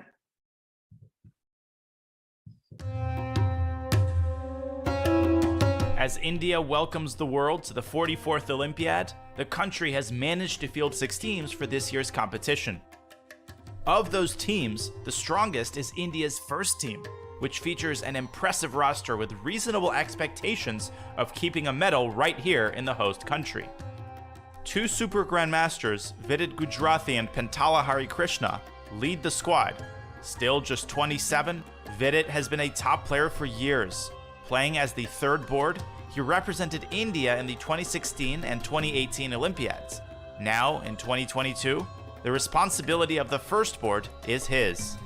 On the second board is the 36-year-old Pentala, also an Olympiad mainstay. After a successful June, Pentala actually enters the Olympiad ranked slightly higher than Vidit. At this event, however, they will work together without concern for individual competition. Next in the talented India lineup is the 18-year-old rising star Arjun Erigaisi. Widely considered to be one of the world's most promising juniors, many expect great things from him on board 3. One board down is another top 100 player, S.L. Narayanan. Completing the roster is 4-time national champion Krishnan Sasikiran. Sasikiran assisted the legendary world champion Vishy Anand in his 2013 championship match. That experience could help him in assisting the rest of the Indian team. India has long been represented by a strong squad in the Olympiad, but their best result came in 2014, when they placed 3rd. Sasikiran is the only player still around from that success. Another bronze would certainly be welcome, but first place and a gold medal is the ultimate goal. That was a look at Team India. India fielding 6 teams across the open and women's sections here at the 44th Chess Olympiad in Chennai. Yasser, India won. I feel like I played the wrong move order there. What I wanted to do was suggest that we go to the games of the Team India and the fact that they made a 2-2 draw with France and then do the profile. I played the wrong move. I played move out of order. We went profile first. And Team India has been held to a 2-2 tie by the French team. They have indeed. Missing their top 2 players, NBL and Perugia at our home. And wow. By the way, sorry to this 2-2 was all 4 draws. There was some other results, but you got the game of Fabiano. Yeah, I think sorry. And isn't that the variation we kind of rejected for white? That is exactly the variation we rejected for white. To rewind for a second, Fabi taking on F5 after all, and Rook H4 found immediately by Norbek Abdusatorov, and Rook H5 is a dagger into the heart of Fabi's defensive chances here. This might be over. It looks terrible. It just looks. Holy smokes. I think he has missed F2 takes G3. And this move, first of all, the move Rook H4 is spectacular because it sets up a threat that comes out of nowhere. Rook H2 check. And suddenly this move Rook H5, because the desired Queen F4 check is met by Queen G5 check, forcing a winning rook ending for black. Oh my! There's nothing that white can do about it. I mean, Queen G4 walks into a pin. You're going to be 2 pawns down, and you can resign in that rook end game because it's if black's pawns were disjointed or at least doubled, then you could talk about defensive chances. But man, oh man, Rook H4, what a move by Norbek, and the guy is just such a beast.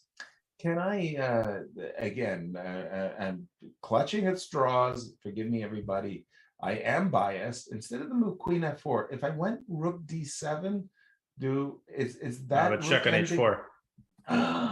Oof. Wow. Good morning, Holland.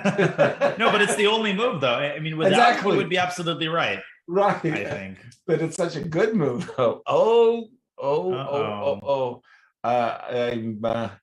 I'm feeling, I'm not feeling the love from the chat on this one, boy. Ooh, ooh, ooh, ooh. Oh boy. My goodness. Now, question, is this indeed totally hopeless? Because Fabi's going to take on g5 and play king f4. His one and only asset. Actually, he's got two assets in the endgame. His king is more active, indisputably. Yes. And he's got the passed f-pawn. Can he use one or both of these to produce something resembling miracle chances?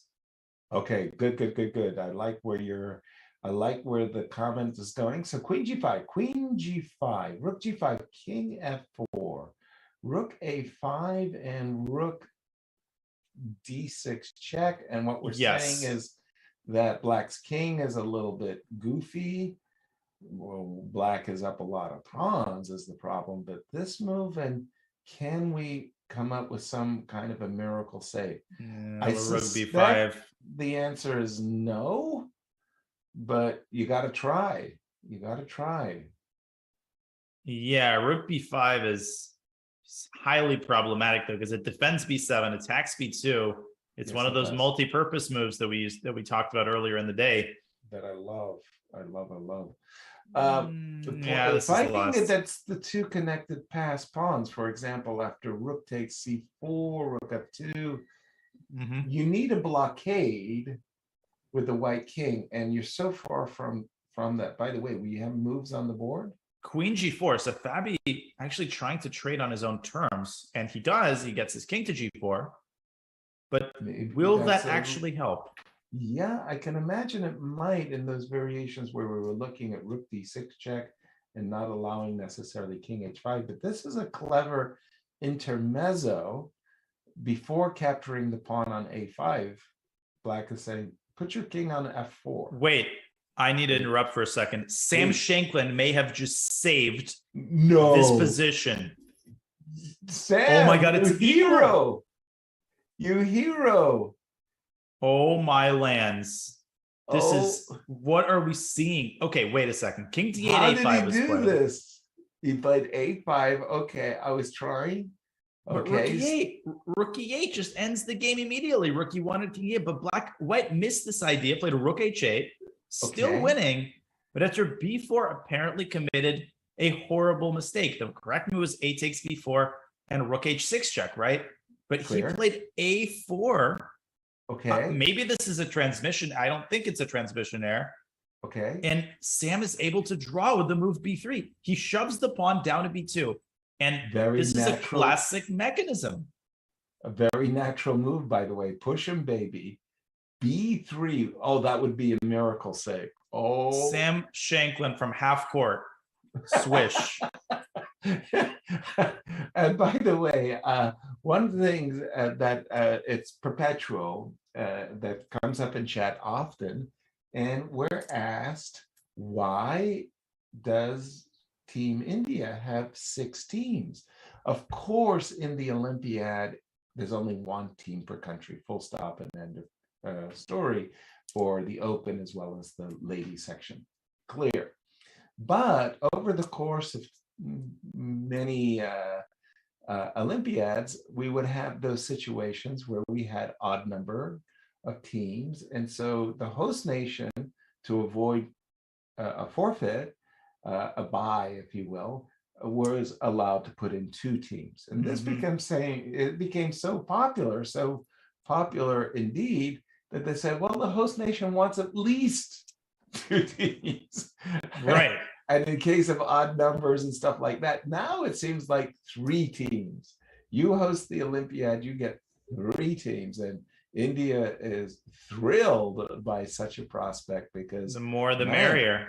They could field 5 teams and be competitive, but 3 teams it is. And that's how we got here. Do we have B3 on the board? We have B3 on the board, confirming that it is not a transmission error. Vakitov wasting a key tempo. Wow. And I'm assuming at this point that basically Sam has several ways, including King G7, which is a crazy move, I agree. But even King G7 and put your pawn on B2. It's just the game ends, because, and I want to show what the difference is between AB and A4. This is from what I can tell. So here, after rook h6 check, King G7, you're able to make it to b6. And okay, let's say black tries to defend with rook c4. For example. So here I think the win is yielded by the following maneuver. King e7, king d6. Check. Yep. Yeah. And bang. Now imagine that in this position, the pawn was on b3. Well, black would be able to simply take and play b2 and b1. And we so that's the key. The Vakitov allowed the pawn to get too far. So that a3 takes b4 is the whole difference. And he has played king g7 by and b2, and there's going to be a draw for there's just nothing that white can do. What an unbelievable save. He can't bridge his king out of there.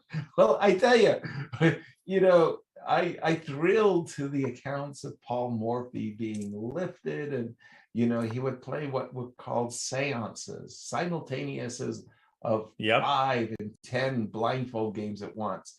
But at this moment, I feel like Sam Shanklin is going to be lifted and carried on the shoulders of his teammates. He's going to be tossed in a chair, And by the way, the Russian word for simul is still seance. A seance as well. Okay. Yeah, seance. Yeah. Mongolia held Norway to it. So for Norway came into this event with very, very high hopes, lost to an inspired Italian team yesterday, and we're held to a draw by Mongolia 2-2 today. And another big result that's in the making right now is assuming that Maxime Rothstein does not lose this game to Womadam. Ilya Smirin crushed Erwin Lamy, converted that endgame. The other games were draws, including Borukovsky drawing against Anish Giri, solid result. And Israel is on the cusp of defeating Netherlands. This does not look like a position that black can lose, even if he tried. Maybe I'm wrong, or maybe it's not, not that easy. Yeah, don't try. But maybe it's not that easy, because knight takes a5 and knight c4 is in the works. Now, by the way, just to complete the point about Team USA, Sam draws this. Noterbeck looks over, sees that Sam has pulled it out. It's going to be very important for Noterbeck to not let that get to him, because he still needs to demonstrate technique. That game is not totally over. Agreed. And oftentimes when you are in these team events, I was telling the story yesterday about Boris Golko playing one of the worst strategic howlers I've ever seen in my life. And it was such a bad move. It brought the U.S. team to a state of gloom. We were all intoxicated by this cloud of gloom that Boris had put on the board. It is like you get inspired, but you also get despair, if you will. So sometimes when you see a teammate blunder away a winning rook ending that we think Sam has saved the game, it impacts you. And just as you say, you can't lose your focus when bad things happen, because unfortunately bad things happen often. Rook b2, he's got his pawn on b2. Black is out of officially out of the woods. Just go rook d2, rook e2 anywhere. You can safely move the rook away, allow the king to move to c7. Whoop, back to the check.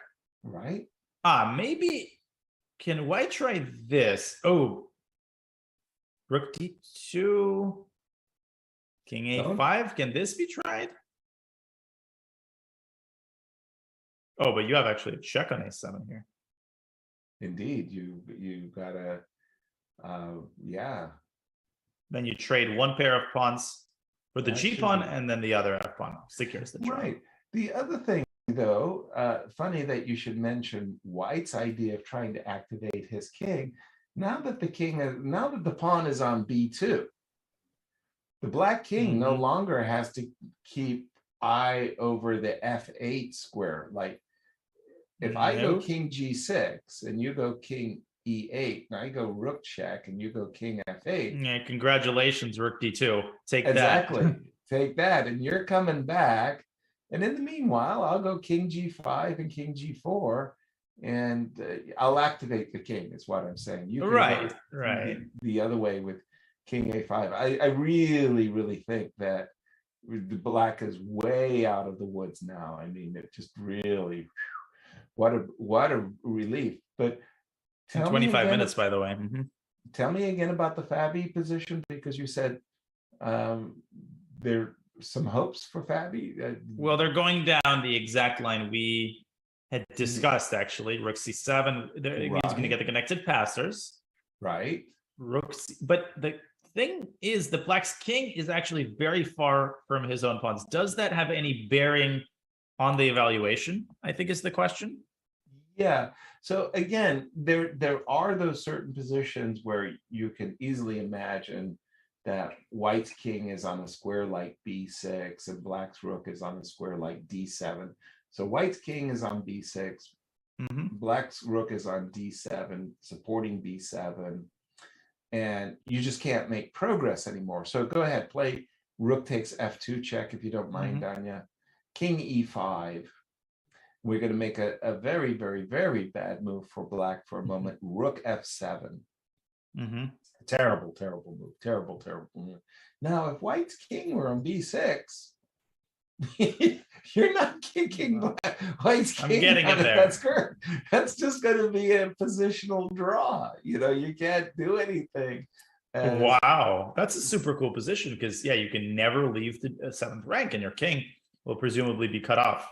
Right, exactly. And so there are positional draws. This is like one of the worst examples where, wow, where black had to be very cooperative. But there are a lot of fortresses where the two connected pass pawn being nicely blockaded by a great defensive king. In this case, white's king. You can make it, but unfortunately for Fabi, he's a long way from ever achieving anything as splendid as this.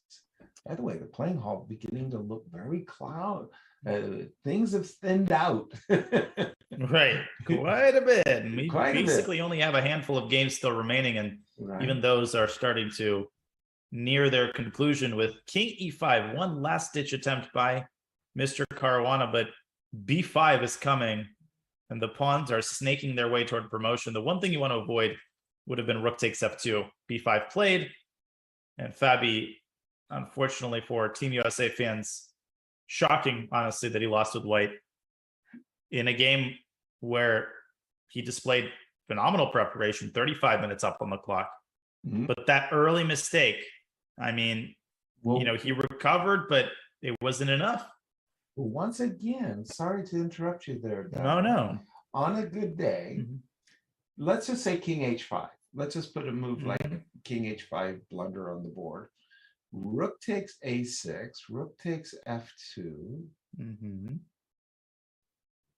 Once again, I'm trying to get my king to B4 and the rook on F5. I want a black rook on F5, defending the B pawn that away. And then I want to cut off and say fortress. So you want the same construction as you had demonstrated earlier, right? With the pawn slightly more advanced. So exactly. I would suppose you'd have to start by walking your king toward the promised land. Blunder rook F5, king C3, rook E5, king B4, rook F5, and then I put my. Well, the table base is not agreeing with me. The table base. Well, I think I understand why, actually. Why? Because essentially what I'm going to do is go, whichever way you go, I'm going to go the other way. I'm king F6 and rook E5, and I'm going to keep using my rook as a shield and inching my king closer and closer to the pawn. They're the table base, just the bar, excuse me, not the table. The bar just went to even. Wow, it actually did, didn't it? That's what I'm saying. That's what I'm saying. Okay. There are certain there are certain tricks that, well, I mean, again, I'm clutching at straws, but what's a desperate man going to do?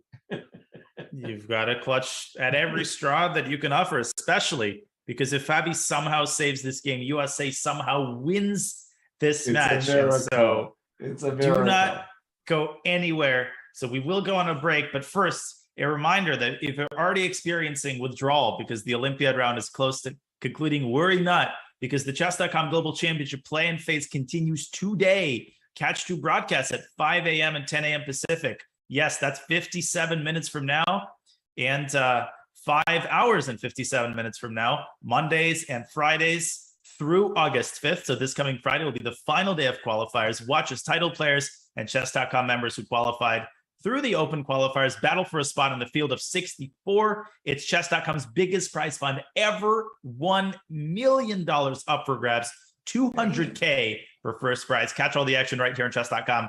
And the first of today's qualifiers coming your way in 57 minutes. Well, the end of round 4 of the Olympiad is coming your way right on the other side of this break. Stay tuned.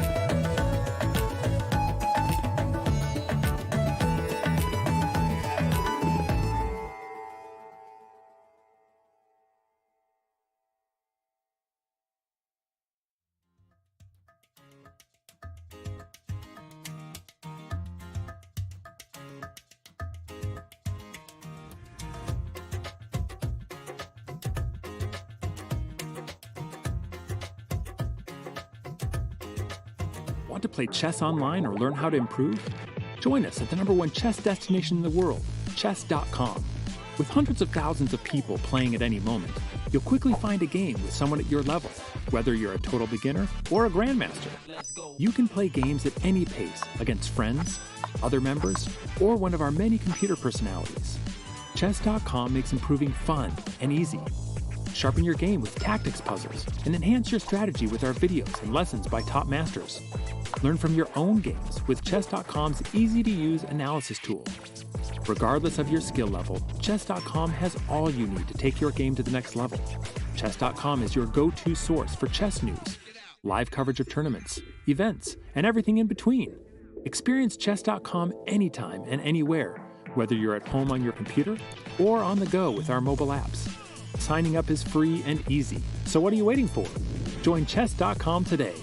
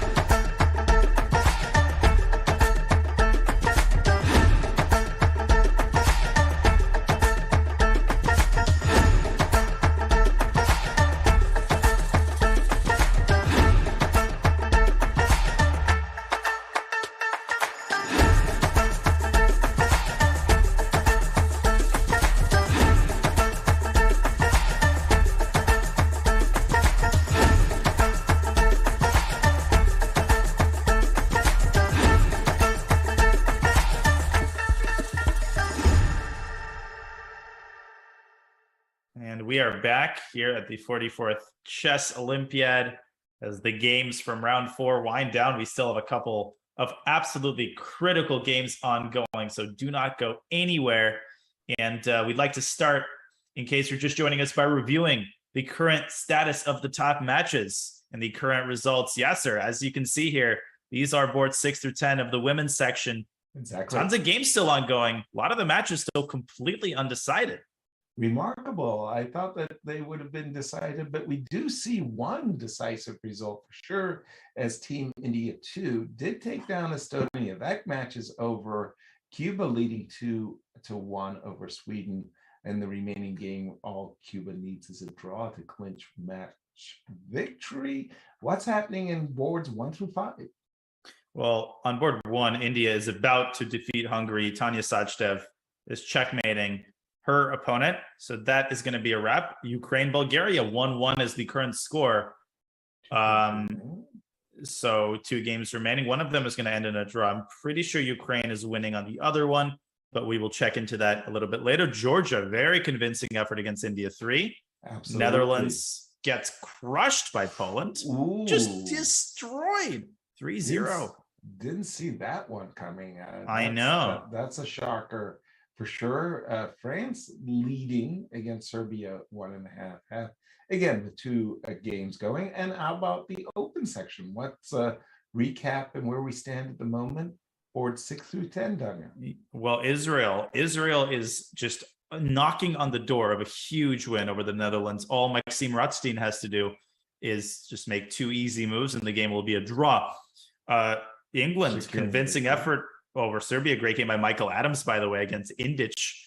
So they clinched the win. India 2 continues their just crazy level of play, just destroying Italy, making Italy look like they didn't defeat Norway yesterday, a team that has somebody named Magnus Carlsen. Okay, Austria. Big result. Yeah, with 1 game. Austria. They beat Germany yesterday, and now they're beating Armenia. Like, hello. I mean, how sweet Who are it is. these people? Exactly.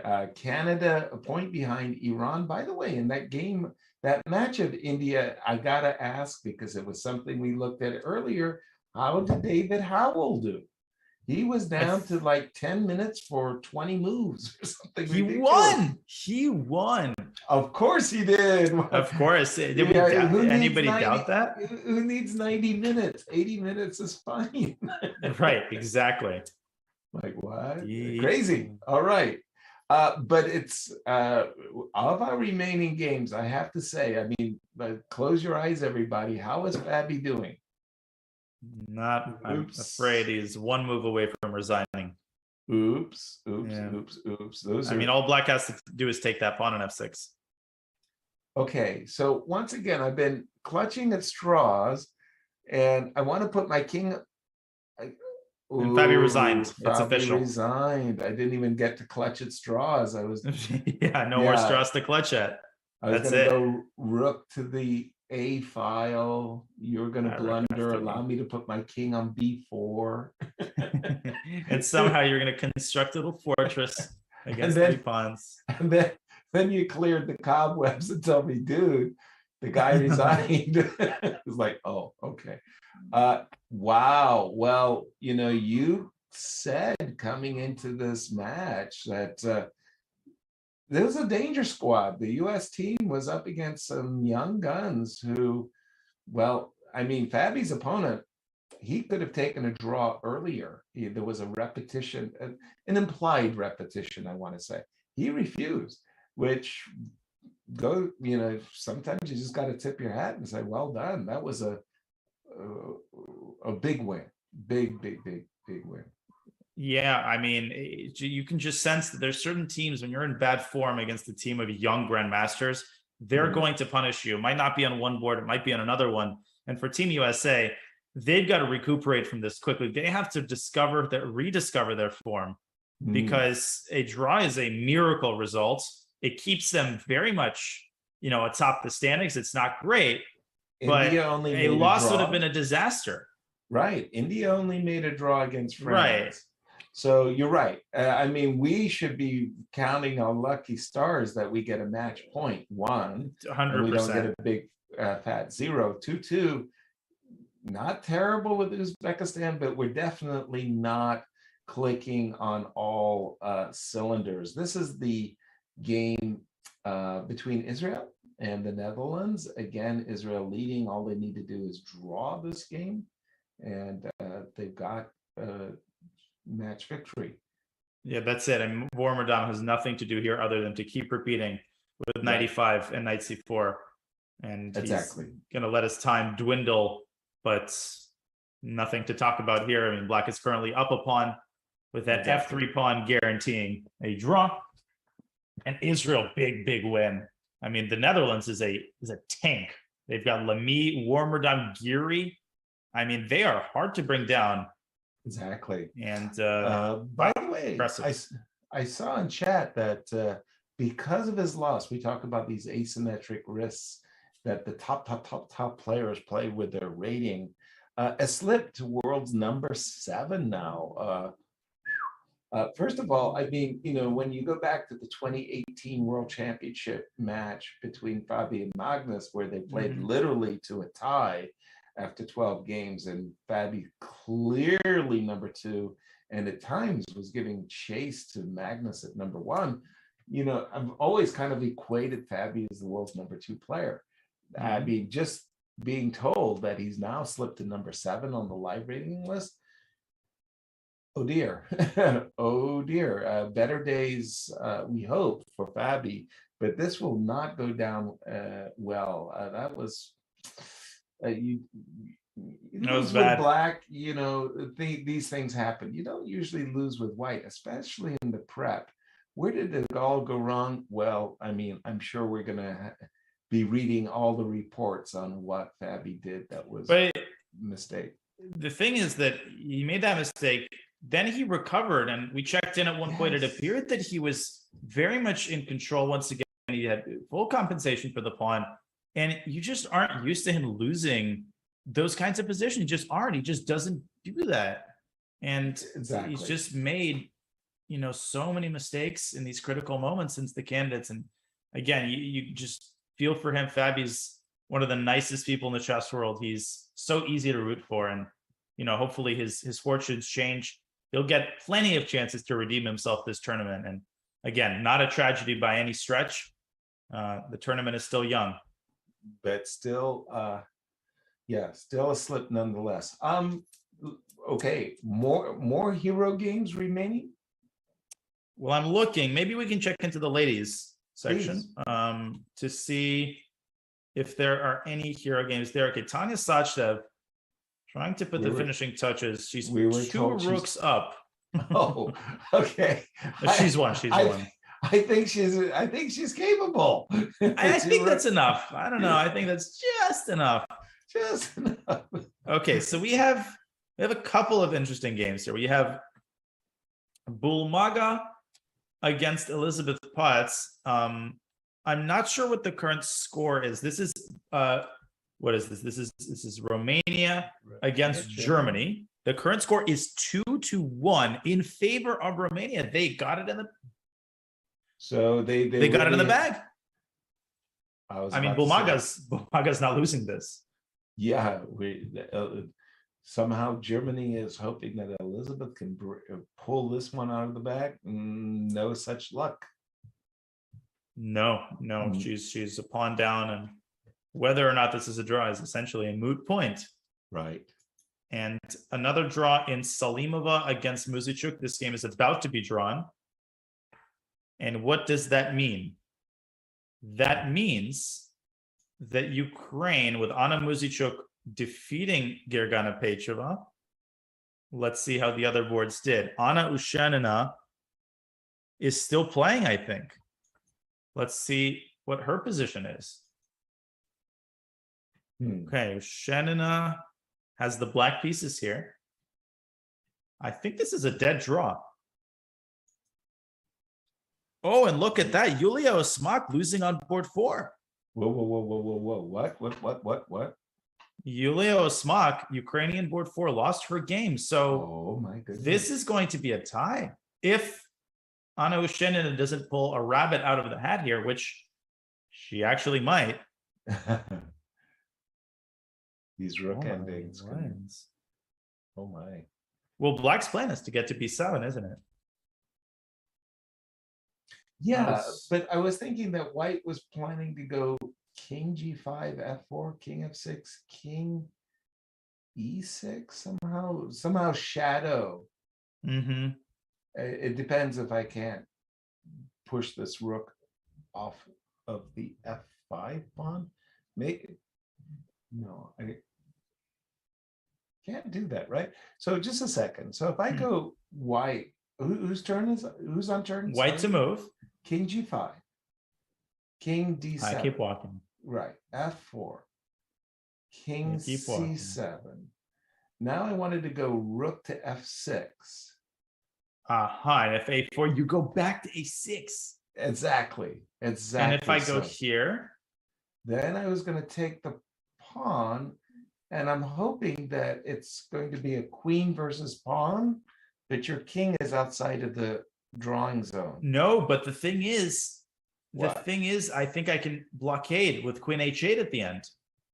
Oh, it's this classic idea. Yeah, baby. Oh man. Oh, sweet. That's a cool idea. Right. If the king were on B, yeah. No, I don't know what White should do here then. Eval bar is showing zeros, but I understand. Go back to my, instead of rook F6, try rook to E6. Okay, King B7 still. Rook to E5. Oh wait, this takes. A4. E6. Oh, but I think I'm going to promote check. 4E6, King C7, King F6, you draw. Somehow the evil bar is screaming in disapproval. Is it King C6 the reason? King C6 is the reason. And by the by, this is a tricky ending. Danya, I'm telling you, it's easy to go wrong. Kids, take note. And by the way, King G5 and F4 played. King C7 played. We have this on the board in 2 minutes for White for the rest of the game. I don't know if Krasteva has it in her to hold this together. This is a all-important game. If Ushanina wins this, Ukraine wins the match. Right. You can see oh my gosh, the two incredibly strong players on camera there. Anna Ushanina, former women's world champion with a decades-long chess career, very experienced and incredibly strong. Okay, what did White do? After all of that excitement, Rookie 6 played. Rookie 6 played. I think it's on the board. This Rookie 5 idea. It's on the board. Holy smokes! Okay. All right. What's going on? So the one thing to avoid for Ushanina is the move A4 allows an immediate draw with Rook A6. That's a cool idea too, by the way. Yeah. Now, you're not doing that, so you have to go King B7 to cover the A6 square. And Ushanina is going to presumably play that move pretty quickly. I'm just popping out my chat window. I'd like to expand it so I can follow all of the discussion as we're following this exciting game here. Yeah, this is a match-deciding game. And Shannon taking her time here. But king b7 is de rigueur. It's happening. It's a happen. Yeah, and you can see there as the camera pans out on the right side of your screen, that is Maria Muzichuk on board 1, who is about to make a draw, almost certainly. That I'm still like in shock about that game, because really when we were looking at the game earlier in the round, we thought that Maria was just cruising fine, like everything was really going well, and then something just hiccup. Yeah, didn't quite go her way that game toward the end game, but Anna Oshchenina might be coming to the rescue here. Man, she's taking a while on king b7. Are there any other candidate moves? I mean, no, not that I can see. I mean, again, the desirable a4 just runs into rook back to a6, and oops, you don't want to see king takes f5 after rook d4. So it's got to be king b7. I mean, there's just no other choice. And maybe Anna wants a time scramble. She wants to join her opponent. Right. Now she's down to 2 minutes. I mean, you got to leave yourself with a little bit of time to calculate. Well, with Team India and Team USA dropping a match point today, how many teams, Danya, in the open section are going to go to 8 out of 8? Well, India 2 is one of them. Israel, yep, is going to make it happen as well.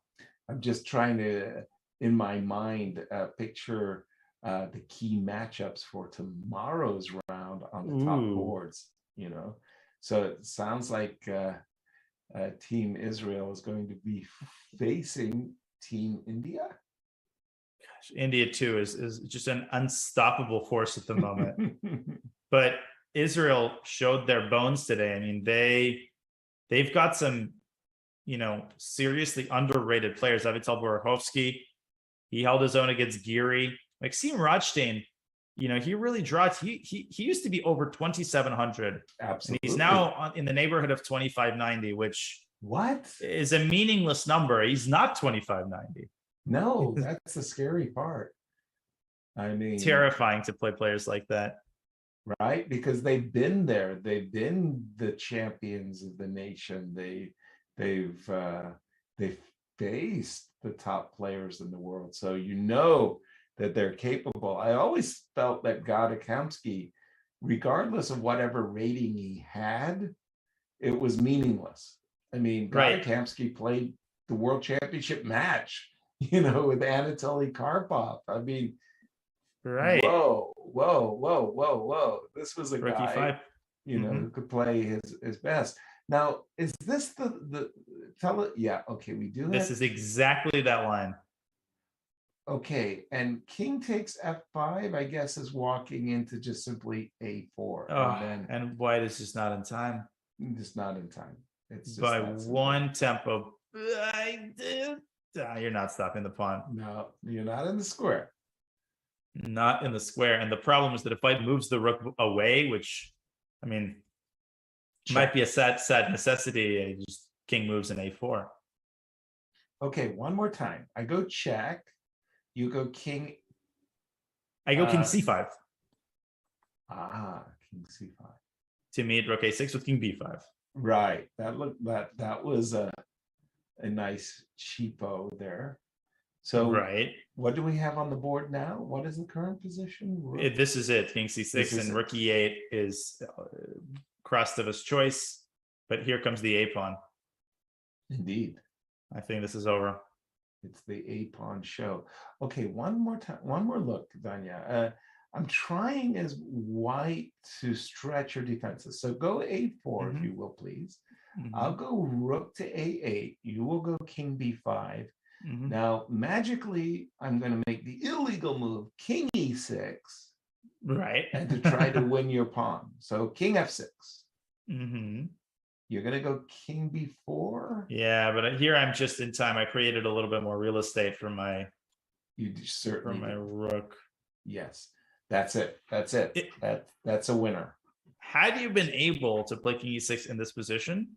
Yeah. I mean, the difference between a win and a draw in any rook endgame is tiny. I mean, it literally always comes down to one tempo, even if you feel like it's, a win. But in any case, Anna Oceanina seems to have this under control. Let's get back to the open section for a hot second. Maxim Rodstein officially draws his game against Warmerdam. That means Team Israel has defeated the Netherlands. Sorry, Yasser, your hometown team. Hey, man. Goes down. As we say, in each life, a little rain must fall. And it seems a good one. Storming in mine. Right. Dang, what's happened to Team America today? I'm still sore about that one. All right, what other hero games do we have left? I think we might be just about done. I'm surfing all of the games. So Turkey against Azerbaijan, yeah. If you wouldn't mind just checking in the last. Yeah. Mamedov is a draw. If we could pull up the individual pairings here, Mamedyarov also drew. Okay, so they've got Mamedyarov, Mamedov. Gusenov lost to Vahapsanal. And then who is their fourth board? It's Gusenov, Mamedyarov, Mamedov, and let me check who the final board is for Azerbaijan. It is, drum roll please. Where are they? I'm looking at the pairings. I can't find. There they are. It is Durarbeli, Basim Durarbeli. Let's do it. And he's the one who's still playing. Right. He's the one who's still playing, and he needs to win to save this match for Team Azerbaijan. Okay. And can he do it? Well, he's pretty close. He seems to have Sean Ali Marandi with his back against the wall and 14 seconds on his clock. And that h5 pawn is so tender.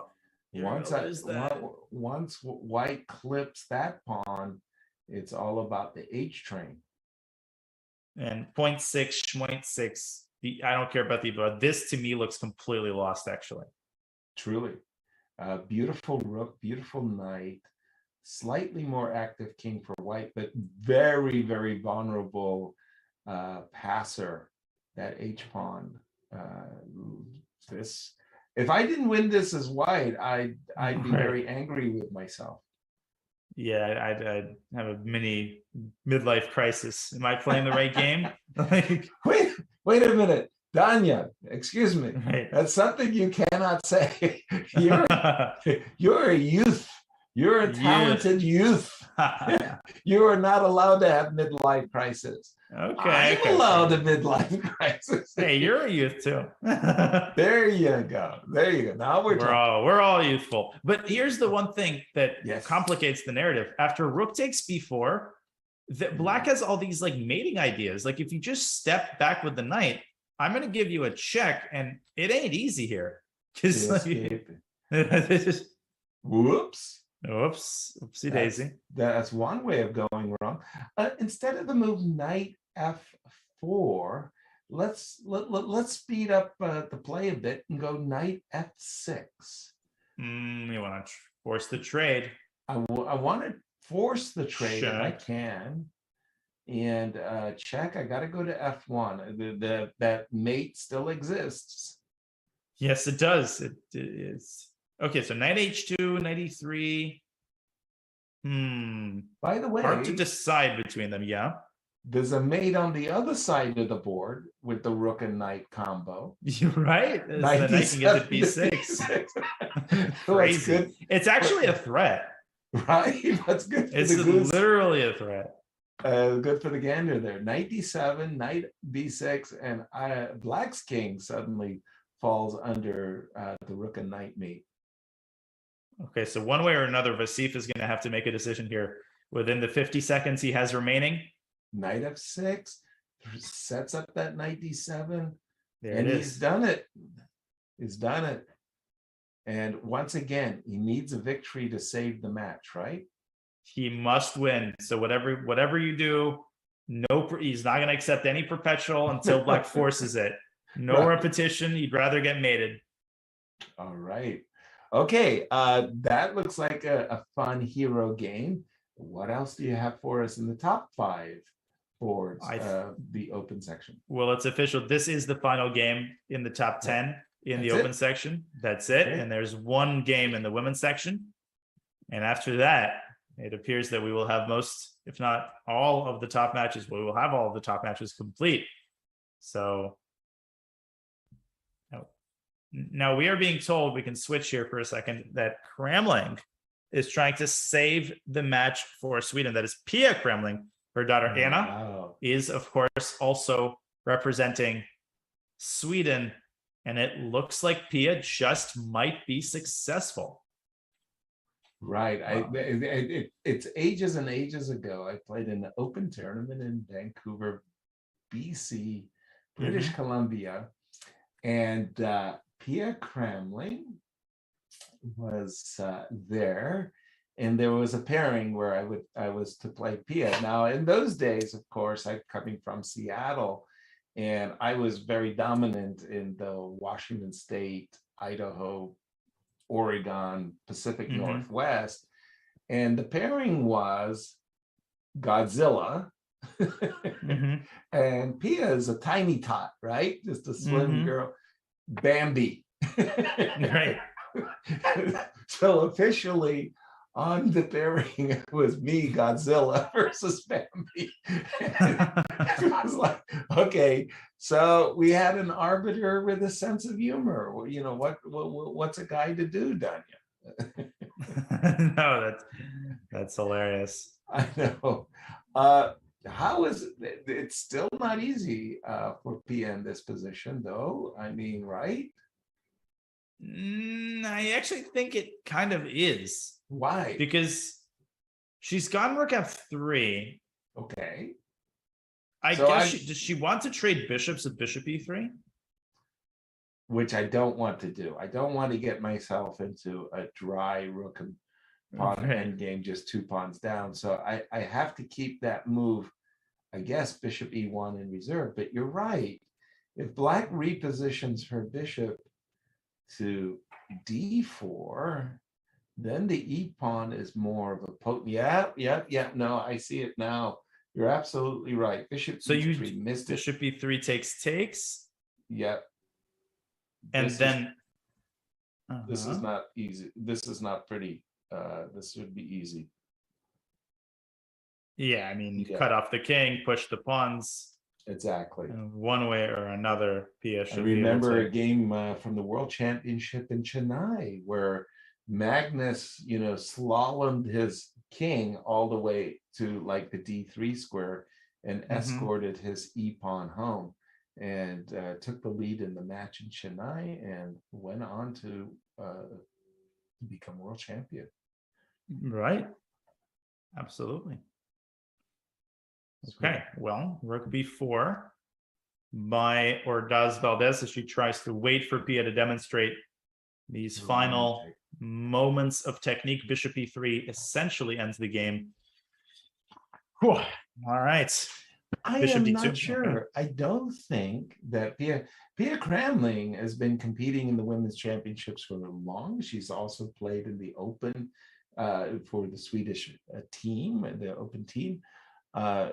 Great player, but I don't believe she ever won the women's championship. So just to correct the thing in chat, the question in chat, no, I don't think Pia ever won the women's championship.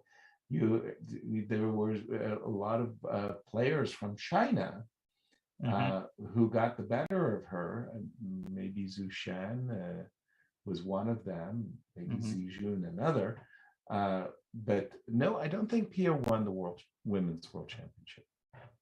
Yeah, I don't believe she did either. That sounds right. But she is going to win this game, and she is going to save the match for Sweden. No, exactly. Yeah. But okay, shall we switch back for a moment to our other final game? And it looks like Gerard Bailey is very close to winning this one. Is he actually going to deliver that mate with knight d7, knight b6? I think he is. King c1.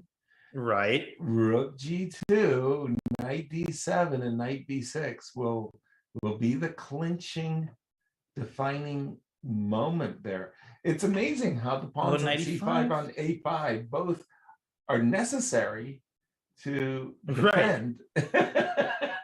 but there's knight e5 there actually. What? There's knight g4 to e5. No, I go king c1. Okay. Oh, rook g2, knight d7, king c7 is what you mean to say. Knight king d6, c7. Knight e5. Ooh, you're right. You're absolutely. Knight h8 check. Oh, knight e8, king c8. King c8. You're good. You're good. Oof. He's got to move. Oof. What's the time? What's the clock time? Okay, so he's gone. Oh, he's gone for a knight d7 check. It's happening. Oh, okay. I get it. After knight e5, I think the reason he's played king d3 is he wants to involve all hands on deck. Black is lost. The wheels are coming off here. That's great. That's great. Like, I love one of the things about studies that I like so much is in studies, the intent of the study is to use everybody. Like everybody has a role in the study. And exactly. Usually in tournament games, one side is overwhelming, so you don't need a third of your army or anything of that nature, right? But this one, with the king coming to d4, it's almost study-like. You needed that king to break the camel's back and force the defense away. Yeah, the last line of defense is that knight on e5. You can not only use the king, you could also use your h-pawn as a decoy. I mean, literally bang, bang, bang, and black just doesn't have the resources to stay alive here. Wow. Cool. Wow. Cool. Very impressive. And king. The vultures are crowding around the table. On the clock at 50 seconds here. Great camera shot. Danya, I've got to ask you about your own chess career. Pandemic impacted everybody, and everybody went online. We get that.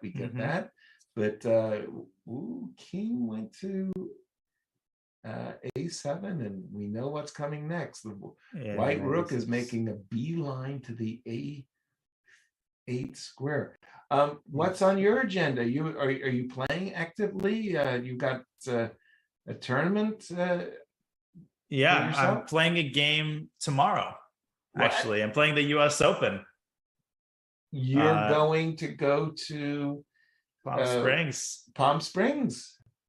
Yeah, I'm flying tomorrow morning. First round is tomorrow at 7 p.m. I'm playing the 6th day. You play a 6-day schedule. Yeah, 6-day schedule. Really want to qualify for the U.S. Championship. That would be really nice. Okay, that's your and then goal. I'm playing U.S. Masters, which is in Charlotte, conveniently enough, in November. Your hometown, got that too. Definitely Europe trip is happening at some point, but maybe when all the other tournaments and commentary and streaming die down a little bit. Gotcha. Well, if you're ever in the neighborhood, you know you got a place to stay and a good home-cooked meal. I've been perfecting my craft. Seriously, it's not a joke. I'm giving myself a 2,400 rating in the kitchen cooking department. Oh my God. I've really improved a lot. I've improved a lot. Now you've got me sold. The pandemic, man, I'm telling you. I mean, I had to do something. Right. I started cooking during the pandemic, but I kind of lost steam a little bit. Okay. No pun intended. We've just kind of seen some rook checks. White, cagily, what is he trying to do? He's trying to walk away from the check. Maybe king b3, king a4. I think that ends the game immediately. King b3. I don't know what. I mean, king b3, and it's over. Right. The problem is black when white plays rook to d8, black's king is stalemated. Got that. But how is black going to give away the f5 F pawn? That's the worst of it. Black wouldn't give just to get rid of that darned pawn, right? Yeah, I mean, you might be able to get away with, you know, a knight and a rook sacrificing themselves like mad, but right? The f5 pawn, white's not going to go after that one. Morandi's going to resign, I think, right here. He's going to give one more check. One more spike checks. That's useless. Check. Yes. Here comes the king. The concept of the spike check is very, very important. The last great act of defiance. I will not resign. Well, that sounds very good. First of all, the US Open, shout out to the United States Chess Federation, who for decades and decades has run what was the premier tournament, open tournament, the US Open. It was the granddaddy of them all. I must say, I think I've got my name etched on the trophy of the US Open. Have you ever won the US Open?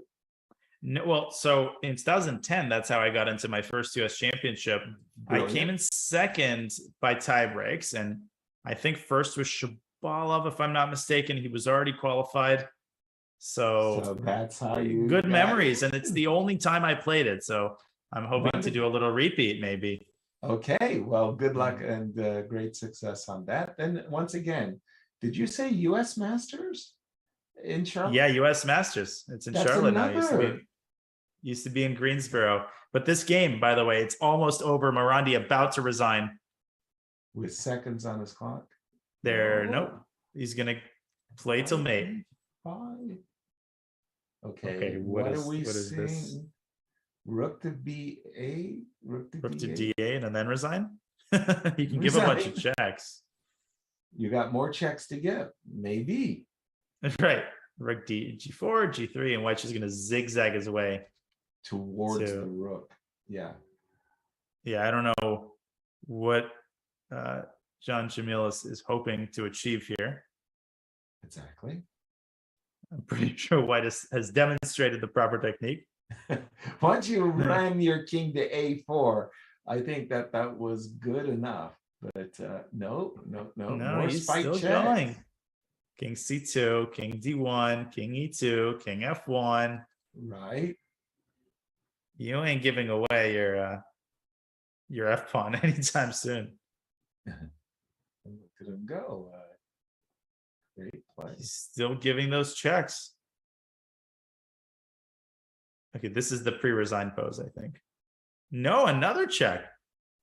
Wow. What is the purpose of this? I thought you were right, 100%. The pre-resign. Yeah, it just looked like it. Pose, yep. I think Gerard Bailey is puzzled that, am I missing? Is there a fourth that emerges out of another check? No. And finally, after King F1, now he's going to resign. Yeah, and he's there. It is. We didn't see the handshake. But I mean, you got to exhaust all the checks. You know? Wow. Well, bring it home for us, Danya. This was quite a round. Some upsetting moments for a lot of the teams, to be sure. Especially Team India, Team USA. They'll go to the back rooms and say, okay, how do we get ourselves into form?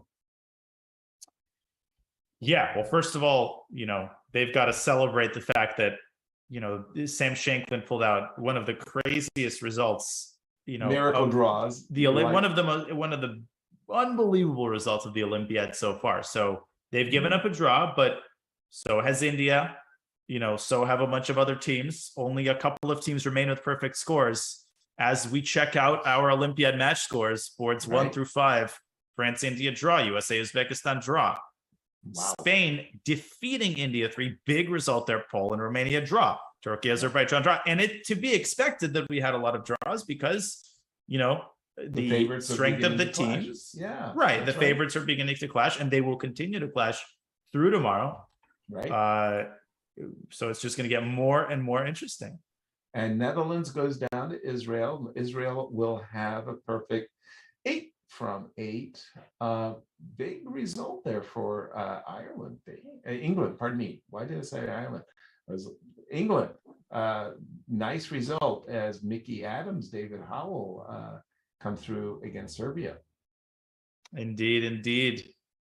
Wow, what a day. It's been 6.5 hours. A grueling match course indeed as we check out the women's Olympiad match scores. And we see here India taking down Hungary on the strength of Tanya Sachdev's clutch win of the Black Pieces. Ukraine beating Bulgaria. Ano Shenina coming through there. Right. Georgia convincing against India. Poland, Netherlands, bang, bang, bang. 3.5 half. What happened? Oof, is right. France just gets by Serbia in a close call. Incredible and board 6 through 10. India, apologies, it's been a long day. Israel losing to Azerbaijan. The men's team though performing well in the open section. Romania beating Germany. Mongolia, Kazakhstan is a tie, and Kazakhstan is one of the strongest teams in the women's section. So a big result for Team Mongolia, and India too beating Estonia, and Cuba, Sweden still ongoing, depending on the result of Pia Kramling's game. Yeah, Pia, their technique wasn't that great, but also just to remind everybody, our remaining schedule, there is one free day coming up. Danya? Yes, so today is August 1st. Tomorrow is August 2nd, and the day of round 5. The start time is exactly the same as today. That'll be 2:30 a.m. Pacific time, 11:30 Central European Standard Time. The rest day comes on August 4th. That is tomorrow, I guess, is a Monday. August 3rd is a Tuesday. So Wednesday, August 4th will be the rest day. And the rest of the rounds, except the last one, will have the same exact start time. The last round starts at 9:30 p.m. Pacific, but we'll cross that bridge when we get there. A bridge that we are about to cross in 8 minutes is the Chess.com Global Championship. The play-in phase concludes this coming Friday. There are 4 more qualifiers to determine who will qualify to the top 64 and join the likes of Hikaru Nakamura and tons of incredibly strong grandmasters as they fight out for the largest prize fund in the Chess.com history, $200,000 for first place and $1 million purse overall. So the next qualifier, it starts in 8 minutes from now. So you will not have to wait long for your next dose of high level chess. That sounds very, very, very exciting indeed.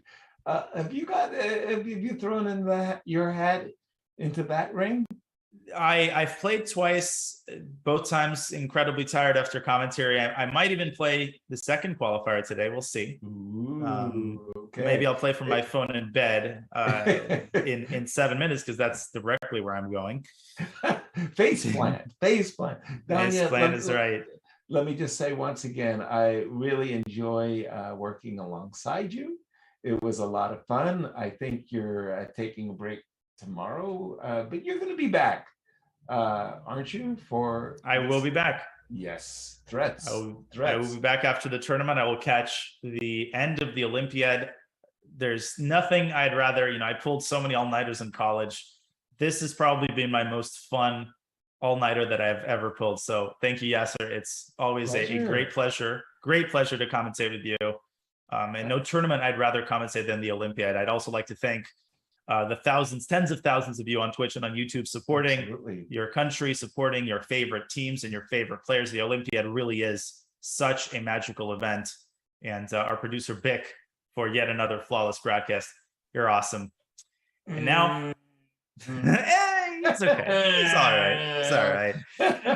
Suddenly we're going to see a nice smiling picture of Danya Naroditsky as our producer says, I love this man. Oh, he wants to say something. He's holding himself back. But ladies and gentlemen, tomorrow the round begins same time, 2:30 a.m. Pacific. And now for Yasser Seirawan, Bick, our producer, our entire team at chess.com, Daniel Naroditsky and Yasser Seirawan saying goodbye from the 44th Chess Olympiad. We'll see you tomorrow for round 5. See you all tomorrow.